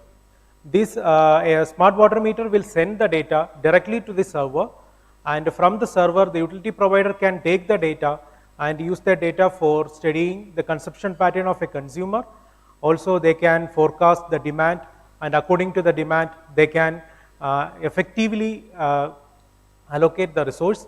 Also they can detect leakage on a real-time basis. Thus the water wastage can be reduced to a larger extent. Also we will be providing a consumer interface also, so that the consumer will get to know their consumption on a daily basis. Thus they can control their consumption if it's exceeding to a particular level. Also they will get to know their bill online, and they can pay their bill online. Also they can communicate with the utility provider directly through our system itself. We have two varieties of products. First one is AMR ready water meter. This is specifically for budgeted developers, where the developers can create a smart meter ready apartments by using our product with the same rate of a normal water meter, and they can convert it to a smart water meter at any point of time without disturbing their existing plumbing structure. Second one is a smart water meter, where we provide a smart water meter, and they will get to know their readings from the day one itself on a daily basis. It will be available on different pipe sizes, like from 15 mm to 300 mm. So it can satisfy both the domestic requirement as well as for the commercial requirement as well. All this data will be make available in a web interface, where the admin will get to know all the details of meters installed under their jurisdiction, and they can generate report according to their requirement. Also the consumer will also have a web interface as well as a mobile interface, where they will get to know their consumption on a daily basis. Also there will be a facility we will providing to our customers to integrate multiple utilities like gas, electricity, HVAC system, etc. So our system will act as a single solution for multiple utilities. We launched our product in March 2020, and from September 2020 onwards, we start acquiring clients. So far, we have clients on different segments. In government, we have clients from Bhutan and Kerala. And in builders, we have clients across India, especially from Bangalore and Kerala. And in enterprise segment, we have clients from India as well as in GCC. And in IT Park, we launch our product with Technopark, one of the largest IT parks in India. So far, we have installed around 2,500 plus water meters, and we have measured around 10 million liters of water, and we are able to save 2 lakh liters of water. And we are expected to measure around 250 million liters of water in next 12 months of operation, and we are expected to save at least 4 to 6 million liters of water. Let me share some of our case studies of some of our clients. BM Marvel is one of the apartment complex in Bangalore, where the BM Marvel is having 100 apartment complex, and they initially when they approach us, the biggest challenge is they having multiple inlets in one apartment. That's the main issue happening all over India, not only in Bangalore, all over India the same issue is happening. So if that's not a metering friendly structure. So what we did is like we completely restructure the plumbing thing, and we convert those multiple inlets to single inlet, and we installed 100 water meters there, and it's up and running for last 1 year. And from the 2 to 3 years of operation itself, we are able to identify around 20% of the water leakage in most of their unoccupied flats, and we are able to bring down their water consumption by 10% till now.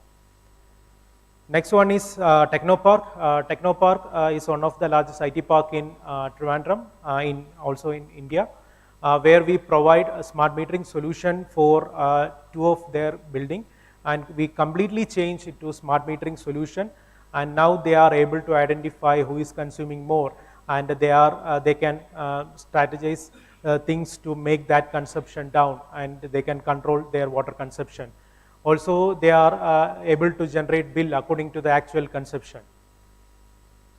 Noel Villas is one of the largest prominent builders in Kerala, where we provide AMR ready water meter to them and make their apartments smart meter ready, and they can convert these apartments into smart meter at any point of time without any change in their plumbing structure. And we have installed around 250 plus water meter there in different pipe sizes, 20 to 25 mm. At last but not least, we are a 10-member team led by Mr. Pradesh V. Nair, Anis Ahmed, and myself, Anish Chandran, having around 10 plus years of experience in this industry, and I hope our solution will be a right fit for the water crisis which faced by the industry. Thank you.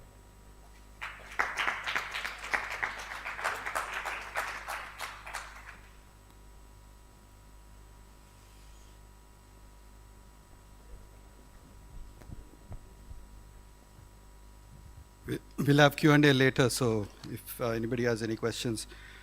I just heard that Ayush Jha is not able to be here today, but his co-founder Udayan is here. Udayan is from IIT BHU 2013, and they represent a company called Clerco. Clerco is an abbreviation for Clean Air Company. They believe that Clerco platform is the best thing that they've built so far, and let's hear about Clerco.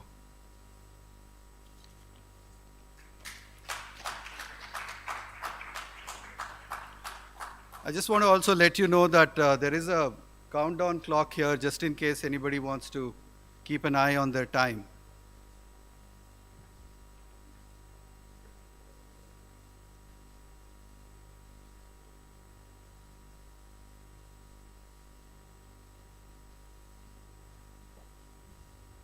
Thank you, Chandrakant, for the introduction. Good afternoon, everyone. I am Udayan. As you know, we are representing Clerco here. Clerco is short for Clean Air Company, and you can see our tagline is very, very important to us. So we are the only company in the world which is guaranteeing clean air. So clean air is basically very, very important. This is right now we are all hearing about air pollution. So I wanted to make this session a little bit interactive. So I thought of a small quiz to start with. So what I will do here is that if anybody wants to answer the filling the blanks, they can just raise their hand. I'll just take one answer and we'll note the answer. The next slide has the answers to the correct answers to these questions. So first, how many lives in millions is air pollution claiming globally on an annual basis? Anybody wants to answer that? Sorry, 40? Okay, we'll note that down. Next, how much percentage of that does India contribute? Anyone, a wild guess would, any range less than 10%, 10 to 20%, more than 20% or 40%, whatever it is. Anyone wants to take a guess? 25, 40, 25, okay. 20, okay. You are very close to the real answer. Now, it's very important to understand that all of us are consuming almost 4 to 5 liters of water every day. But how much liters of air are we consuming? Because air is something which we are breathing every second. And all of us are affected by air pollution. Even it doesn't matter whether we are rich or poor, whether we are indoor or outdoor. So, does anybody have any wild guess on how much liter it could be? 11 to 12K. Great. Next question. How is indoor air worse than outdoor or better than outdoor? And if it is worse, how much times? This also has been talked about a lot during the COVID pandemic, that indoor spaces are very unsafe right now. That's why a lot of people are talking about, this is why work from home took the entire world, etc. So how much times is indoor air worse with regard to pollution? Any guesses? 5 times. Yeah, it can be up to what times? It's not 5x always, but it could be.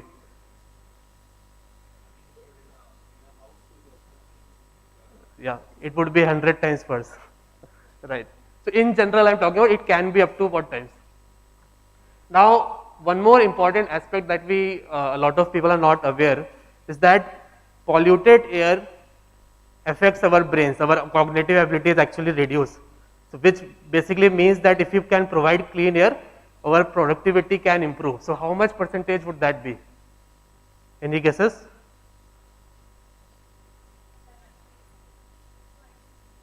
Sorry? 2 times. Let's say 70. 70 is it? Okay. Now coming to the last question, specific to COVID-19, this is related to the third one, but it's a little bit different. Specific to COVID-19, how much times could a chance of COVID transmission? So we all of us are knowing that COVID is an airborne disease, right? Everybody is aware of that right now. But how likely are we to get COVID indoors as compared to outdoors? This is very, very important for us to understand. That's why I'm wearing mask right now. That is also one of the reasons. Any guesses there? Sorry? 3 times. Okay, let's revise the answers which people have given. 40 million, that is how much percent? To 20% of India, we breathe 5 times, we breathe 11 to 13K liters. Indoor air can be 5x worse, clean air can improve 70% productivity, and COVID is 3 times more likely. Now look at the real answers. So air pollution is actually contributing to 7 million deaths every year globally. And out of that, almost 1.2 million, which is around 17%, which you gave a very close answer, is happening in India alone. And we also know that out of 20 most polluted cities in India, 12 are in 20 most polluted cities in the world, 12 are in India. So we know India is basically going through a devastating air quality. We breathe 11,000 liters, very good answer. Indoor air can be again 3 to 5 times worse. Clean air can improve actually productivity by only 10%, 70 is a very optimistic number. And COVID-19 is 19 times more likely to spread indoors than outdoors. This is actually 18.7 as per the latest studies. So this brings into what we do at Clearco. So I have actually a video presentation. So Ayush couldn't be here, so it is his voice which will be in the video. You can probably play the video now. Thank you. And we can pause the video if you have any questions in between.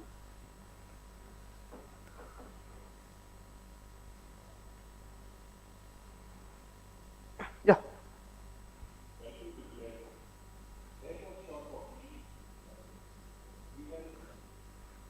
Can you share the screen there?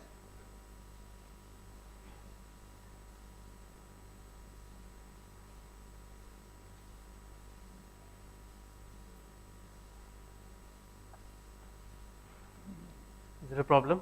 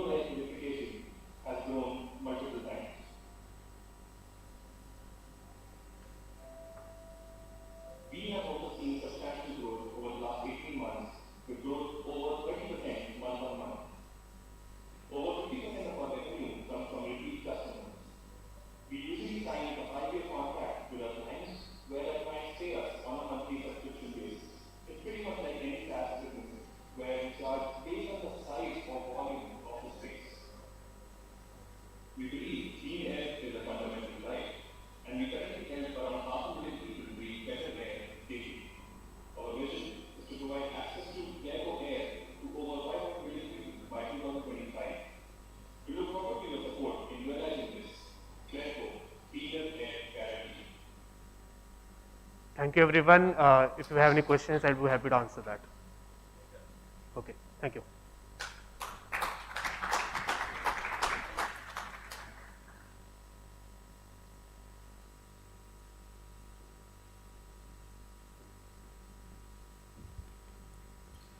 All right, I have the pleasure of inviting Tarun Kumar, who is the founder and CEO of Eco STP. They have a wonderful product. I had the pleasure of spending some time at their booth and learning a little bit about them. So I spoke to Tarun as well. Tarun is from AMP from IIM Bangalore and has 20 plus years experience in the field of IT and sustainability. They're doing some wonderful work, and I'll let Tarun talk about it.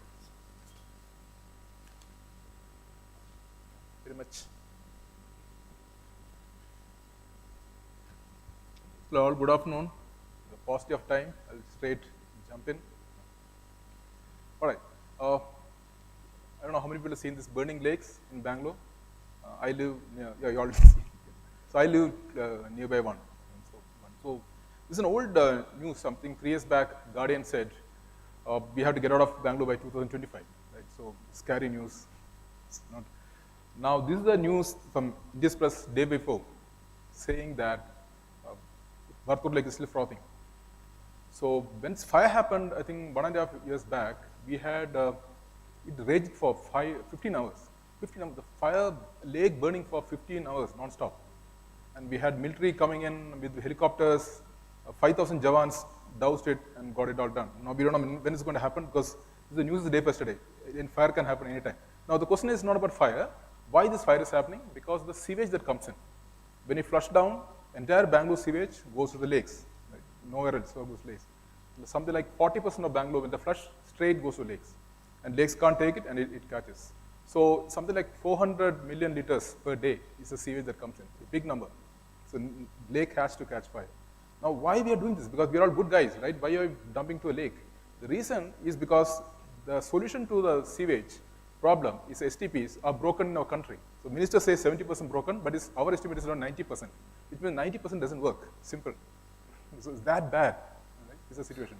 And it's a little more, if you go 1 or 2 level down, because we are in this business. For example, this building, we have a STP, the basement. It's got a 60 to 70 HP motor running 20 hours with 4 or 5 operators. So 60, 70 HP motor running 24 hours, 20 hours a day, Saturday, Sunday, Christmas, New Year, keeps running, and 4 or 5 operators. And they have to do it because it's a hotel. By neighbor apartment, he may not do all the stuff. He'll just switch off and let out the drain, and that goes to lake. So that's another challenge. So the convention, why 60, 70 HP motors, 4 or 5 operators, chemicals? Because the tech is kind of really broken, because you need a lot of power, a lot of chemicals to run it. You need, and this is certainly not a end user job. It's not a hotel's job to run STP. It's actually a government should do it, but the hotel is doing it, or a apartment should doing it. So a lot of complex machinery, complex chemicals, operators, skilled operators. This is how the status quo which we are trying to break. So we thought, how did nature solve this issue, right? We never had this 100 HP motor, 70 HP motor, 5 operators all this time. Is there any other way out to this mess? Because this is a root cause. It's not. That's the reason we are all flushing. That's why the lake is burning. So we thought, is there any other way to look out? And we looked at nature. One concept called biomimicry. Biomimicry is how do you mimic nature. A great example is the bullet train. The old bullet trains had a flat face, and they redesigned based on the kingfisher's beak, and the noise level came down. So that's how biomimicry got a lot of visibility. The Velcro. There are so many ideas across the world. And the great quote from Steve Jobs, perhaps the last quote, he says the new evolution has come from the intersection of tech and biology. That's where the thing is coming up. So how do we, so is there any way we can use nature to solve the sewage crisis, the lake burning here? Can cows solve the problem? So this is what we have featured in BBC last month, and the feature is about, can cows solve the sewage crisis of the world? Right, looks so, but yes, we can. So this is how the solution looks like. I'm not going very detailed because we have a booth outside where you can go and learn more. 4 stages, sewage goes through multiple stages, stage 1, 2, 3, 4, and clean water comes out without no chemicals, no power, no operators. And it works. Right? And we have over 100 customers now. So bad water goes in, good water comes out. Civil structure, you replicate in the cow stomach, underground chambers. It goes to multiple pipes and chambers, and clear water comes out. Right? That's how it is. And it's a patented technology developed in India, and we have in 17 states, we have this technology now. Bangalore, we have around 20 installations working well now. We have 3 years, 4-year customers happily working. We are a 4-year-old startup, and we just started. Right? So this is how a picture of STP looks like. Right? When you enter the building, below that is an STP, underground. Because we need space, so that's how we do. Underground chambers, that's the STP. So what you see here is the stage 1, 2, 3, and the plants are the stage 4. They do the polishing. And the water used for flushing back. Of course, they use a disinfectant to disinfect. They use chlorine or ozone. That may need some little chemical because you are reusing the water. Only that bit you need. And then use the water for flushing, and it's completely cycle is closed. This is another great example. It's a children's playground. Below that is an STP. And the stage 1, 2, 3 is the 3 blocks you can see here, and the plants are the stage 4. And only the maintenance only once in 2 years. You have to remove the sludge in stage 1. So you have to remove the sand in one side and then call a septic tank cleaner and remove it. There's no other maintenance. It looks magical, but that's how it is. This has been working for the last 3 years in Sarjapur. So they don't have to switch off the STP, like the neighbor apartment switching off because it's the power. Here you don't have to switch off because this works. Nature, so then they're good guys. So they don't have to switch off. Water get treated, water get reused, lake gets saved. We have around 20 in working like this in Bangalore. Now, the key benefits are clearly no minimum load we need. Again, going back to the hotel example, for the STP to work downstairs, I need to have 30% load, which means 30% people should use this hotel. Only then the STP can work, normal STPs. Ours work with just one toilet, one flush. So you don't need a 30% load. And that's so that's the reason why Tata Steel, BHEL, and many corporates, like recently we had a SR Power from Gujarat signed up because of this feature, because you can't guarantee 30% load in COVID times. Of course, no power, no operators, you don't need any chemicals, etc. We have all the approvals from the Pollution Control Board, and the key thing is about the money. The ROI, return on investment, is less than 2 years when you calculate the ROI. Where are we today? We are in 100 customers now in 17 states. In fact, the 100 customers got signed up day before. Titan Industries hosted the 100th customer. Clap. It's huge for a startup, right? 100 customers for a startup. We're a 4-year-old startup, so we need all your encouragement to. We are a social enterprise. All of us came to clean up this mess we are in. Mess is the real word. So these are customers we have. And lastly, this is my favorite slide, the impact metrics. We have an impact dashboard. In our website, we measure how much power we save, how much water we treated. So 482 ml of water saved, 829 megawatts of power saved. And we are saying, how do you translate 800 megawatts of power? Maybe it looks small or big. So we're saying maybe, so it's a calculation, around 200 villages for a whole year, that much power it can waste. And lastly, the carbon saved, the key thing. India runs on fossil fuels. So 633 tons of coal we saved last 4 years. And we just started. Thank you very much.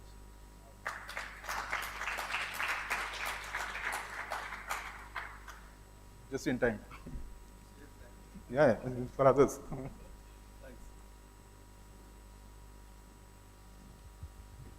Thanks, Tarun, for finishing well in time.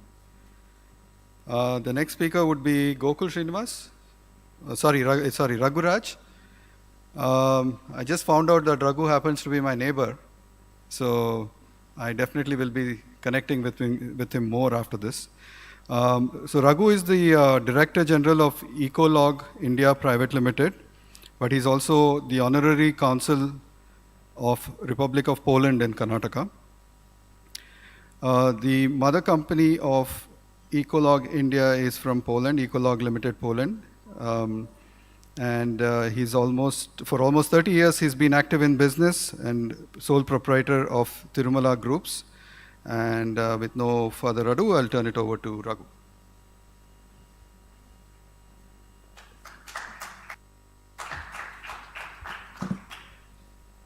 Good afternoon, everybody. I think you can play the video, then I'll speak.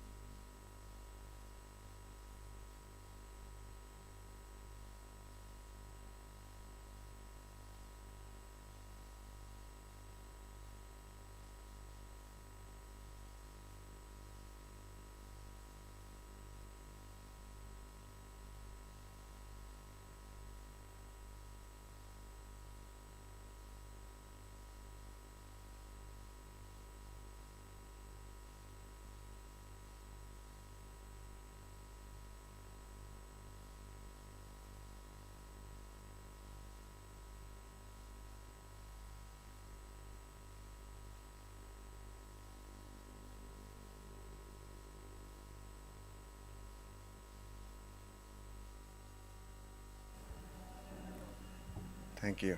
Thank you. Namaskar. Good afternoon. Dzień dobry from a Polish lady who has come from Delhi. It's there, right? Namaskar. Good afternoon.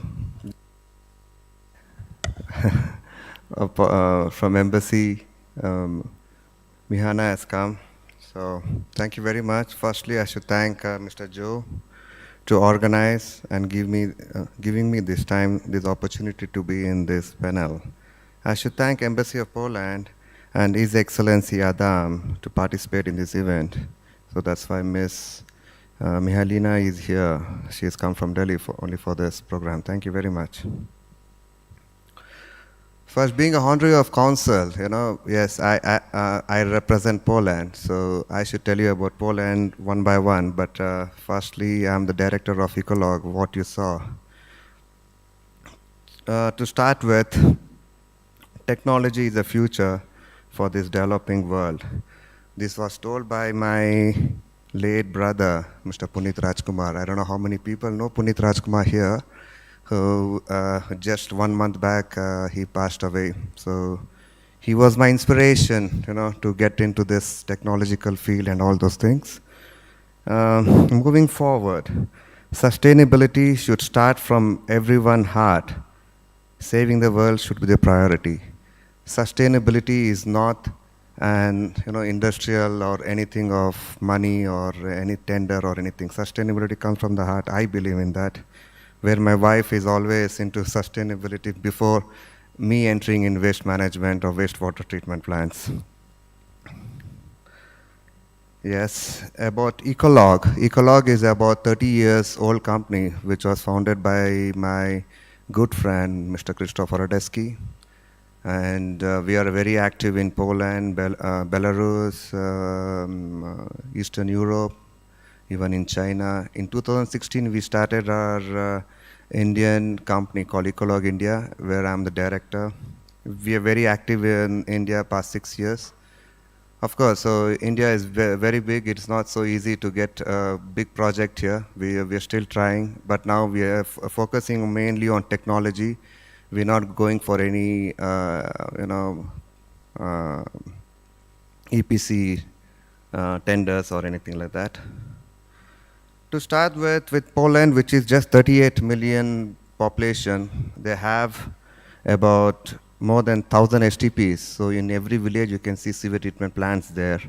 And they have more than 200 municipal solid waste management there. So you can imagine why Poland is so beautiful if you see the videos. So that's how they, the wastewater is converted to the clean water.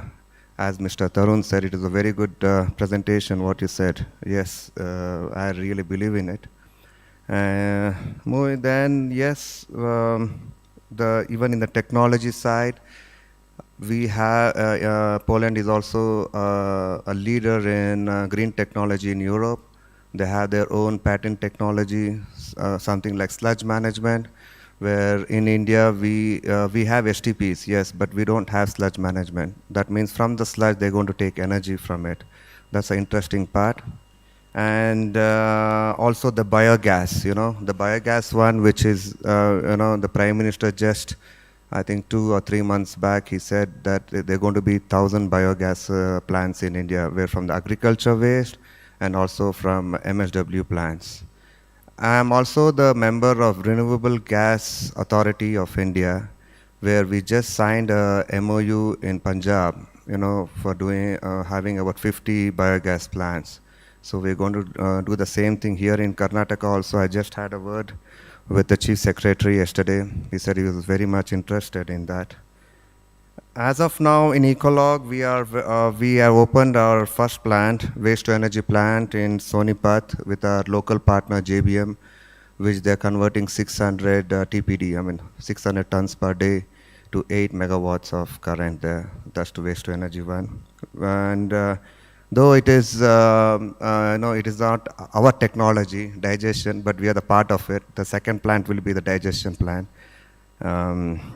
Now, currently in the world, we are very active in Mauritius, Poland, Kazakhstan, and Belarus, and Ukraine. In India, the pipelines are with in Jammu Kashmir. We're doing first waste to energy plant with our partner Maninder Singh, which is a CEF company, where we're trying to get the wet fermentation. So in India, always we do, dry fermentation. We're going to get dry fermentation. So that's a technology which we are thinking of to go to India. So that's it. And the conclusion is that India needs a technology here, especially in waste management and wastewater treatment plants. I think Poland is one of the leaders in that. So we're looking forward for the future one. Thank you very much. Thank you.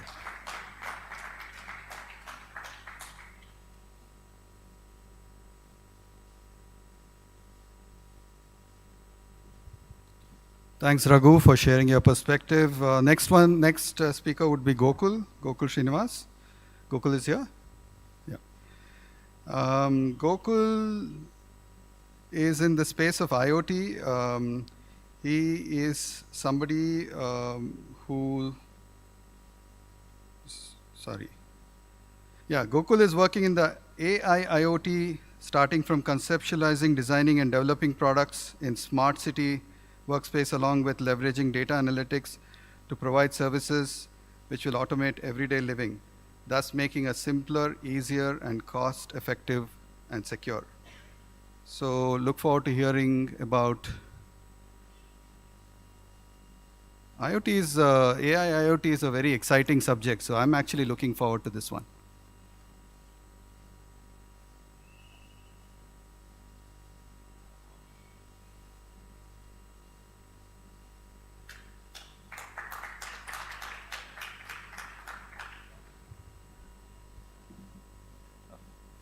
Thank you, everyone.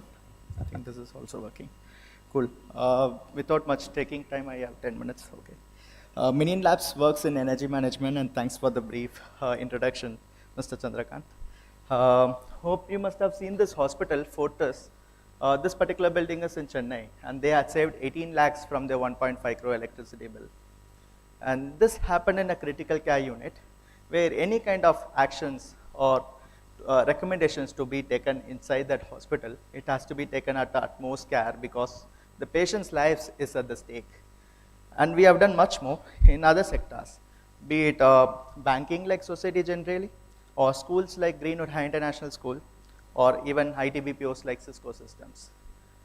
In order to save electricity cost, the facility maintenance, or you could be the building owner, you should have each and every equipment level in your pocket, how much each equipment consumes. Then only you can understand the electricity you're procuring, where it is getting distributed, and how much each equipment is accounting for. Just like your financial burden, it could be like 50,000 rupees per month financial burden. If you wanted to reduce it, you're gonna list it in an Excel sheet, that 10,000 that is going somewhere, another 10,000 here. And then you can see which one you can avoid, which one you can optimize. In similar fashion, in a building, you need to know each and every equipment level data. But however, in order to get that equipment level data, there is a need of installing traditional meters or smart meters for each and every equipment. There are a lot of sensors across the building. Now think about this building. How many equipments or electrical appliances could be in this building? There are 100 plus, 1,000 plus in this huge building. That's a huge capital investment that this particular building has to invest. And that's not going to stop over there. All those meters and sensors is going to generate some data. And that data again is a OPEX, where there's going to be a subscription for your building management system or some analytics dashboard. And again, that's not going to stop over there. Those analytics will not let you know that your air conditioner has a compressor issue or condensation issue. So again, that analytics has to be reviewed by a energy auditor or an energy expert. There is a third stage of cost, which is the professional fee. And again, that's not going to stop over there. In order to take an action against that, the recommendation, there is an implementation fee as well. The field electrician has to go and take an action. So in order to generate 1% of a saving in a particular equipment, a client has to go through 4 stages of cost, and clearly there is no return on investment for next 5 years or more than that. So this is the problem we found, and we had to do something about it. And we launched Minion Energy Management Solution, which is a IoT-based edge intelligence or AI ML part of the solution. So clean a device with a dashboard where the client can able to track multiple equipments. The device comes in different variations like a single phase, 3-phase, which is industry norm, and also solar based as well. And any electrician across the globe can able to install it in a kind of a plug and play manner within 3 minutes. But the sweet spot is from this will be installed at the electrical panel, maybe ground floor at this building. From that single point, it can literally tell you each and every equipment level data without any sensors or meters across this building. It could be 8 floors or 10 floors. How is that possible? It's through a way of energy signatures or power signatures. Just like however, like the voice, speech recognition, each word's modulation is different. Likewise, every equipment in this world has a different noise signatures. To give you a layman perspective, suppose I'm installing this device at your home, and after installing it, I'm asking you to turn on a washing machine. How does a washing machine works? Number one, it fills water, step-by-step rotation, third and fourth will be faster and even more faster. If you put that in a graph, you get some sort of noises. And that noise is kind of unique because it's not like the TV will not work as a washing machine or air conditioner, neither any other equipment. So our minion device, which is sitting on the electrical panel, has the ability to capture all these noise signatures and able to tell you each and every equipment level data. And this is where the client, whoever chooses us, by just choosing us itself, they are going to save hundreds of meters or sensors, capex. On top of that, we have a dashboard where it goes, where the dashboard can able to do a lot of analytics like descriptive, predictive, and artificial intelligence and prescriptive analytics, etc. The overall analytics of these is to benchmark that each and every equipment at every corner. We're going to look at the past performance of that particular equipment and also versus the real time. And also we're going to look at the label data sheet. If your air conditioner says 5-star, how much is your air conditioner currently is consuming compared to the 5-star labeled. And of course it would be degraded because every equipment will degrade over a period of time. So how much it has degraded, and that's sitting in your electricity bill. And what component of that particular air conditioner has degraded. More in a very detailed way we could able to get that out from the energy signature. And we also sent a notification to the client about what is the problem and what is the solution that you have to do for that particular component against that to reduce the degradation, obviously reduce the cost as well. And if you do not take action right now, then how much it will further degrade and how much it is going to sit in your electricity bill further on. And that's the notification that any managers or facility maintenance would get, where all they need to do is simply forward the text message to their electrician and get it done, and energy is saved. Though we have a dashboard, in the dashboard they can track multiple properties at every equipment level. We also cover a lot of ESG aspect of the building as well, predictive, etc. So this is a kind of a product journey. If you look at the right hand side, we started with the kind of a Cisco and a Fortis doing the energy power signatures and helping them to save electricity cost. And when we reached to Manipal Hospital, they said like, we have a solar panel. Why didn't you do something on the load management as well between the solar and the utility, along with managing each and every equipment level data? And we did that, where we are doing an automation between the solar and utility and able to reduce their utility cost. And when we reached out to FMCGs or the manufacturing sector like Wakefield and Nando's, they said like, you have a perfect low cost monitoring solution, but in order to take an action, we need a manual person over there. Why don't you provide an automation layer on the top? So we started partnering with a lot of automation companies, and we gave them a solution of automation as well.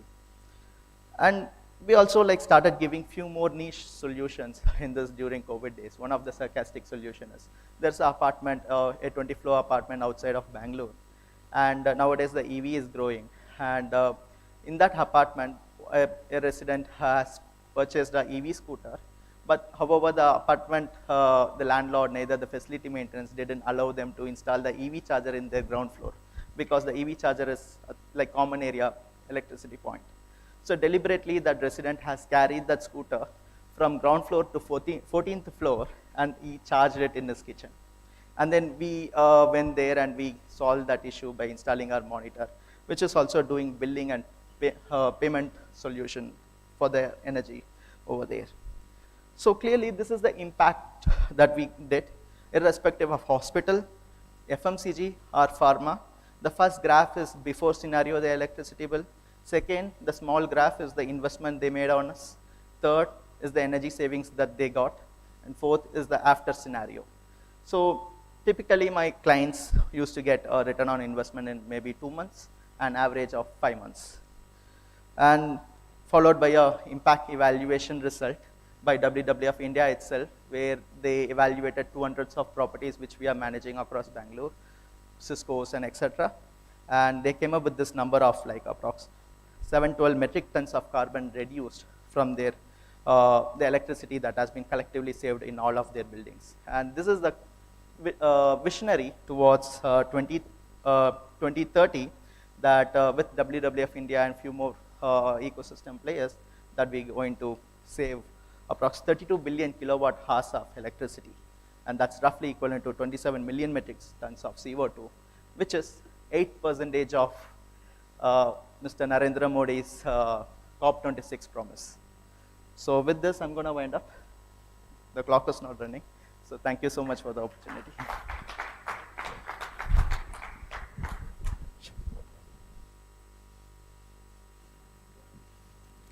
Well, don't you think these guys deserve a bigger round of applause? That was also a test to see if you're all awake. But the phenomenal work from some of these startups, I think I'm so impressed, and it's so inspiring to listen to Gokul and some of the others. Next, we are going to bring in some gender diversity, finally. We have two lovely women from Pune, two professors. So yesterday I spoke to them and had a good chat, and they have assured me, because they're used to managing unruly students, they know how to keep time. So over to Dr. Shraddha and Professor Ankita Sangle. I think you're going to present together, right? Or one after the other? Okay. And they are from Vishwakarma University, and they'll give you a perspective from the academia. So far we have heard from startups and industry. We'd love to hear from you, Shraddha.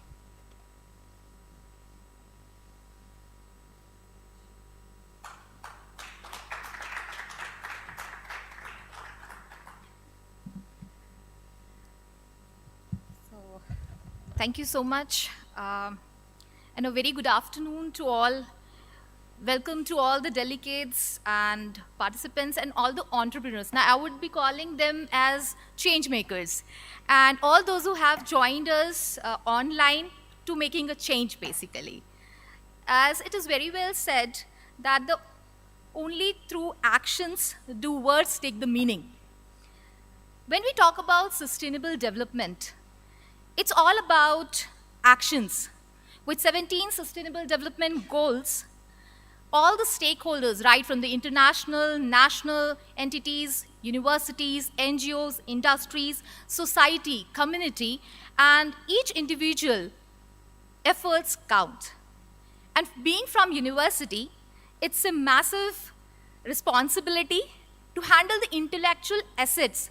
And at Vishwakarma University, with 45% plus diverse domains, it is the responsibility to harness and nurture the responsible and sustainable minds. Being three pillars of sustainable development goals, I would like to take you all through the Vishwakarma University's approach towards sustainable development goals. Greatest aim of education is not knowledge, but actions. And with university, meaning encompassing all, it's an ecosystem which is going to be facilitated to the students with expert guidance of industrial professionals, and the most important thing is the living laboratory in campus. So at Vishwakarma University, we have centers of excellence, which is providing the students to nurture their minds, and with a very unique initiative of IQ, that is, idea, innovation, and impact. The students are working with real industrial problems right from day one of this education journey.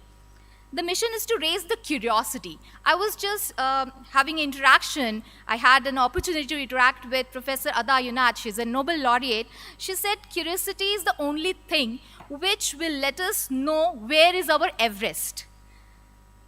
So the center drives the curiosity and takes up the innovative ideas, mindsets of young minds, fresh minds, and take it to the product development stage. So you will be seeing that it is not only limited to the ideas, it's all about nurturing them and leading to the all the TRL levels, that is all 9 technology readiness level to implementation and deployment to the society and reaching to the grassroots levels. So we have different centers of excellence, around 11 centers of excellence is there, and which is directed towards sustainable development goals. And all of the centers of excellences are linked with some of the universities and industries. So this is a saying basically in Hindi, Bhujal Pavak Gagan Samira, Panch Tat Se Bane Sharira. And out of these all 5 elements of life, if anyone gets disturbed, it is going to lead to the crisis, which we have seen in near future. We are going to see as well, and we have seen a lot in our previous events, and these 2 decades have been shown us a lot. So these are the sustainability mission which we have, and these are some of the reports. You would like to go through our website as well for this. So I have been looking forward to all the talks of the days, and I'm very proud to say that all the startups, all the change makers, case studies we are taking into the curriculum. So I will be taking you to some of the centers of excellence, keeping time frame in my mind. So SDG 7, which is focusing on clean, affordable energy. So we have a center of excellence with an industry partner, that is IES and Square. So we are taking different initiatives with our students, different projects we are taking ahead with that, and students get a real-time projects with them. Similarly, we are working on different SDGs. One of the SDGs, SDG 6, that is clean water and sanitation. Here we have association with Willow Foundation, Germany. So we have a setup where the students can work. Now, why this question comes out to be a center of excellence? Because when we try to nurture any idea, we want to have a facility which the students can avail and work onto it. So that is the infrastructure which we are providing to the students, and students are coming out with flying colors. So this is one of the example at Vishwakarma University about the vertical sewage treatment plant, and keeping the space in mind, it has been implemented at our campus, so students can really see what exactly the instrument, the devices, and the setups are there. Some other centers of excellence are there, like design thinking of with Binghamton University, New York. So why this is being implemented? Because it is very important to find out the right question.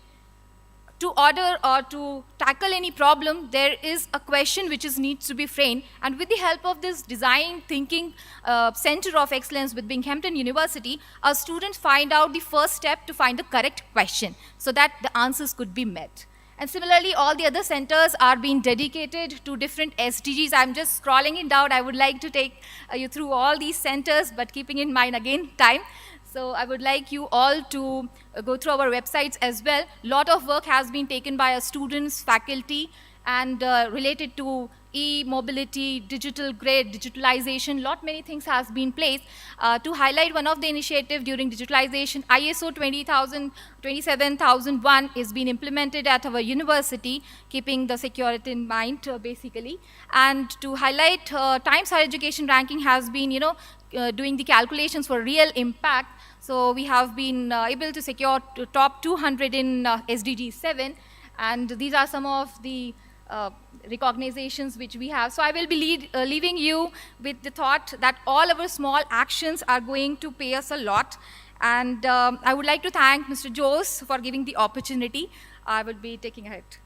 Thank you so much.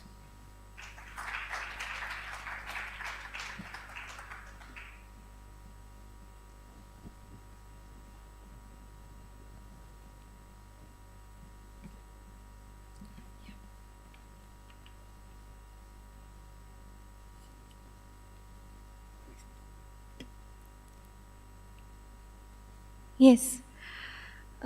So my name is Ankita. I'm from Vishwakarma University, as my colleague stated, as well as Mr. Chandrakant introduced. Yesterday we saw that we had delegates from Germany, from Netherlands, we have delegation from Indo-American Chamber of Commerce. We have so many of us who are right here from India. One of the reasons that we have all come together here is because sustainability is one of the areas where either we all lose or we all win. There is no in between, right? It's not a zero-sum game at all. So the privilege to function in isolation is long gone. And that is one of the reasons why Vishwakarma University has always tried to have an international exposure and collaboration, especially with academia, so that we know what exactly is going on in the field of research, in the field of startup ecosystem, as well as in academia.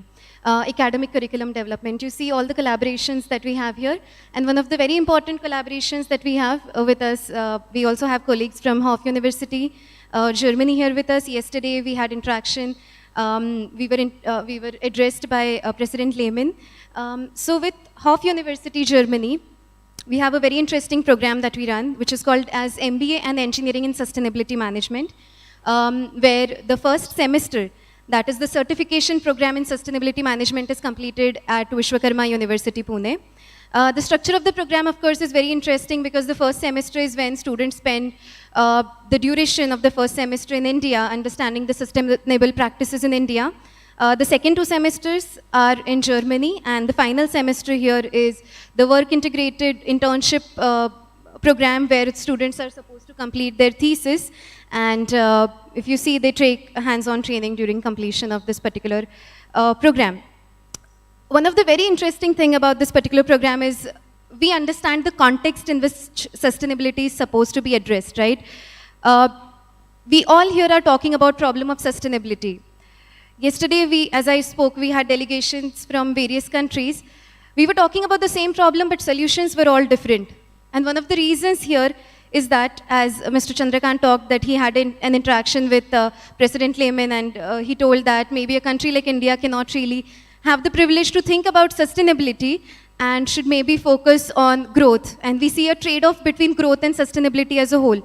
But is that always the case? You know, if you see, we have to amalgamate the two things. There's always a trade-off between, let's just say, maybe a private cost and social benefit, right? And that's something that we want to make sure that our students understand, and that's going to be the focus of our program. And finally, the main focus of the program is going to be on development of employability, because as you understand that, you know, there are 4 factors of production. We all are here from a certain kind of production. You know, we're developing various kinds of products. So it's land, labor, capital, and entrepreneurship. I have you all wonderful entrepreneurs right in front of me, right? India is blessed with long, huge land mass, so we don't have a problem when it comes to land as well. When it comes to capital, I believe we may have some of the investors here as well. The problem here is in terms of labor and skilled labor that understands sustainability. And that is one of the things that we are trying to address here. In addition to that, the content of the program, if you see, even if we are calling it MBA and engineering, if you see, we are addressing the legal side of it, where we have legal framework and public administration, where legal compliances are supposed to be met. We have environment, where we are dealing with environmental economics as well as applied economics.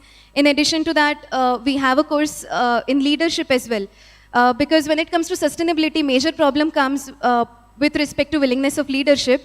And you know, that's something that our students must understand, and that is why we've incorporated this particular aspect as well. Apart from MBA and Engineering and Sustainability Management, another program that we have is GSGS collaboration that we have, that is Global Sanitation Graduate School, Delft, Netherlands, and it is MSc in Wastewater Sanitation Management, and that is an added program. So we are running 2 very highly focused programs that deal with sustainable practices, sustainability, and that's what we are here for, to provide you with highly skilled labor that understands sustainability. Thank you so much.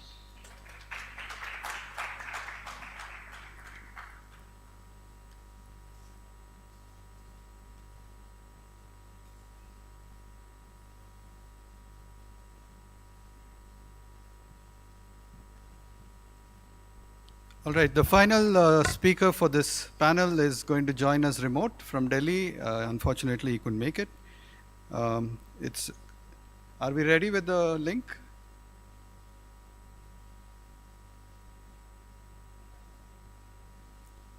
Kush Kapoor is the CEO of Rosette Hotels and Resorts. He comes with 23 years of experience in the hospitality industry. He's worked with many iconic hotels during his hospitality career across India, including the Taj Group of Hotels, the Leela Group, and has many laurels to his feet. In his role as chairman of the National Council of Tourism and Hospitality, his focus always is on enhancing digitalization and empowerment.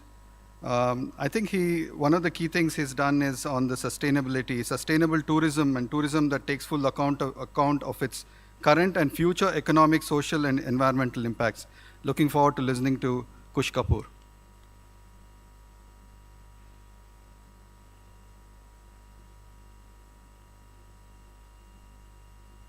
Good afternoon. Sorry, I'm just waiting if I could get the screen share rights, please.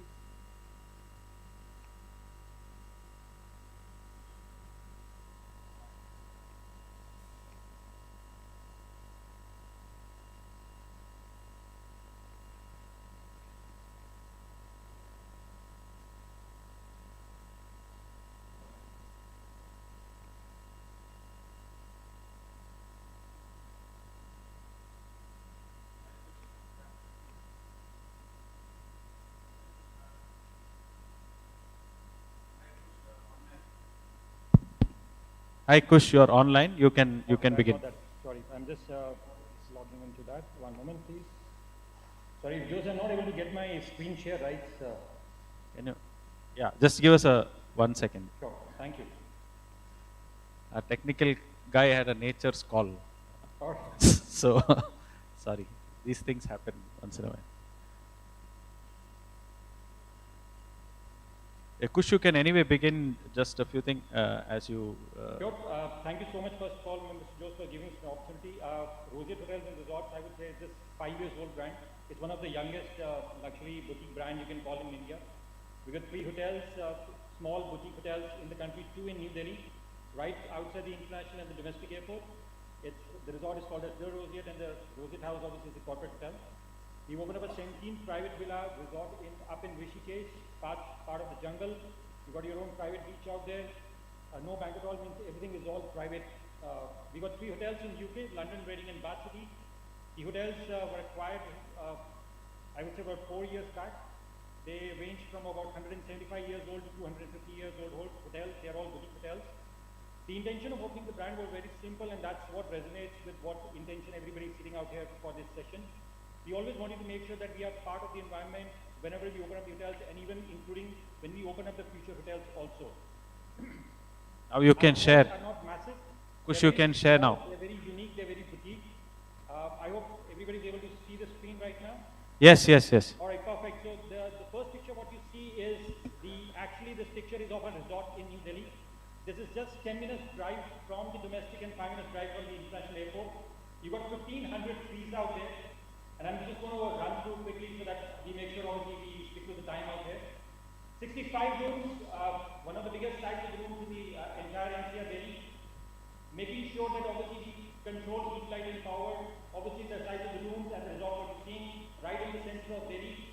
We save a lot of, we actually use a lot of heat, which is the natural source of the energy. We do have solar panels to power the resort. The good part is also I'm going to share you in the next couple of slides. The next resort which I was talking about is the Rosette Rishikesh, only handful of 17 private villas right in the middle of the forest. You've got your own private beach. Again, this is what you see from your room. You see the swimming pool down below, and you will see trees all around down there.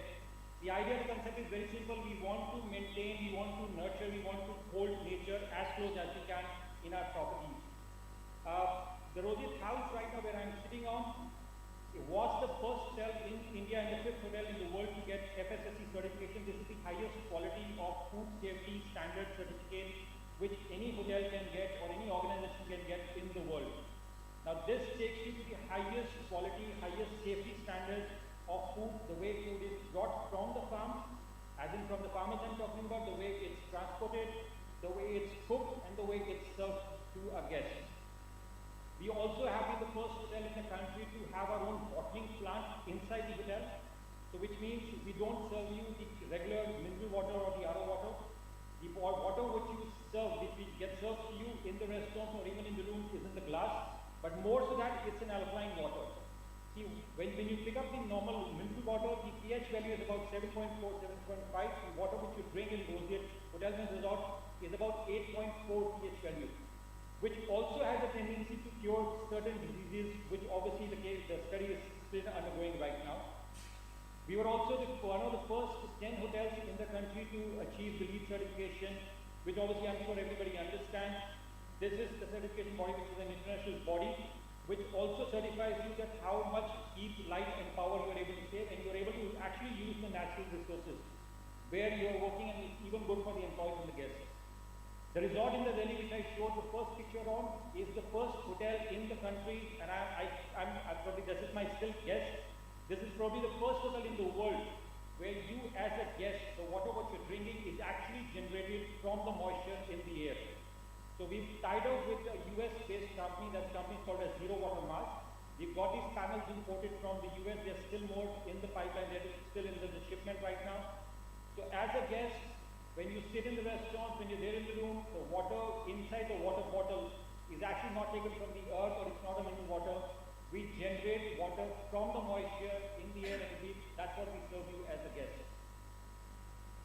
So if you're sitting in Bangalore, if you're sitting in US or any part of the country, all across the globe I would say, you can actually log on to Roseate Hotels and Resorts website, go on the online food menu, you get a camera access.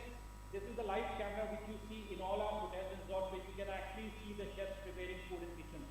Now why am I showing you this? We were very clear, we didn't want you to have those checklists in the audit and do those paperwork out there.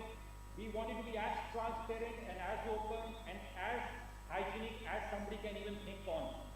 So our idea was very simple. Why shouldn't our guests be able to see how is their food being prepared in the kitchen? So I'm just saying again, if you're sitting in Bangalore right now or anywhere in the world, you can actually log on to the website, go on the camera, click on the camera, there's no cost at all, free of cost, and you can access our kitchens 24/7. You can actually see to what level of hygiene standards we've taken this facility to.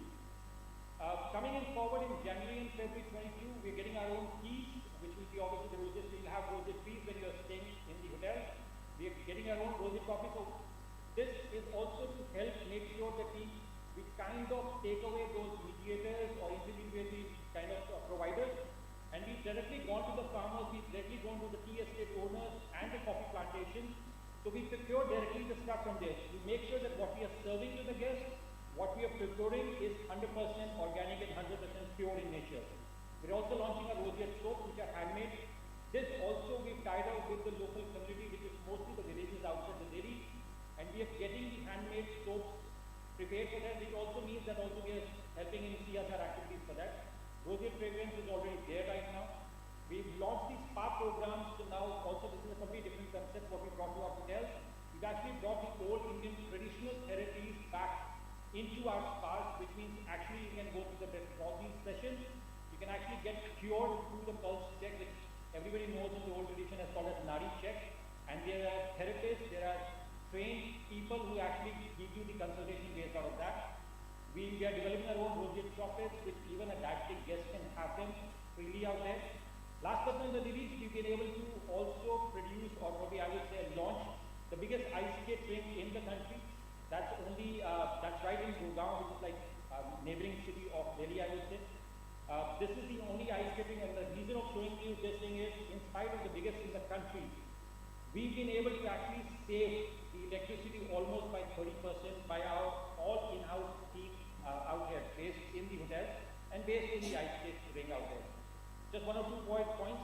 The paper has almost the entire paper in the hotels. Hotels are one of the biggest consumers of the papers, I would say, in any of the industries. If you talk about the consumer of the hospitality industry, we've been able to, with our kind of internal program, we've been able to reduce the paper workload almost by 70%.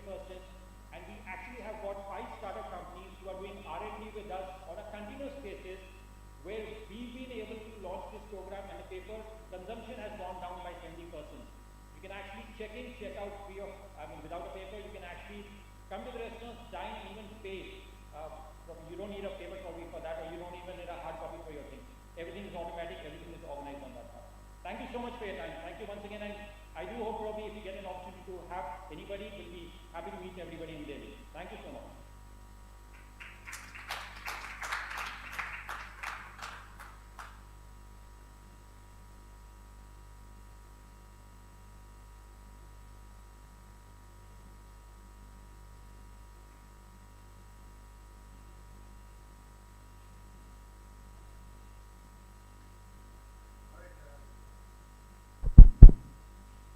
Okay, can we have all the speakers up on the stage, please? We'll have a quick round of panel discussion and Q&A.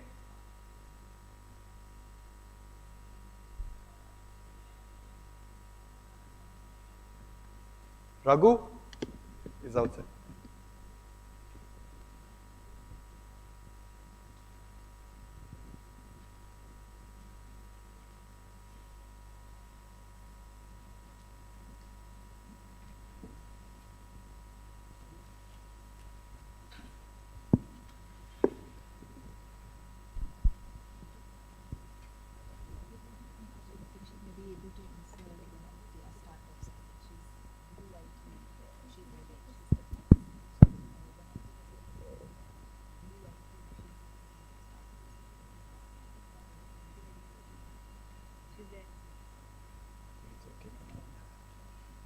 Are we missing somebody?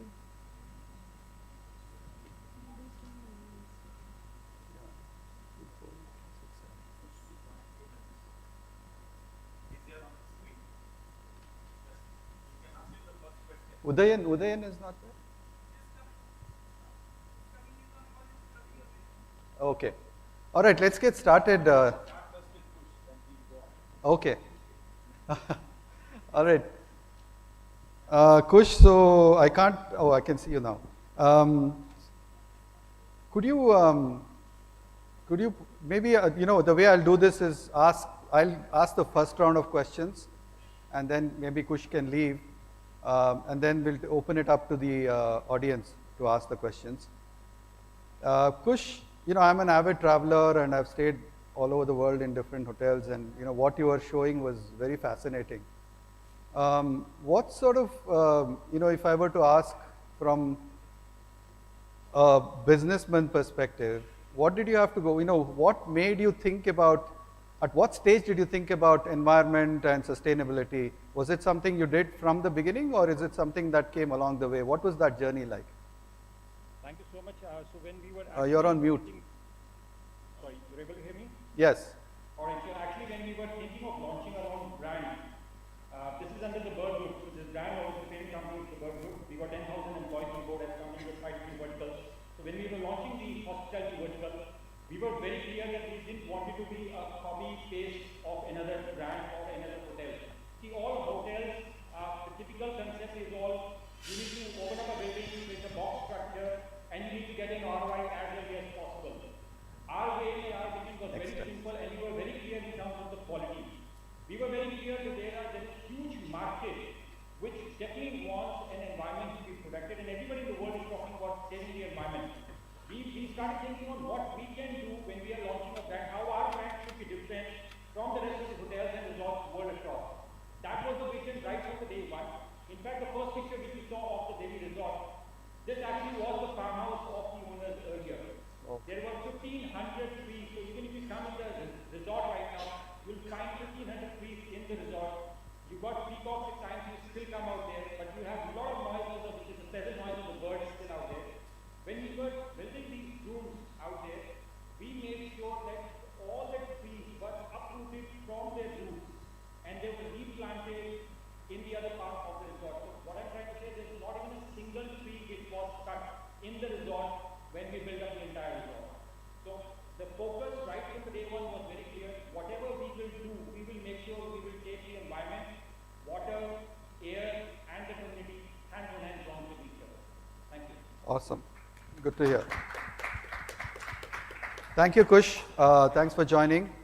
I'll ask my next question to Raghu, because apparently Raghu is also in a hurry to leave. He's got other appointments. So Raghu, I'd just like to quickly ask you, wear your consul hat and tell me how Poland and India can work together in some of these initiatives. In terms, hello? No. Yeah. Hello? Yeah. In terms of green technology, you're speaking, right? Yeah, Poland is also, I think, the second largest country in green technology in Europe. So there are many technological companies which I told you about this in STPs or MSW, waste to energy or slush to energy. So we can work out, we can, a Polish company which has well established past 30 years there, so they can, they can be a technical partners for Indian companies in waste management sector and sewage treatment plants. Thanks, Raghu. Thank you. You can leave if you... I'm so sorry, I have to leave because I have appointment with the minister now. So thank you very much, Joe. Thank you, Chandru. Thank you. Thank you all the panelists. Thank you. Thank you. All right, let me come to Udayan. So, you spoke about clean air, especially indoor clean air. Right. What has your experience been? What sort of challenges have you faced when you set up the company? How did you convince people that this is something important? What was that journey like? Maybe quickly in 2 minutes. Sure. Thank you for asking that. So, yeah, so when we started in 2018, the awareness around indoor air pollution per se was not there at all. And the very core fundamental reason was it was very, very unaffordable to have indoor air purification. And when we started, we realized that that was the last thing on their minds. Yes. Although there are very strong reasons to have indoor air purification, especially in a country like India, which has most of the polluted cities. But when we realized, they said we want to do it, but it's very difficult, it's very expensive. And there is no assurance, even if we invest so much, how do we know it's clean? Because unlike water or unlike temperature, we can't feel the pollutants unless it's very bad. Like for example, in Delhi now we can feel, but whole year the pollution is high. So that's where we thought, that's where the core principles of affordability, measurability and accountability came into the picture, that okay, let's make it affordable. So then we came up with this business model where we say we will not charge anything upfront and we'll only charge on a monthly basis. For accountability, we said that okay, we'll only charge if the air quality is being maintained. And then we said that how can we do it? By leveraging technologies. So we developed predictive maintenance system where we can predict the life of a filter, which is one of the patented systems. We obviously, both me and Ayush, we are not from this background. How we started was very simple. We faced a personal issue with air quality, and we thought, actually we started that we'll make very affordable air purifiers for B2C application. But when we came into the REAP program, and they helped us get that perspective, if you want to, create a category, this category did not exist. So B2B premium grade air real estate is the way to go. Because if you look at water purification, 20 years ago, only 5-star hotels used to have water purifiers. Now everybody has that. So similar kind of a journey will be there. We believe that there will be a brand which will own air. Why would people want to invest in it? How did you convince them? Right. So another reason is that all the grade A real estate, they look for certifications. So like LEED certification, so WELL certification. So before the pandemic, that was our selling point. If you have this, you will get these points and you can increase your, basically what you're charging the tenants, right? So that was the initial selling point. Then with the pandemic, the entire conversation has changed. Now people want, but now the topic is all about the affordability part. So that's how we have been doing it. Thank you, Yeah. Udayan. I'll ask the same question to Anish because you would have probably faced similar challenges, right? Although yours is a little more tangible in terms of you can show ROI, whereas for him it is probably difficult to show ROI in the beginning. There's no ROI, it's only wellness. It's like, why do we drink clean water? Yeah, that's why I asked you that question. Right. But I'd like to ask you the similar question. I mean, what sort of challenges did you face when you started? Okay. Hello. In our case, the biggest challenge what we are facing is like one of our biggest market is the private builders, the residential complexes. The main problem is like most of the apartments are not metering friendly plumbing system they installed. In that case, each apartment will have multiple inlets. So if even though the residents association is going for a metering system, the first problem is like the cost. because each apartment need to install 3 or 4 meters per apartment. Do you face any challenges with the authorities and regulatory issues, or you just work directly with the private people? No, actually, the government policies are very much favoring to us by the introduction of smart cities. Smart metering concept is very much popular I think by 2015, 2016. So when we started in 2018, the government policies are more or less favorable for us. So that's not an issue for us. That's not an issue for you. Yeah. You work directly with the builders. Right. The builders, we are getting a lot of inquiries from the apartment side because they want to meter the consumption. Because in earlier stage, what they are doing is like they are taking the average as per the square feet basis. So the apartment who are using less number of water is a little bit frustrated at the end of the month, even if they are using less, but they are ended up in paying more. So it will cause a lot of friction at the end of the month when the bills are generated. So the association want to meter the consumption. Then the problems comes with the multiple inlets. Then what we did is like we completely restructure the plumbing and convert it to a single inlet, so that it will be easier to go with the single metering system, and it will be more easier for them. Once the meters installed, they will get to know their actual consumption, and they can generate the actual bill as per the consumption at the end of the month, and the billing system will be more transparent. So you're able to show tangible outcomes. Right. That's great to hear. Thanks for that. Let me come to Ankita and Shraddha from the university. What is your experience been in terms of sort of promoting a new curriculum or a new product as such? Coming from the industry, I like to use the word product, but it's a new program for you, right? What sort of challenges have you faced? What's the future you see for this? Yeah, actually, the future is like, right now the era is about sustainability, and now because of these startups, the change makers, the students are now really getting connected, and it's all about NEP, which we are going to soon implement, I would say 2020, which is like a skill based education and outcome based education. So there's an OBE which we are implementing, and when students connect with us, so we tell that these are the real problems, and you have to encounter with some new skills, new skill sets, new knowledge, and which is leading to sustainability. I think. Are you having to sell it more, or it's coming more organically? Are more people getting? No, more are interested. I would think you can share your experience as well.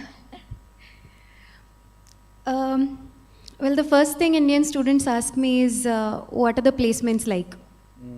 Where will I get a job, and how much will be my package? Absolutely.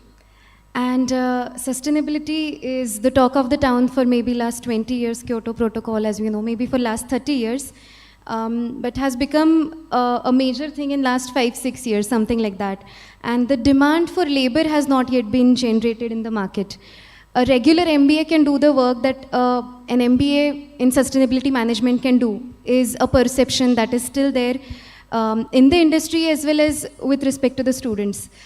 So that becomes one of the problems while talking to the students, especially the Indian students. They do not really study because they like something. They're studying to get a good job because there is, of course, an ROI associated with that.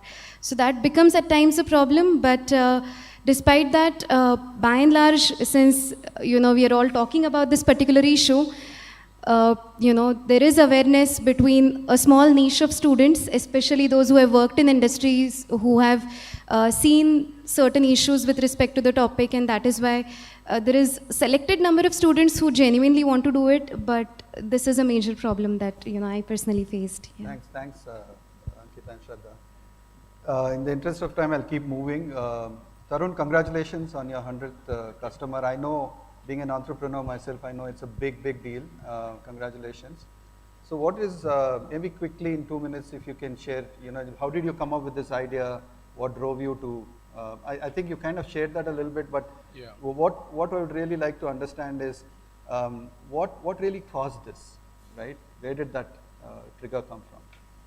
Yeah, like as mentioned in the call, in the session, I live near the lake which catches fire, so there's always a design. I was not in environment science. Only last 8 years I'm in environment science. So I was in IT security and IBM and different companies, completely different space.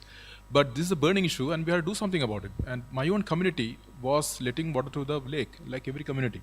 So that was the thing. So why am I letting my water to the lake? Why this non-traditional way versus a traditional? Yeah, so the only way to do this is to put a traditional way, that like this hotel I keep me saying, we put a big motors, filters.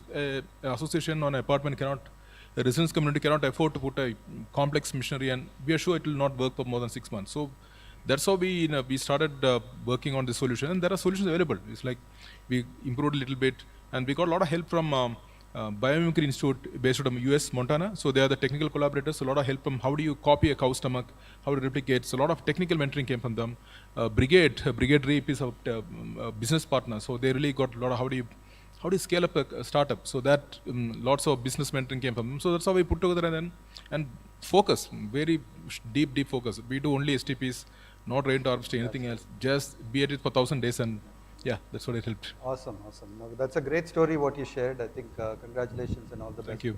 Gokul, you shared some fantastic outcomes from your from the work you have done.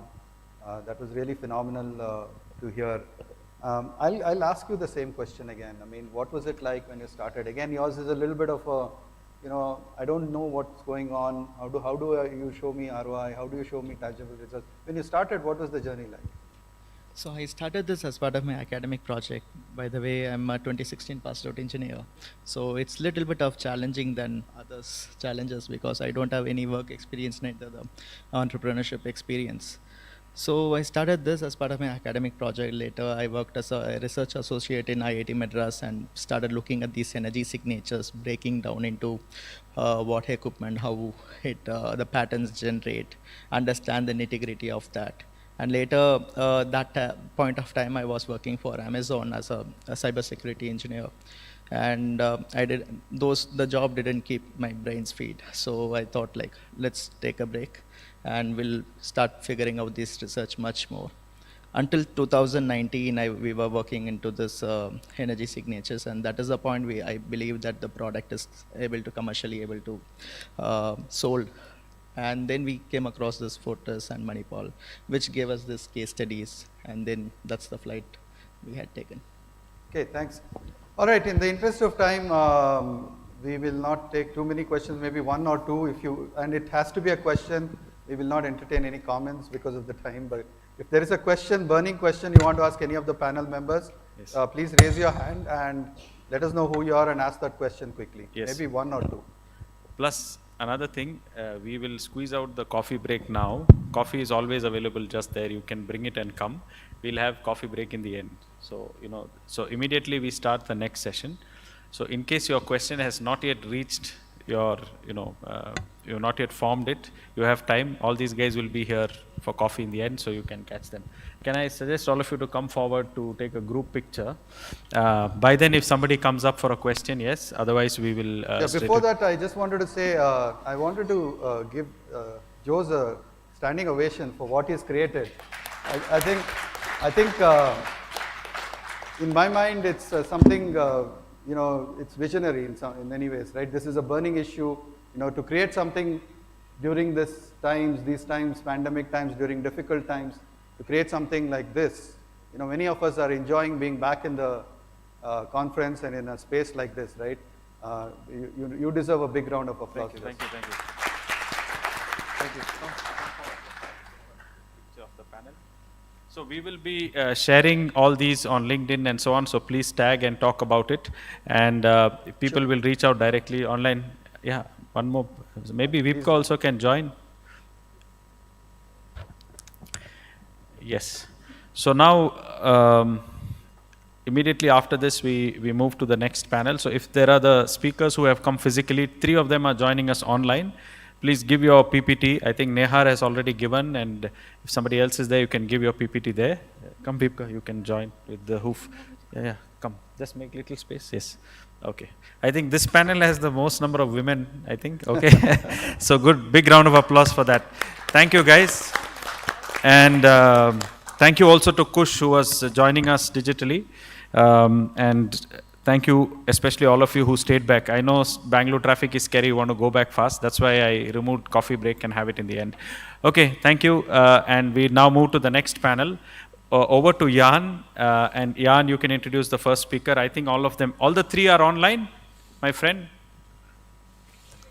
One, okay, no problem.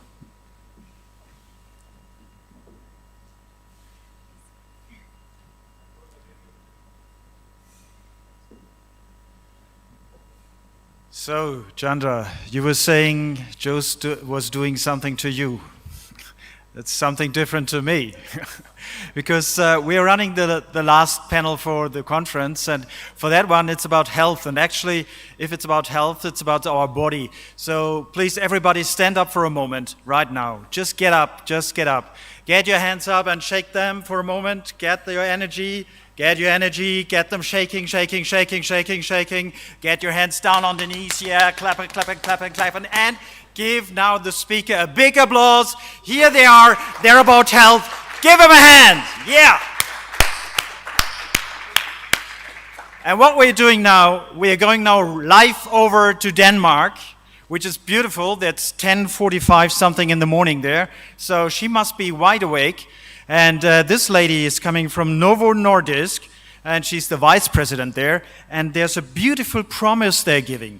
They're giving the promise that they're going to fight diabetes. Besides, they're going to get to net zero 2045. So this is a beautiful combination what we have here. It's about sustainability on one side and taking care of the people. So now we're handing over to Lena Axelsson. I hope you're online. Is she there? Oh, I tried hard. So we're changing.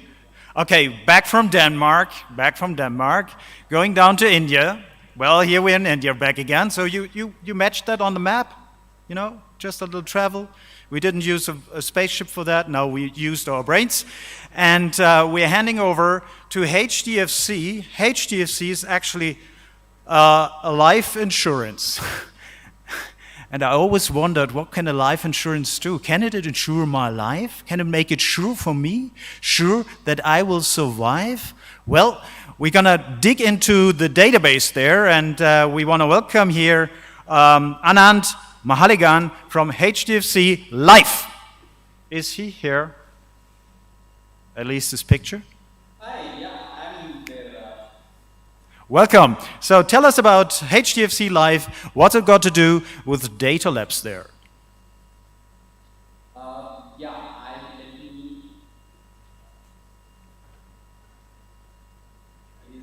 My screen is visible? Yes. Hello? You're here. Hello. Yeah. Hello. HDFC's data labs is a AI lead for HDFC Life. So we do a lot of AI-based applications. Insurance industry, you have a lot of processes starting from purchasing a policy, or it's a settlement, or it's an underwriting. There are huge opportunities for anybody to look at the AI and the solutions. That's what we are doing it. We support the business in terms of it can be a computer vision-based application or an NLP engine, speech to text, analytics, all kind of support services we do for the business. That's what I'm doing.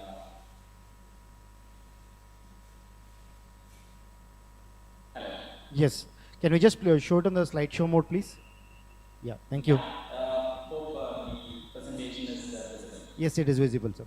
Thank you. Yeah. Can I start? Yeah, please go ahead, sir. Yes. So why we are talking about now AI ML in healthcare?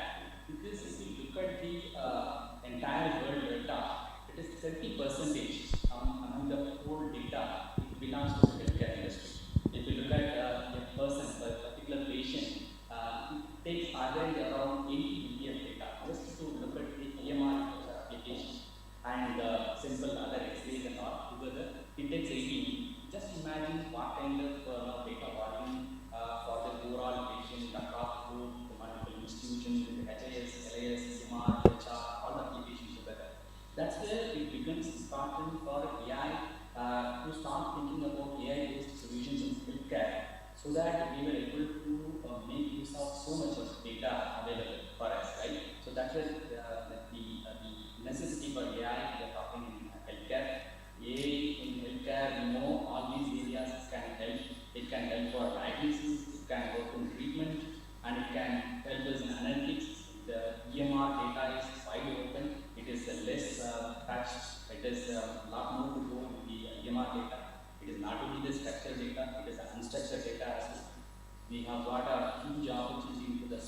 text, because the conversation, what is happening between the doctor to patient, from that, what kind of analytics and insights we can take. It's a huge area. Again, CDSS, clinical decision support system, for the doctors to take the right decision at the right moment. And devices, for example, in the COVID, we have seen that the hospitals are running out of bed. So how we can provide remote care to patients? So how we can make use of IoT devices which can monitor the patient from their home itself, and then we can provide care for them. So that's where the IoT devices and AI is taking. Drug development is another big area where deep learning based applications are helping in. And care can be a pediatric or can be geriatric care. How we are going to see, for example, the kind of a population increases, and we are going to see that greater than like 65 years of age people are going to be more and more. Statistics says around 1.5 billion people are going to be there in the geriatric population alone. How are we going to extend our care services to those geriatric segment? So that's where we need to look into the healthcare AI and surgery. We all know robotic surgery has been started. And so I thought that there are multiple number of applications we can keep on talking about the particularly healthcare AI solution. But I thought taking up one solution which I personally worked on in my previous instance, where we started working on Parkinson's disease. So Parkinson's disease is the neurodegenerative disease. The people who got affected by the Parkinson's disease, they cannot walk freely, they cannot get up, make the facial expressions, everything will get affected, right? Their face becomes rigid, their movement becomes very difficult for them to move from one place to other place. And if you look at the statistics, it affects 10 million across the globe. It is affecting 10 million people. But the sad part is around 20% of the patients still not diagnosed, because I will talk about that. And exactly if you look at what is the Parkinson's disease, it is about loss of dopaminergic neuron in the area of the brain known as the substantia nigra. So this is the area, if you look at the substantia nigra is the midbrain dopaminergic nucleus, which has a critical role in modulating motor movement. That's why the people are affected by this particular disease. The challenges, if you look at the main challenges are, there is no clear biomarkers available to identify saying that this is a Parkinson's disease. Because every disease, scientists and researchers, they will identify a biomarker which will quickly give an indication saying that this is due to this biomarker. If you look at it, we can identify this is due to this particular disease. But this Parkinson's disease, no clear biomarkers are still identified, and there is no objective test. Only it is the tests are subjective. Only the expert doctors can look at it. They look at the patient in a subjective way, and then see physically, then only they are able to understand and identify is it a Parkinson's disease or not, what stages of Parkinson's disease they are. So these are difficult for this particular disease, and there is no pathological science. Even we can say that okay, we do A and B test and we will identify, no, it is also not possible. That's where it becomes a problem. And but somehow we need to work on this problem, and then we need to find out some novel methods to detect Parkinson's disease first of all, and then treat. But people are trying in different aspects. For example, one of the important area is the gait analysis. The doctors used to see the patient, how they are walking, how they are getting up from the chair and all. The people what they tried is like how do we make the sensors and automation to make this test, so to make the test automated. So they ask the patient they put all the sensors all over the body, and then ask the patient to walk in the treadmill. Think about this is a kind of a research some people have started.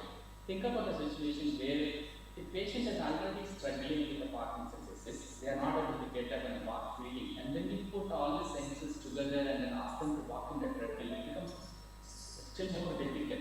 That's what we thought is like, we thought of bringing in deep learning, computer vision based deep learning applications that we will see. And the bradykinesia is another important test where the patient, it's a simple test. By looking at it, it looks very simple. We'll ask the patient to keep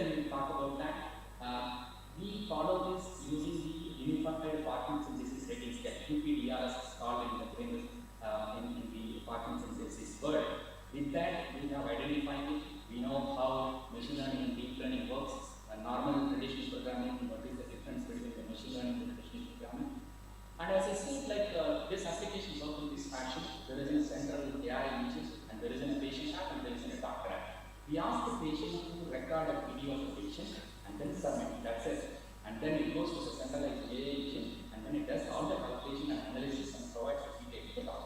That is the kind of setup. So we will understand how the data analysis works. What we do is we put a post estimation in deep learning and computer vision, something called a post estimation. This post estimation would have been trained on thousands and thousands of human beings, so that it is able to understand exactly the body coordinates. For example, in the figure, we are taking out around 80 body coordinates in a human being. So we impose this post estimation on a video. Then it understands for this particular human being, where is the neck, where is the shoulders, where is the leg, everything is exactly. This is so accurate because it has been trained on hundreds and thousands of people. We were able to predict that. So what happens is the patient, what we do, we apply this post estimation on the patient, and then we figure out all the 18 parts. We tabulate. For example, videos are calculated in FPS, frames per second. So let us say our test video is on 30 frames per second. So in a 1 second, we get 30 images like this. And 30 images, and then we will have X coordinate, Y coordinate, and Z coordinate. So we have so much of data available for us to understand. Basically, what we are doing here is like we are understanding the rate of change of the coordinates from every second. We put the data in the time series model, and then we try to figure out how does the deep learning is doing. We try to train this model with normal and the Parkinson patient. So we will get a pattern. For example, if how the data is moving. For normal people, it works in a certain way. And for the Parkinson patient, it works in a certain way. All the data is being fed into the model.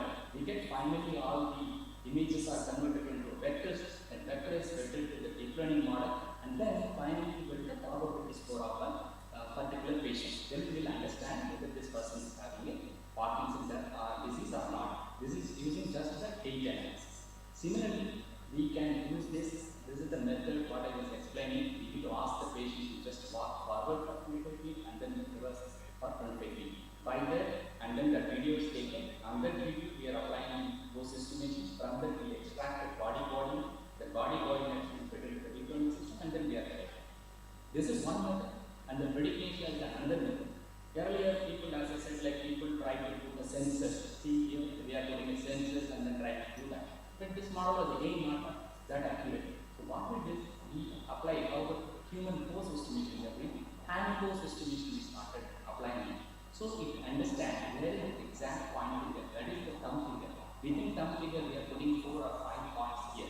So each and every point generates all the data for every second. All the data is fed to similar model. We are also feeding all this data to our system, and from there we are doing.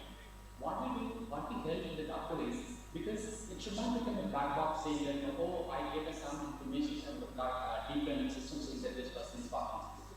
But what we do, we try to tabulate the data in a graphical model itself. For a doctor or a human eye, even for them it will be visible saying that, no, look at the graph at the top, this is normal. And the below it is abnormal. Even doctor can correlate saying that, no, yes, this data belongs to our normal person. So it is a kind of imaging. We can call it as an explanatory area where we are not only saying that a deep learning based output, but we are talking about the human being also. Through graph also we are able to chart this data. And the facial expression also. What happens for the Parkinson's disease? Their facial muscles become rigid. They cannot freely express their ideas. They cannot freely move their eyebrows or their cheeks or whatever it is. So how do we solve this problem? So in a computer vision based, the face is divided into multiple action units. We divide each and every part as like, for example, inner pro riser, outer pro riser, lower, upper lip riser. Each and everything has been divided into action units in the face. From that action unit, we attach from the video, we pick up the clue from that, and then all the data again is a deep learning based application. Even this data gives the doctor an indication saying that, no, there Hello, hello, Dr. Anand. You have to conclude quickly because there are other speakers. You have 1 more minute, huh? Yeah, I'm completing in 30 seconds. We don't want too much details. Just tell us the final impact. Yeah. Sure. We'll do that. So, similarly, the speech analysis also, by just collecting the patient's speech, we were able to understand the normal scores. Again, we do all this with the algorithms applied to the voice recordings, and then finally we get the telegram. From that telegram, the images are put into the system, and then we identify. And tremor is another area. It's a very simple test. We ask the patient to keep their mobile phone like this, and the tremor measured, the patient what the tremor they are experiencing, that is measured, and that data is collected, and then again through that also we are identifying. The details are there, we can discuss in detail if you are interested. So there are many other ways. This is a kind of a disease where the traditional methods are not really that accurate answers, and accessibility for the expert neurologists for all parts of country, different parts of the world is very difficult. So how we can share this, how we can augment these experiences for the first clinicians who are into the neuroscience and who want to predict the Parkinson's disease. This is a supporting device or supporting system we are trying to build.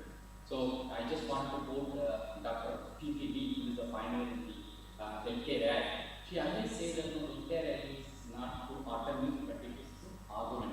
So Parkinson's disease detection using the deep learning method also, I feel like it is augmenting. It is going to augment if we work on it. It's a work in process kind of a project.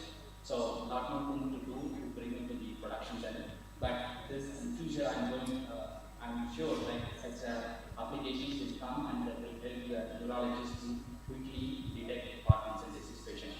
Thank you so much for the opportunity. Thank you so much, Jose and all the panelists. Thanks a lot. Right, thank you, Anand. Anand, I've just got one more last question to you. Can you see me? Yes, please. I would love to see you, by the way, as well. Is there any possibility to see him? Can we get him? Ah, here it is, here it is. Hi, Anand.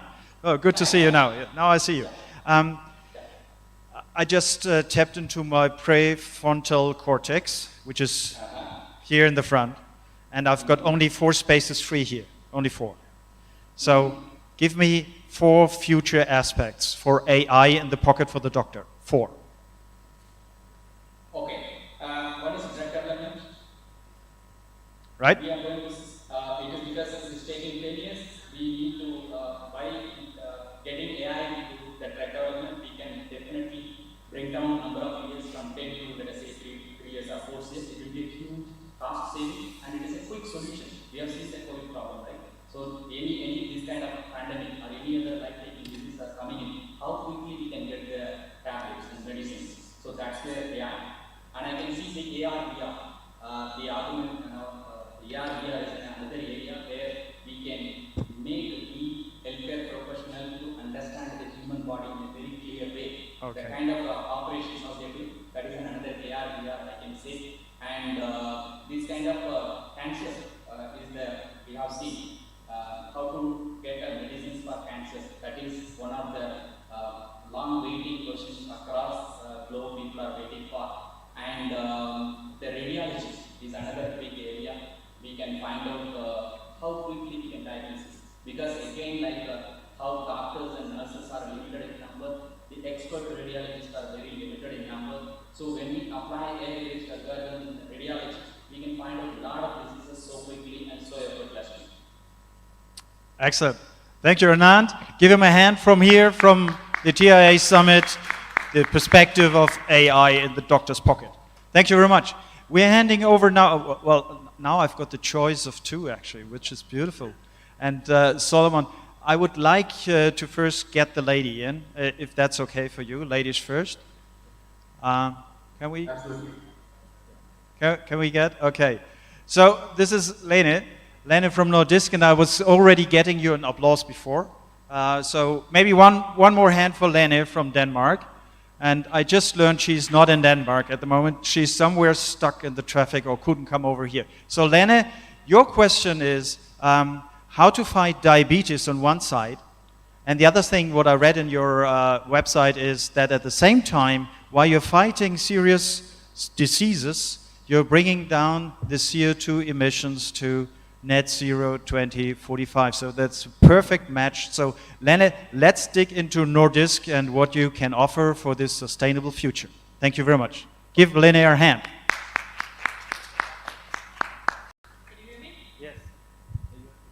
Yes, yes, yes. Yeah. So, thank you so much. Yes, I'm from the pharmaceutical company Novo Nordisk, and we are actually the world leader in the market of handling diabetes and other chronic diseases. And if you say, well, diabetes, what? I mean, I don't know anybody with diabetes. Well, maybe you don't, or maybe they don't know they have diabetes, because today there are 400 million people around the world with diabetes. And if we look at India, unfortunately, it looks like India is the capital of diabetes in the world, because in India we have around 77 million people with diabetes. So, and that is going to double up within the next 20 years. So, if you look at the projections, you will eventually know somebody with diabetes. And a doctor said to me the other day, it's actually hard in India to find somebody above 50 years old who do not have diabetes. I think that was maybe a little bit overtaking it, but still, I mean, it's scary numbers. We've been in this field for 100 years. Insulin has been there for 100 years. And we are a company, we are amongst the top 10 pharmaceutical companies in the world. Most of you wouldn't know us, and even the patients, they wouldn't know us, but they sure know the insulin pen, because we were the ones who actually developed the insulin pen originally. So what I'm going to do is start with the helicopter, and if I can have the next slide, then, I mean, technology has come also to healthcare now, and the life science industry. Lene, sorry, we don't see your PowerPoint yet. Are you sharing your PowerPoint at the moment? I'm not sharing it. I can see it up there on the screen. So, Hi, Lene, just a minute. We are putting the PPT here separately. So when you want us to switch to the next, you tell us and we will switch. Okay? If you just switch now. Yes. Yeah. Just give us 1 second. I confirm in a second. But I can just talk and then you just find the slide. But basically, I mean, it's time to act and build the future we want also within healthcare. And with so many people with chronic diseases, and also now epidemics like we are in the middle of COVID, you should say, well, we need to have technology to actually help us there. And what we've seen is that it goes fast. Today, and now on slide 3 already, 60% of healthcare organizations are adding new digital projects, and 42% are accelerating existing digital plans post-pandemic. So the pandemic has really pushed the industry, which was a little bit of a slow mover, I would say. Maybe because we were sitting comfortably on where we were, maybe because we were a bit scared because we are a highly regulated industry. But basically everybody's there, and a lot of new entrants have come into the industry. You see them below on the slide. You see Google are there, Amazon are there, Apple are there. They're all there with digital offerings, and eventually as patients we will see them with various digital devices. So seen from the industry point of view is interesting, but also a bit stressful, I would say. So it's all the way from research development, the clinical trials, the whole supply chain, the launch we do towards the medical professionals, and it's also how we monitor health records to constantly develop new medicines. If we move to the next slide, then there are two major drivers to change we see, and I say, well, it's very much the data, and I believe that's similar to other industries. We see suddenly that with huge amounts amounts of data, we can actually conclude things we were not able to grasp beforehand. So it's actually around trying to be the first one who has an appealing offering in terms of databases, artificial intelligence, cloud-based technologies, whatever. And I think instead of seeing Apple, Amazon, Google, etc. as competitors, we are right now moving into that the pharmaceutical industry starts partnering up a lot. And I was in a meeting a couple of weeks ago with one of the top executives of Google, and Google said, well, we are not after starting to become a pharmaceutical industry, but we are after trying to actually use our offerings to help society, help patients to actually get some more appealing offerings. Because any of us who's been a patient or are patients today know that it is cumbersome to go to a hospital, it is cumbersome to manage your disease, remember to take your tablets or injection or whatever you have. So if that would all be made easier, both for the patient, for the healthcare professionals, so the doctors, the nurses, the actual workers, etc., then I think we are all interested in this could happen the sooner the better. So if we go to the next slide, then what we see is that the best-in-class pharma is actually the ones who are really able to grasp the innovation, move fast, and really become a powerhouse. And Novartis, who is one of the largest pharmaceutical companies in the world, they have been fantastic in doing this. They are based here in India as well, huge site in Hyderabad. I must say I'm full of admiration for them. But somebody like Bayer is also a pharmaceutical company. They really also managed. They said we want to be digital in everything we do, and they managed to really ingrain it in everything they do, and they're moving very, very fast. Also, Pfizer, another pharmaceutical company, they have innovation hubs across the world, and a lot is happening there. Digitalization, hubs, accelerators, etc. So what are we doing in Novo Nordisk? If I could have the next slide. Well, we have said, well, we are actually focusing on 3 areas where we believe we should innovate. So we are doing something we call digital innovation consultation, which is actually accelerating innovation efforts in our local markets by using experts in the field. It could be consultants, agencies, etc., who can support project implementation and in a lean and fast way.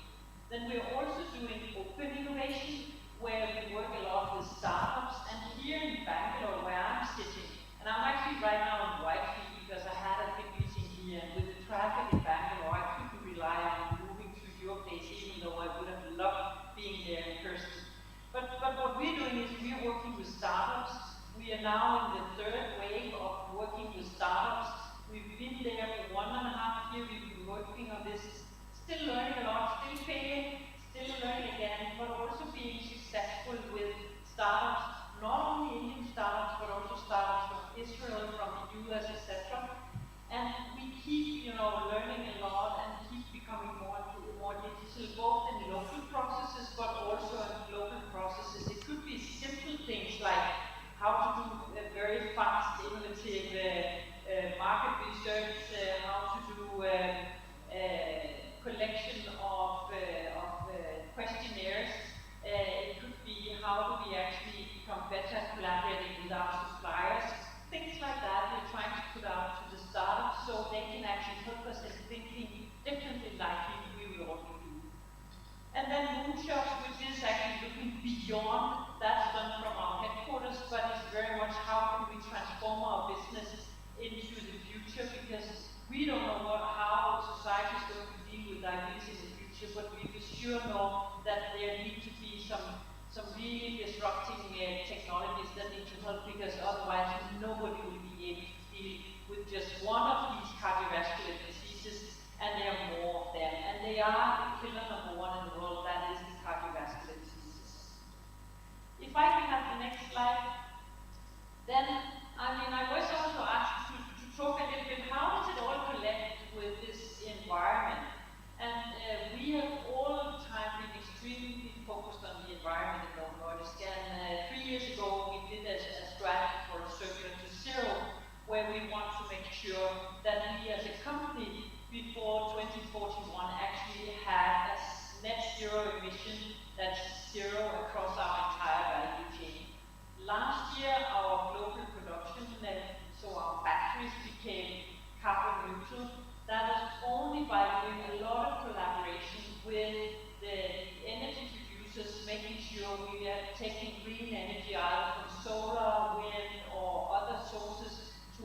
global manufacturing production sites. So we are working on how to become have zero impact as a company. So one example of that is our pens. I mentioned them in the beginning.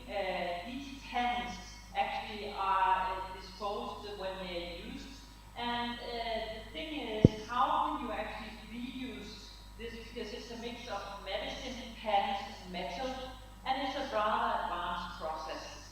So every year, liters of water and large amounts of energy are used to actually try to see both to produce them, but also to see can we reuse them. And if I can have the next slide. This is actually where we show some of this this is in the production chain. These are the vials we're using in our pens. But if you take the next slide, then what's happening is we try to look in, can we actually recycle it? This is one of the examples of when you recycle pens, we can actually produce a chair out of the plastic and some of the metal elements from the insulin pen. But it is advanced, and it's not something that's easily done. For instance, in a market like India, how do we collect these pens, get them back from all over India, from all patients and hospitals and clinics and pharmacies? That's still to be solved. We do not have the answer yet, but we are very curious, and we are very curious to find partners who could be interested in actually partnering up with us and helping us to deal with this issue. Because we believe it's an issue not only for us, not for patients alone, it's also for society. So we need to figure out how to solve this issue. But what we actually, if I can have the last slide, what we actually want to do, we want to make sure that we all adapt a circular mindset. And what we've done in Novo Nordisk is, for instance, now with the COP26, we are watching it, and we're watching politicians, and we believe more can be done.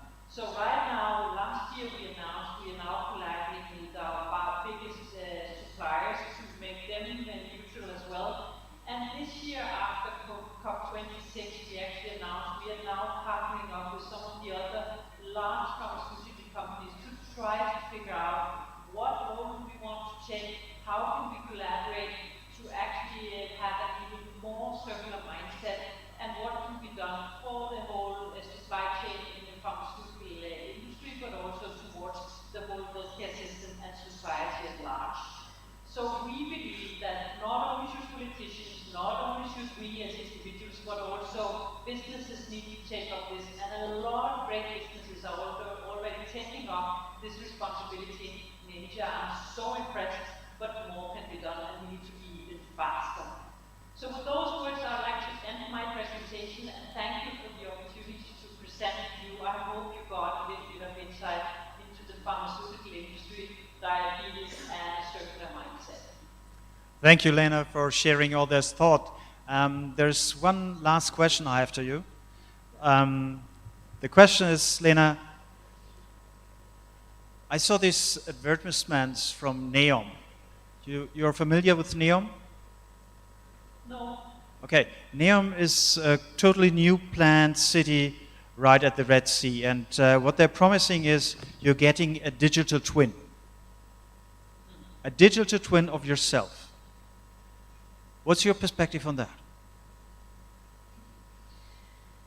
So, I mean, I'm not a technical expert, but I must say that what we're seeing right now in the pharmaceutical industry, that more and more is being tailor-made to the individual patient, and more is also because we realize we're all different.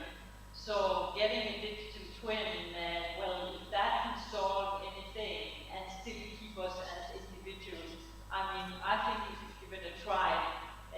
So that would be my sort of very individual answer, but not very technical, I must say. Right, so you would be open to work on that because I saw you're open for open innovation. So if any startup is around and thinking about, well, can we make a digital twin of a human, you would be more than open. Is that right?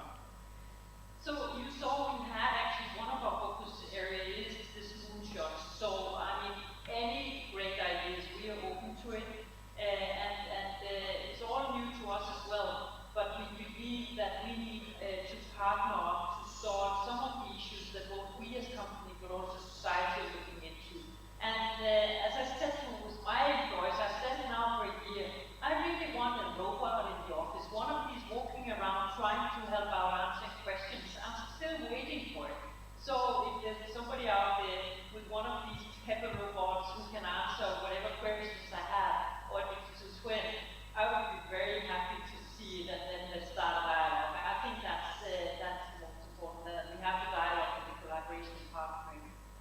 Thank you, Lene, and please, the audience here, give her an applause, and as well the audience online. Hope you enjoyed it and you know where to land at Novardisk, because there's open innovation, open doors. So thank you very much on that one, and you see Anand is clapping hands as well.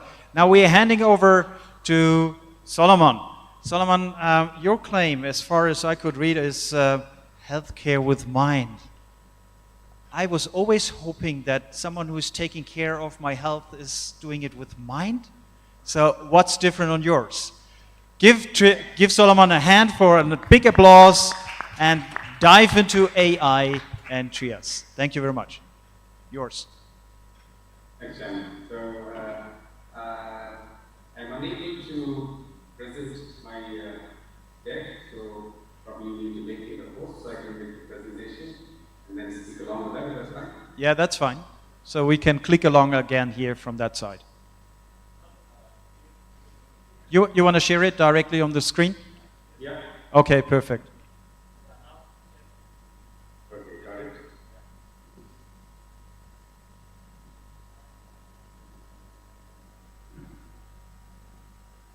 We can beautifully see it now. There you go. Okay, so wonderful presentations and perspective from Noah and Anand from the HDFC. Great to hear a lot of stuff going on the healthcare side. I think that is sort of the in thing from a technology innovation standpoint. So Trias is sort of trying to do the same, but rather than focusing on verticalization, we're looking at how we can get technology to the base of the healthcare industry, and to that effect, the patient and doctor, which is the core of the healthcare. So how can we sort of enable platforms such as electronic health record and HMIS to be able to get the right kind of data that is meaningful and usable? Because today's EHR, when we call it digital, it's not about just capturing certain pictures and then using that for future references, but how can we collect the data, give meaningful insights for better medical outcome? So that's what we're trying to do, and our virtual assistant, it's called Trias, helps the doctor to capture this information in a meaningful manner. If you look at the overall focus in terms of the UN Sustainable Development of the 17 goals, the third goal is the health and well-being. So to that effect, rather than trying to boil the ocean, what we are focusing on is to build a solid digital solution specifically for the mental health and the women and child. And these are two areas that are very, very critical, specifically the aftermath of the COVID. Mental health is such a big, focus. And when we looked at the clinicians using digital solutions on the mental health side, is showing enough not able to provide the right kind of insight. So we focused on these two areas.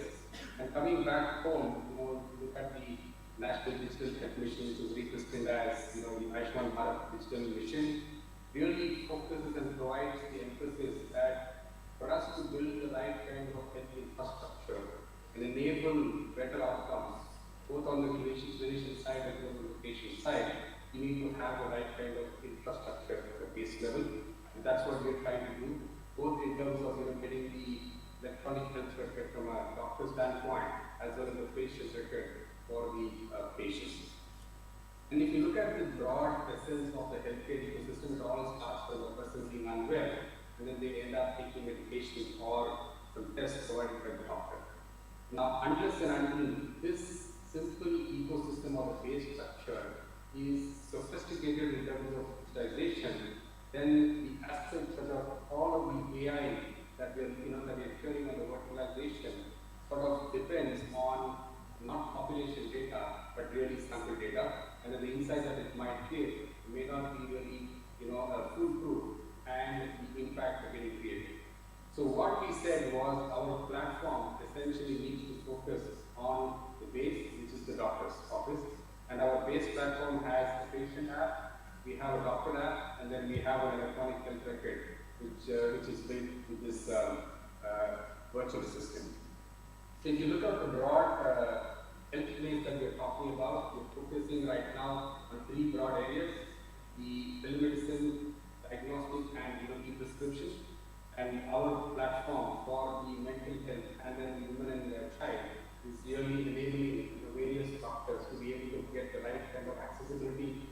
patient, as well as enabling the doctors to get the right kind of insights and being able to diagnose, as well as providing the right kind of medication based on interactions, etc.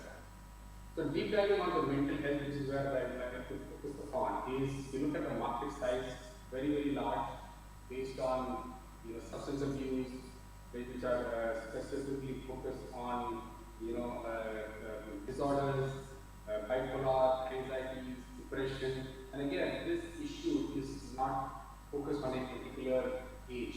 It is agnostic, right, from children to corporate to the senior middle. So to that effect, keeping in mind the ethos of enabling the doctors to be able to have the right kind of solution, because today in India you have one psychiatrist for about 200,000 patients. So, and if you look at the challenges of the mental health, you have for the physical health of patient who ends up meeting after 5 to 10 minutes and max 15 minutes. But for a mental health, it takes about an hour minimum, because it takes that much of note taking, that much of history taking for them to be able to provide the right kind of assessment. So a platform like us, where this solution, which listens into the conversation of the doctor and helps the doctor accurately document these aspects, now the doctor is able to focus on having an eye-to-eye contact with the patient, listening to the patient's history rather than having to do a whole lot of documentation and such. Now, from that perspective, one of the key areas also from a mental health standpoint is to provide a lot of assessment tools, because diagnosing and the specific diagnosis on the mental health really depends upon history plus a lot of assessment and tools and scales. And what our tool provides them is a digital way of doing the dose taking and providing instant assessment and outcome, so that they're able to now reduce the number of meetings that they have to do with the patients. Through telehealth, the stigma of assessment, the self-help through chatbots is something that we're enabling, so that we're able to get more patients to be able to access doctors directly or through self-help implementations. Our platform, like I mentioned, covers end-to-end, right from the patient being able to look at accessing the doctor to the access to the extended modules like psychotherapy, rehabilitation, speech therapy, and so on and so forth, so that it is not just about enabling the clinician, but for the patient, the end-to-end life cycle of their mental health well-being is sort of structured within the platform.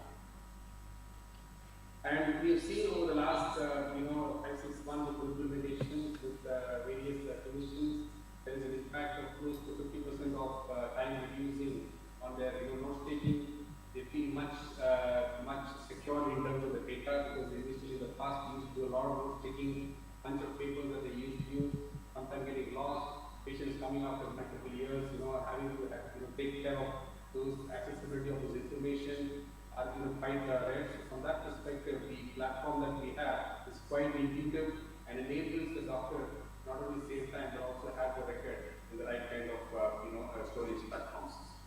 We've been in the market for about 6 months. We've had one collaboration with one very large hospital with about 1 million patient base in Bangalore.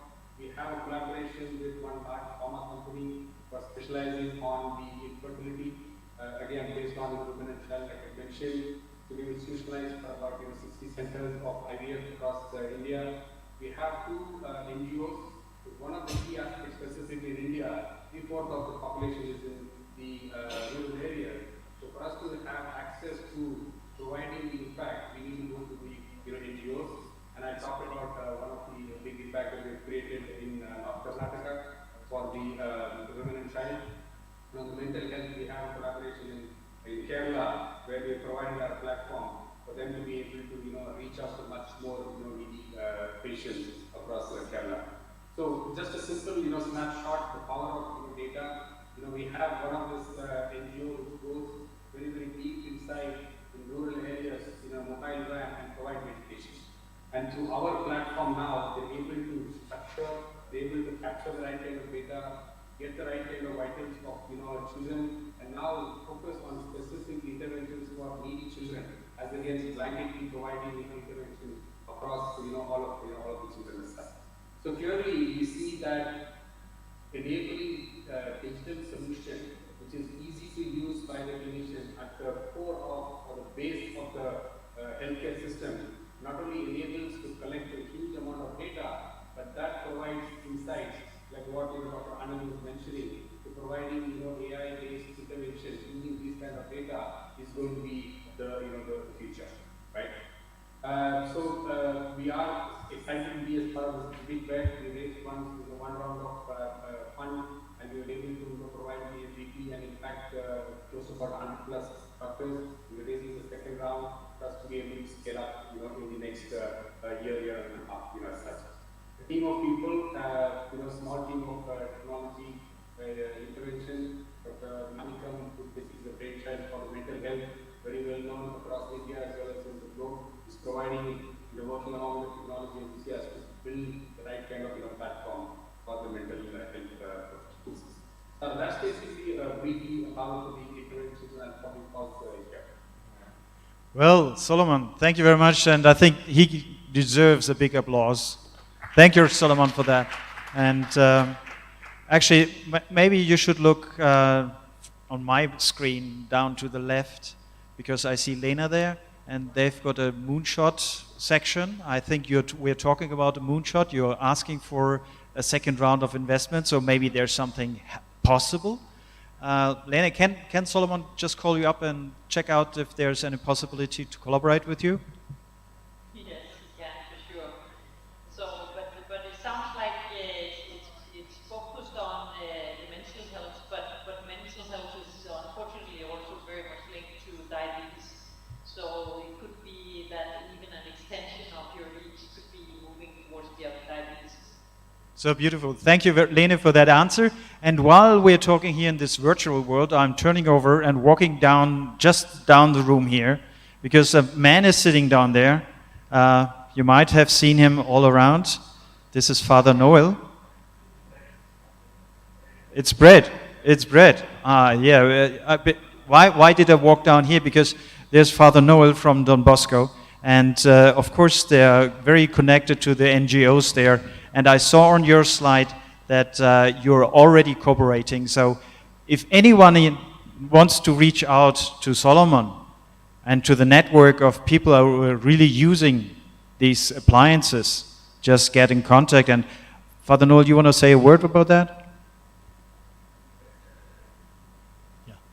So Breads is one of our partners in the Don Bosco network, and they are already partnering with them. But we do have work for children who are not really having mental health problems, but who come from very vulnerable backgrounds, and we need to do always a lot of counseling. And in 72 cities in India, Don Bosco network is working for so-called street children. We don't call them, but from vulnerable backgrounds. So definitely we need this kind of support where we can look at mental health of these children, because we would like to shape their future in the right way and bring them to normal life stream.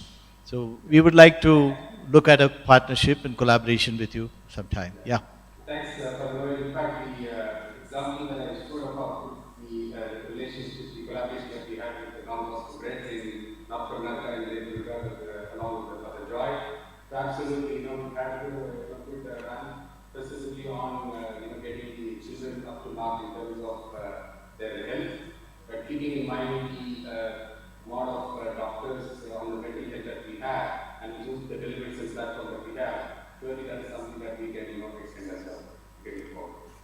So thank you very much, Solomon. And this is all about enabling collaboration for sustainability. Thanks for you being on screen virtually with us. This is a big surprise. We've got some people here in the room as well. So I might hand over now to someone who says, stay safe, 5 in 1. What could that be? So I call up onto the stage Nia Rao, life safe, stay safe, 5 in 1. Mystery. Give him a hand.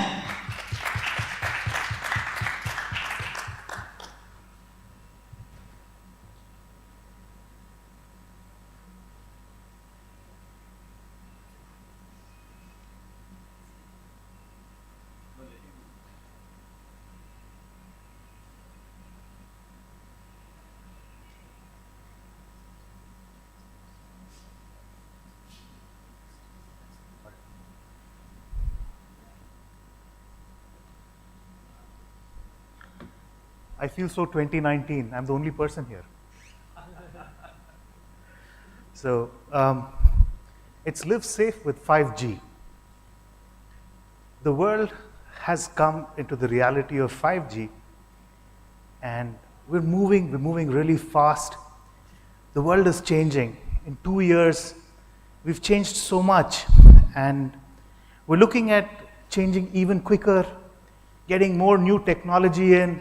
Healthcare, wellness is huge concern. Live Safe looks at one very specific aspect of that. How you use your wireless devices, your Wi-Fi routers, your mobile phones, and how that affects you. We're here to help you use it better and live safe with technology. This is staggering. 66% of the world's population will be living in large cities by 2050. Unbelievable. You're going to have a world which is so densely populated in certain pockets that it's critical for us to be sustainable, for us to be clear about how to manage our resources and how to look after the people living in these cities successfully if we want to survive as a human race. A lot of changes are coming in. The Indian government, for example, has said that 65% of all vehicles on Indian roads will be electric vehicles by 2030. So pollution is huge. Delhi is an example. We keep seeing it every year. It's becoming difficult to breathe, difficult to survive, and difficult to even have a lifestyle in a large city because of pollution. So we've actually started taking steps to curb all these pollutions which are surrounding our environment right now. But pollution is also evolving as we change how we live in these cities. We're moving towards 5G really quickly, and there are 1.18 billion connections, phone connections in India. When 5G rolls out, you're going to have at least 2 to 3 times that in the next 3 to 5 years. 3 billion connections in one country, which is crazy. And how do you handle all the radiation from all those 3 billion devices? That's what I'm here to talk to you about today. 97 5G networks are there across the world in 46 countries. The benefits are obvious. We've all seen them. 100 times faster, low latency, excellent bandwidth, but at what cost? As we've seen in the previous presentations, technology always comes with a cost. There is a trailing edge. And we really need to look at that objectively and, rather than being retrospective in all our actions, we need to actually take proactive steps and try to predict and handle technology better. 5G is going to be a lot of radiation in your face, all through your environment, and 24/7, 365. There is going to be no respite for you from this radiation, but what you need to do as a person living with new technology is understand what it means to you, how to handle it, and how to, protect yourself from the trailing edge of this technology. Out of the 47 countries that have already rolled out 5G, many of them have actually come out with studies which have shown the ill effects of 5G. Children have been affected extremely badly by 5G radiation, especially the millimeter wave radiation. So in India, fortunately, 5G is going to be rolled out in the 3.2 gigahertz spectrum. But in other countries, it's been rolled out in the 20 gigahertz spectrum. And this has actually affected children, affected a lot of people in different ways. Switzerland has actually come out, one of the early adopters of 5G, has come out with a case study saying that maybe it should be deferred globally. And it is something which has been gaining momentum across Europe. And in India, we expect 5G to be rolled out in January. So what do we do? How do we handle this? And how do we protect ourselves and our family while downloading movies in 3.2 seconds? Because that seems to be a huge driver for us to adopt this new technology. Very simple steps. What you as a person need to do is be aware. Okay, in India, 5G is going to come in antennas which are going to be placed every 100 meters, or maybe less depending on bandwidth requirements. But we've also seen rollouts through Wi-Fi routers. So the Wi-Fi router in your house is also going to double up as a 5G transceiver. So it could be in these two ways. As a person, what you need to really do is look at where this router is, where this antenna is, and know where there is a safe space in your house, where there's no radiation. You need to give your body time to be away from this radiation, for it to heal, for the natural processes to take over and help you recover from whatever stress this radiation has given you. Second, if they come and ask you to put a Wi-Fi router in your house, make sure that the location of the router is such that it does not come close to your bedrooms. Areas where you spend 5 to 8 hours in a day, you should have at least 10 meters of space from the Wi-Fi router and these areas. Because we've found even in regular 2.4 gigahertz Wi-Fi routers, this can have effect especially on children and on old people. With 5G, what happens is your router is going to be doubling up as a transceiver. So it's going to work 24/7. It's not that you can just switch off your Wi-Fi router. Your Wi-Fi router is not going to be just supporting you, but it will be supporting people in your neighborhood as well. So it's very important that you know where it is and how far it reaches in your house. And next, simple things you need to do with your lifestyles. Please, your cell phone, everybody has it all the time. You take it into your loo, you take it into everything you do. Be mindful. I don't know if you've noticed, but when you talk for a long time on your cell phone, your ear gets hot. I'm sure a lot of you would have observed that. The reason your ear gets hot is because the microwave radiation from your cell phone is actually cooking your ear. So in Hindi they say, right, kaan paka diya yaar mera. Basically, that's what happened. Your ear got cooked. But it just doesn't stop there. The radiation actually goes a little bit further. For adults, it affects 15% of your brain when you talk. But for children, up to 85%. Children especially need to be careful when they're using mobile phones for talking. Use the wired hands-free kit. The one they give you free with your phone? Please use that. It doesn't look nice. It doesn't, sit nicely in your ear with no cables. But hell, it's safe. It can really, really reduce your exposure by up to 50-60%. Just that one thing. I'm running out of time. Live Safe helps you live safe with all new technology. We help you assess radiation in your home, in your office. We've done it for over 2,000 people across India. We have clients like Airbus Industries. We've done it for Siemens. We're doing it right now for Bosch. And there are a lot of other large clients who've lined up, and we hope to be doing it for World Trade Center very shortly. We have tremendous case studies. And also all the details which were contained in this particular presentation will be posted as a blog in our website. You can go find all the information you want. From the last 8 years, we have compiled an exhaustive list of studies, interesting anecdotes, etc. So please, feel free to go to our website, livesafe.in. Thank you. Thank you very much, Rao. Give him a hand, Right. Thank you. Yeah, all talking about all this tech stuff. We are all surrounded with the tech stuff, so it's good to come back to the human being, and thank you for leading us there. And if you would give us one advice, how to sleep well.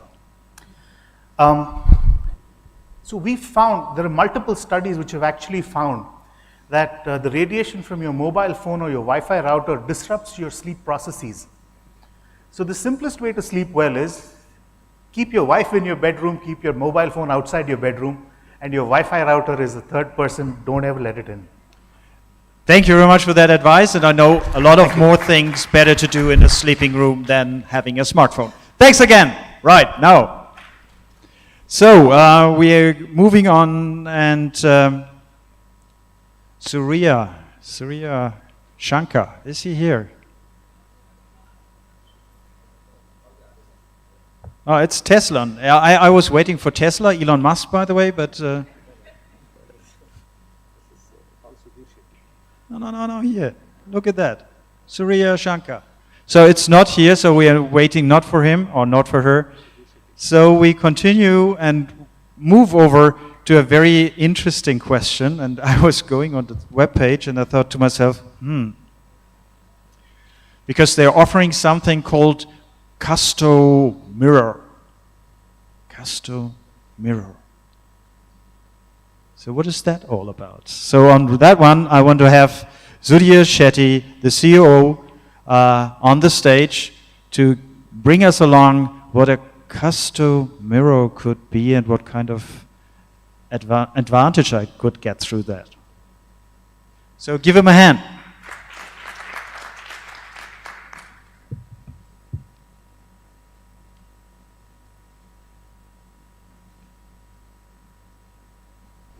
Thank you. So we actually, I'm representing Anthology right now. So we have multiple brands. One of them is Talisma, which is, so I manage marketing for Anthology and I'm the general manager for Talisma. And as part of Talisma, we did the Custo Mirror study. And Custo Mirror was a study that we did for banking and financial services to find how is digital customer engagement in the current era. We've been doing it for 20 years. We've been as a platform provider. So we wanted to become a customer and actually be a mystery shopper and go to these customers and see how they actually perform. And give this as a service rather than as a product. We actually did it as a service to around the top 60 companies in India. And we are giving them this as means for them to actually improve their customer service and their customer engagement. And it also gives us insights of how, when we implement our solutions, how does it work as a customer and how. And that's where we started call it as a Custo Mirror, as a mirror to your customers. Okay. But I'm going to talk about something else, which is the topic for today, which is education for sustainable development.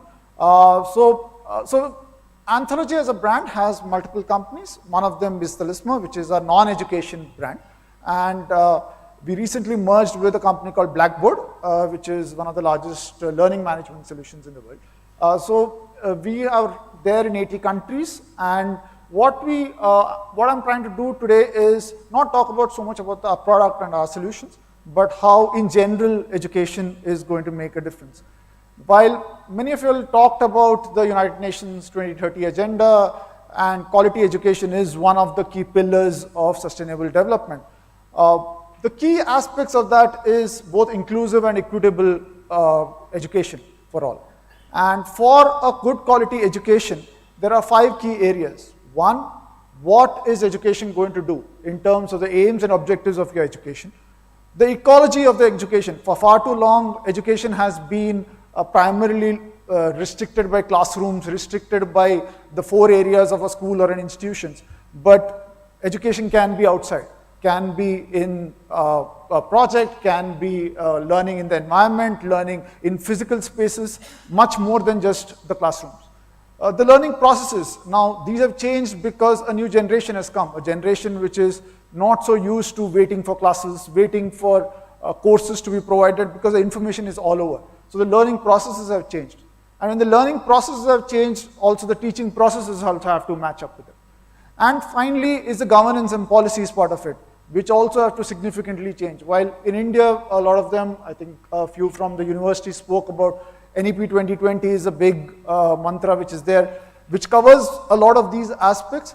Now, as part of the presentation, I'm not going to talk about all of these aspects because it's too long. So I'm going to focus primarily on the learner. And when I say learners, it is a paradigm shift from calling people students. For far too long, we have called everyone students and hence made a relationship which is slightly one way in nature, where there is someone teaching and someone who is a recipient of the knowledge. But here we are talking about learners because of two things. One, the learning aspects of it don't stop with where your education ends. Learning is becoming more lifelong. People are constantly learning. You have so many access to so many areas to learn. You can develop new skills at any point of time. So the world is giving you a lot more second chances than what you had maybe 10 years back. The other aspects is the learner behavior itself. A lot of the learner behavior has changed because the advances in technology have given them access to different information. Information that typically you were dependent on the teacher is already available to them before they even enter the class. So their expectations of what a classroom is, how teaching is, the pedagogy is very different. Now, when you take EdTech as an industry, so this was a survey done in July, and this is a typical learner's journey through a higher education institution. From the time that the education institution is trying to reach out to the student or the learner, and to the time they enroll it, where there is a significant gap in terms of what the quality of solutions that are being provided to what expectations are done. When I can use my mobile app to do everything in this world, it is difficult when a student who is, or a learner who is 18 years old and trying to apply for admission and suddenly finds the world is very different and very complex. The other aspects is a very big gap exists in the learning side of things. While there are a lot of tools for, in India especially, on the tutorials aspects of it. There is a lot more emphasis on the K-12 side of things where there is competitive exams, the competitive work. But if you see higher education or undergrad studies or postgrad studies, there are not many tools available to actually improve someone's scores, to improve someone's learning. And those are where there is a big gap in the EdTech side of the world. The other aspects is what we talk about is, we have a product called Occupational Insights, which basically gives you insights into what skill, what courses give you what kind of jobs, what kind of career prospects, which give you insights into what can happen in the future. And this is where we think there is a usefulness in tech in education. And finally, in terms of, both in terms of lifelong learning, giving opportunities like MOOCs, for example, they are all over the place where you have opportunities to learn new skills and which can be impacted across the board. As COVID has taught, it's no longer now a physical delivery method, as in there is online learning which is now popular, but as even in a post-COVID era, we believe that it would be a blended learning world where things would be hybrid in nature. No longer there would be one versus the other, it would be always together. There are advantages to both solutions, there are advantages to both systems, and the more we adapt to this hybrid world in terms of systems, in terms of processes, the better we end up building. Now, when we do all this, what we start having to do is, from an institution perspective, you need to redesign your learner experience, which basically means that a lot more emphasis on experiential learning, a lot more emphasis on creating academic programs which are designed to basically give a real-life world view to a learner. You're talking about students having both online and on-campus kind of hubs where they feel a belonging, a sense of belonging. There is inclusiveness that is brought into it. There is equality in the way that is treated, so that there is no discrimination between students and between different classes of people. The other part is that you need to now start thinking of everything from, let's say, this particular conference room has to be built in a phygital world, where it could be there are physical people and there could be also digital people. How do you manage that both are seamless and how they are doing? For far too long that we have built, this entire structure was built for a physical place. It was not built for others. But when you're looking at a new university, you would not end up building that way. You would build up that there would be significant population who would not come, and there would be significant population who would come. And the same thing in terms of impact. We have been focused a lot more on disciplines and education degrees and qualifications versus what is the impact that this education is driving towards. So from our model perspective, what we provide is an end-to-end solution for both institutions as well as students. What we call is innovative is an innovative pathway where every learner can define what their success can be. Someone can choose an occupational pathway and say that, no, I want to get a job and that is what my primary purpose of education is. Someone else can say that I'm in a learning pathway and I just want to keep learning more and more. And that's my goal in life. And how do you enable that? Or it could be a skills-based pathway where I want to start painting, I want to start learning a piano. It could be a particular skill that I want to learn.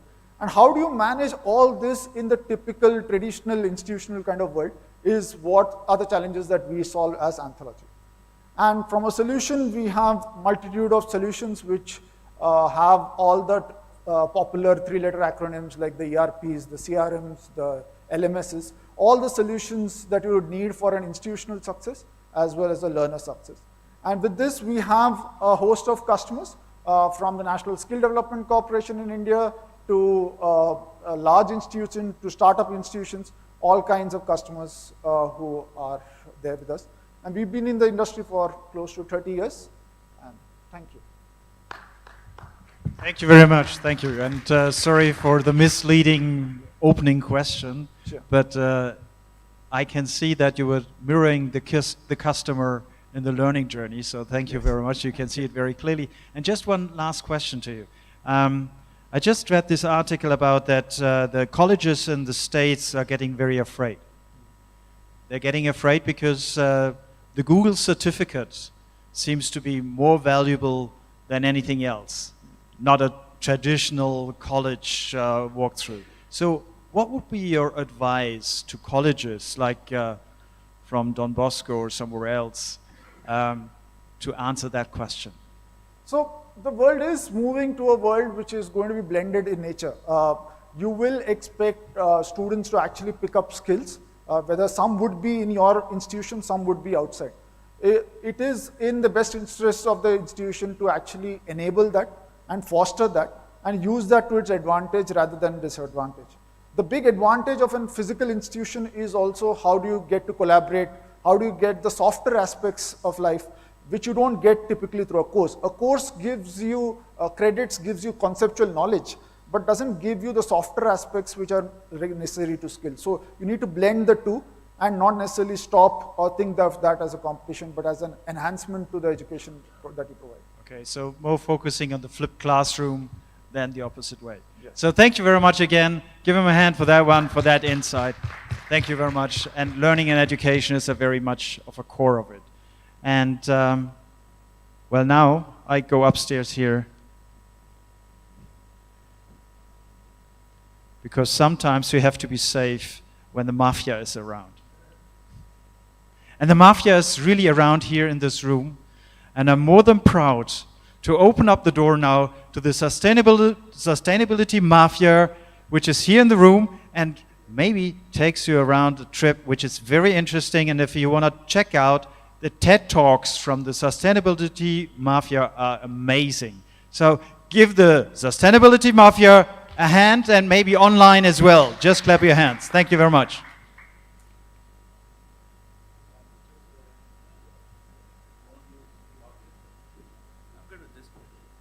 Check, check. So could you please share the slide which I've...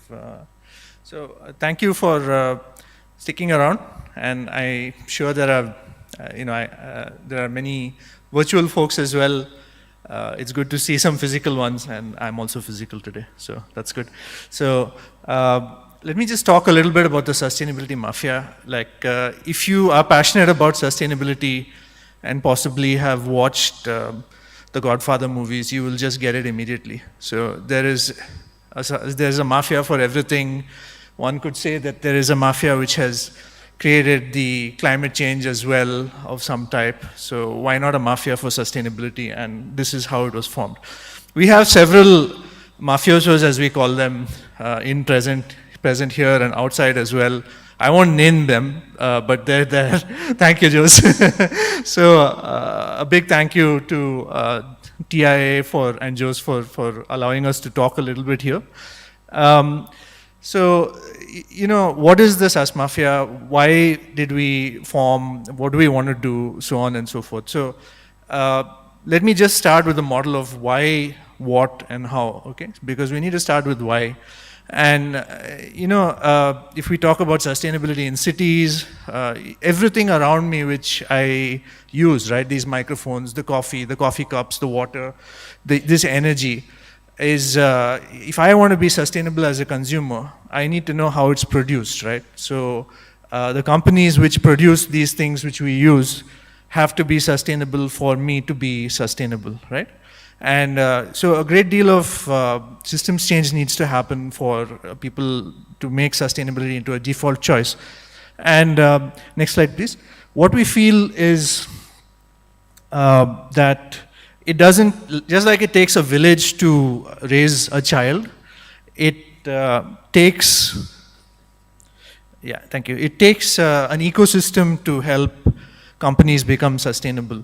So we have, this is, our ecosystem a couple of months ago. Actually, we have 70 plus extremely, I'm saying it myself humbly, like very gifted entrepreneurs, problem solvers, practitioners who are passionate about sustainability and who are working on various aspects of the challenge. And when a company, which makes beverages or manages hotels or whatever it is, wants to become sustainable, they may not know how to innovate, and they may not know how to, do it themselves. So if there is an ecosystem like this, right, full of these companies, then their demand for this new sustainability thing, which is becoming a thing in our society, can be met by these companies.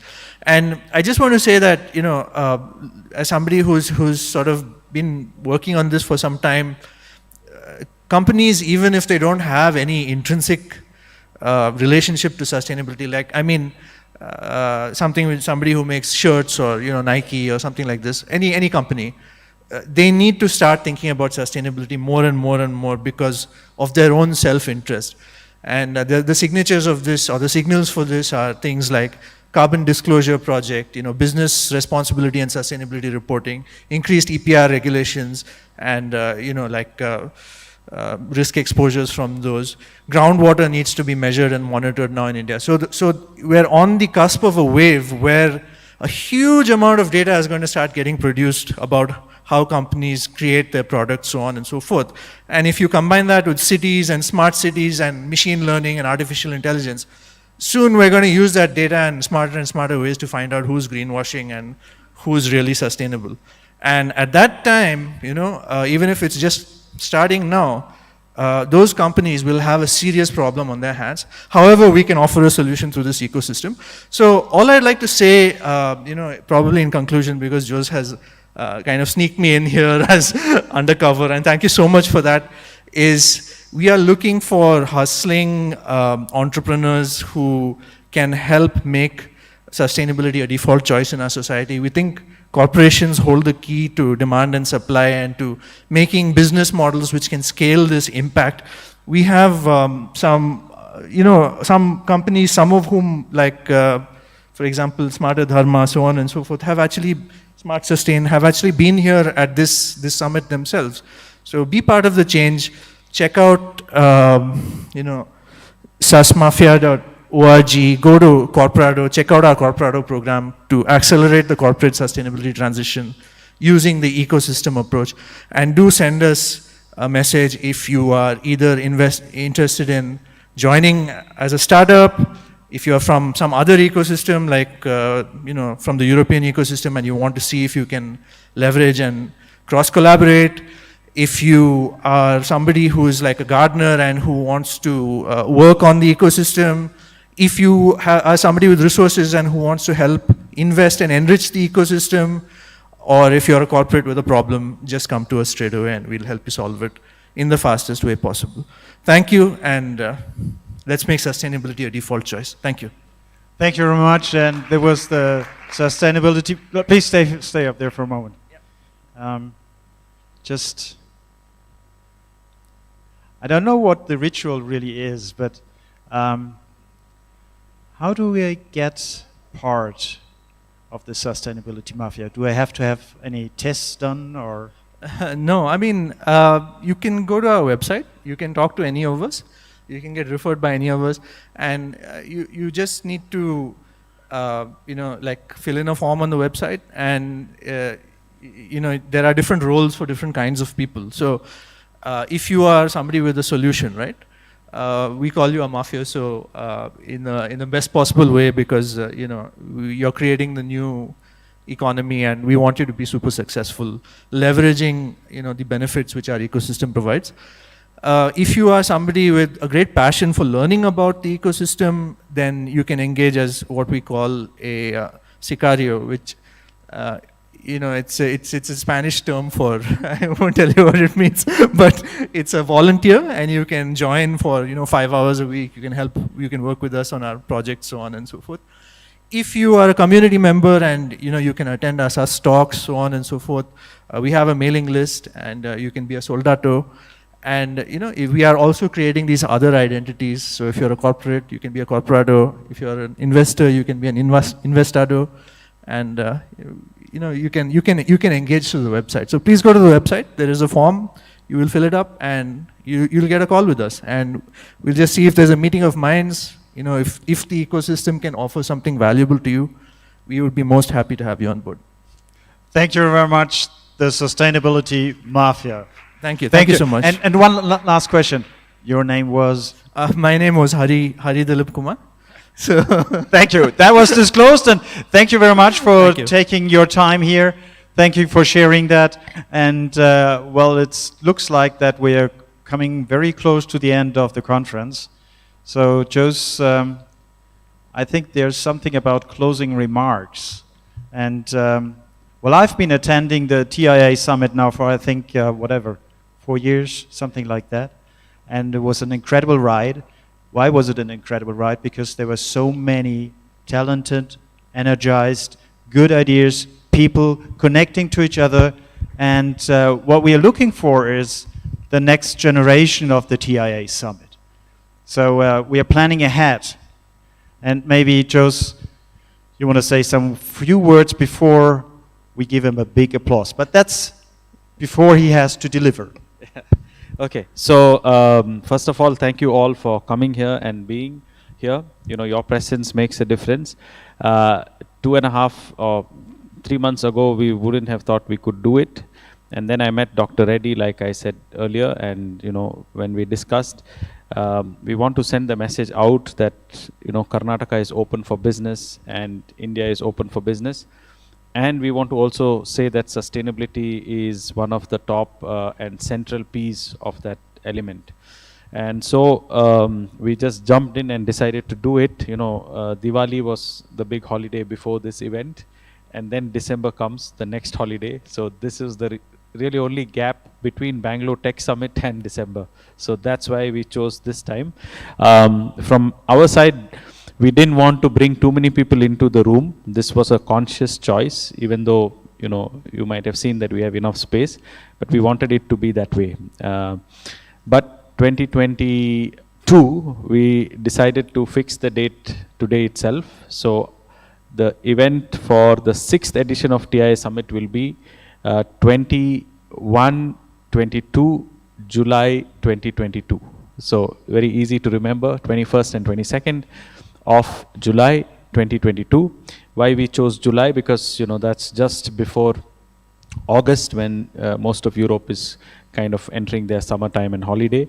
So we thought that's probably the right time that we can put some thoughts on sustainability and some of the startups and their ideas into the minds of people, which can then during the holiday reflect and come back and probably change their business plan, look to collaborate with startups. From my side, the other thing is for 2022 edition, I would try to see if we can get delegation from Germany, Switzerland, Netherlands, and so on to actually join, physically. I'm not sure if this COVID pandemic is over or not yet over. It keeps, coming back again and again. But we are optimistic, and optimistic people build a better world. So while I don't know what will happen going forward, but I want to believe that good things will happen. And I think all of you in the room and those who are following us online are of the similar nature, because all the startups here that we saw over 2 days could only do it because they believed in something that others said may not be possible. And so it starts with faith, and with faith we can build a sustainable tomorrow. So we have shared the dates from our side. Jan has blocked his date, so he will be here. But one thing that we want to add in the next edition is we will have a VC and venture capital platform. We will try to bring the guys, who have capital to invest, because that is what the startups tell me. They need capital with a capital C. So we'll try to do that. We are already in touch with some of them, and I don't want to say any names now, but I'm sure that we'll have a very good panel, and we'll probably change the format a little bit in such a way that maybe a few deals are also done within 2 days of the event, because we want to be an action-oriented summit, not a talk-oriented summit, and that we want to do. So those startups interested in raising funds and so on, please get in touch with us through our website and social media platform. I am there on LinkedIn. It's easy to get in touch with me. So we will pre-curate some of your needs, find the right investors before, and probably get you to meet them here and get the round of funding closed in 2 days and some MOU signed here in Bangalore. Why are we doing this? Because I think Manjunath and so on know this. It's not even my business to do all this, but we say that if we don't do something for the others, our purpose to be here on earth is not fulfilled. So I'm looking forward to anyone who is ready to collaborate, because we have to help each other. And in this game, either we all lose together or we all win together. So if somebody has capital, somebody else has ideas, we try to bring it together. And I would like to thank all our advisory board members and all our 30 strategic partners who have been there. It's from our side, we didn't push them, because if we send them all an email to bring their friends, and there are 30 of them, even if they bring 10 each, it's 300 people, right? But we didn't do it this time because of the sudden, I think 2 weeks back, the sudden resurgence and numbers of COVID. So I hope all of you had a good time with the knowledge and sessions. Hope you all networked well.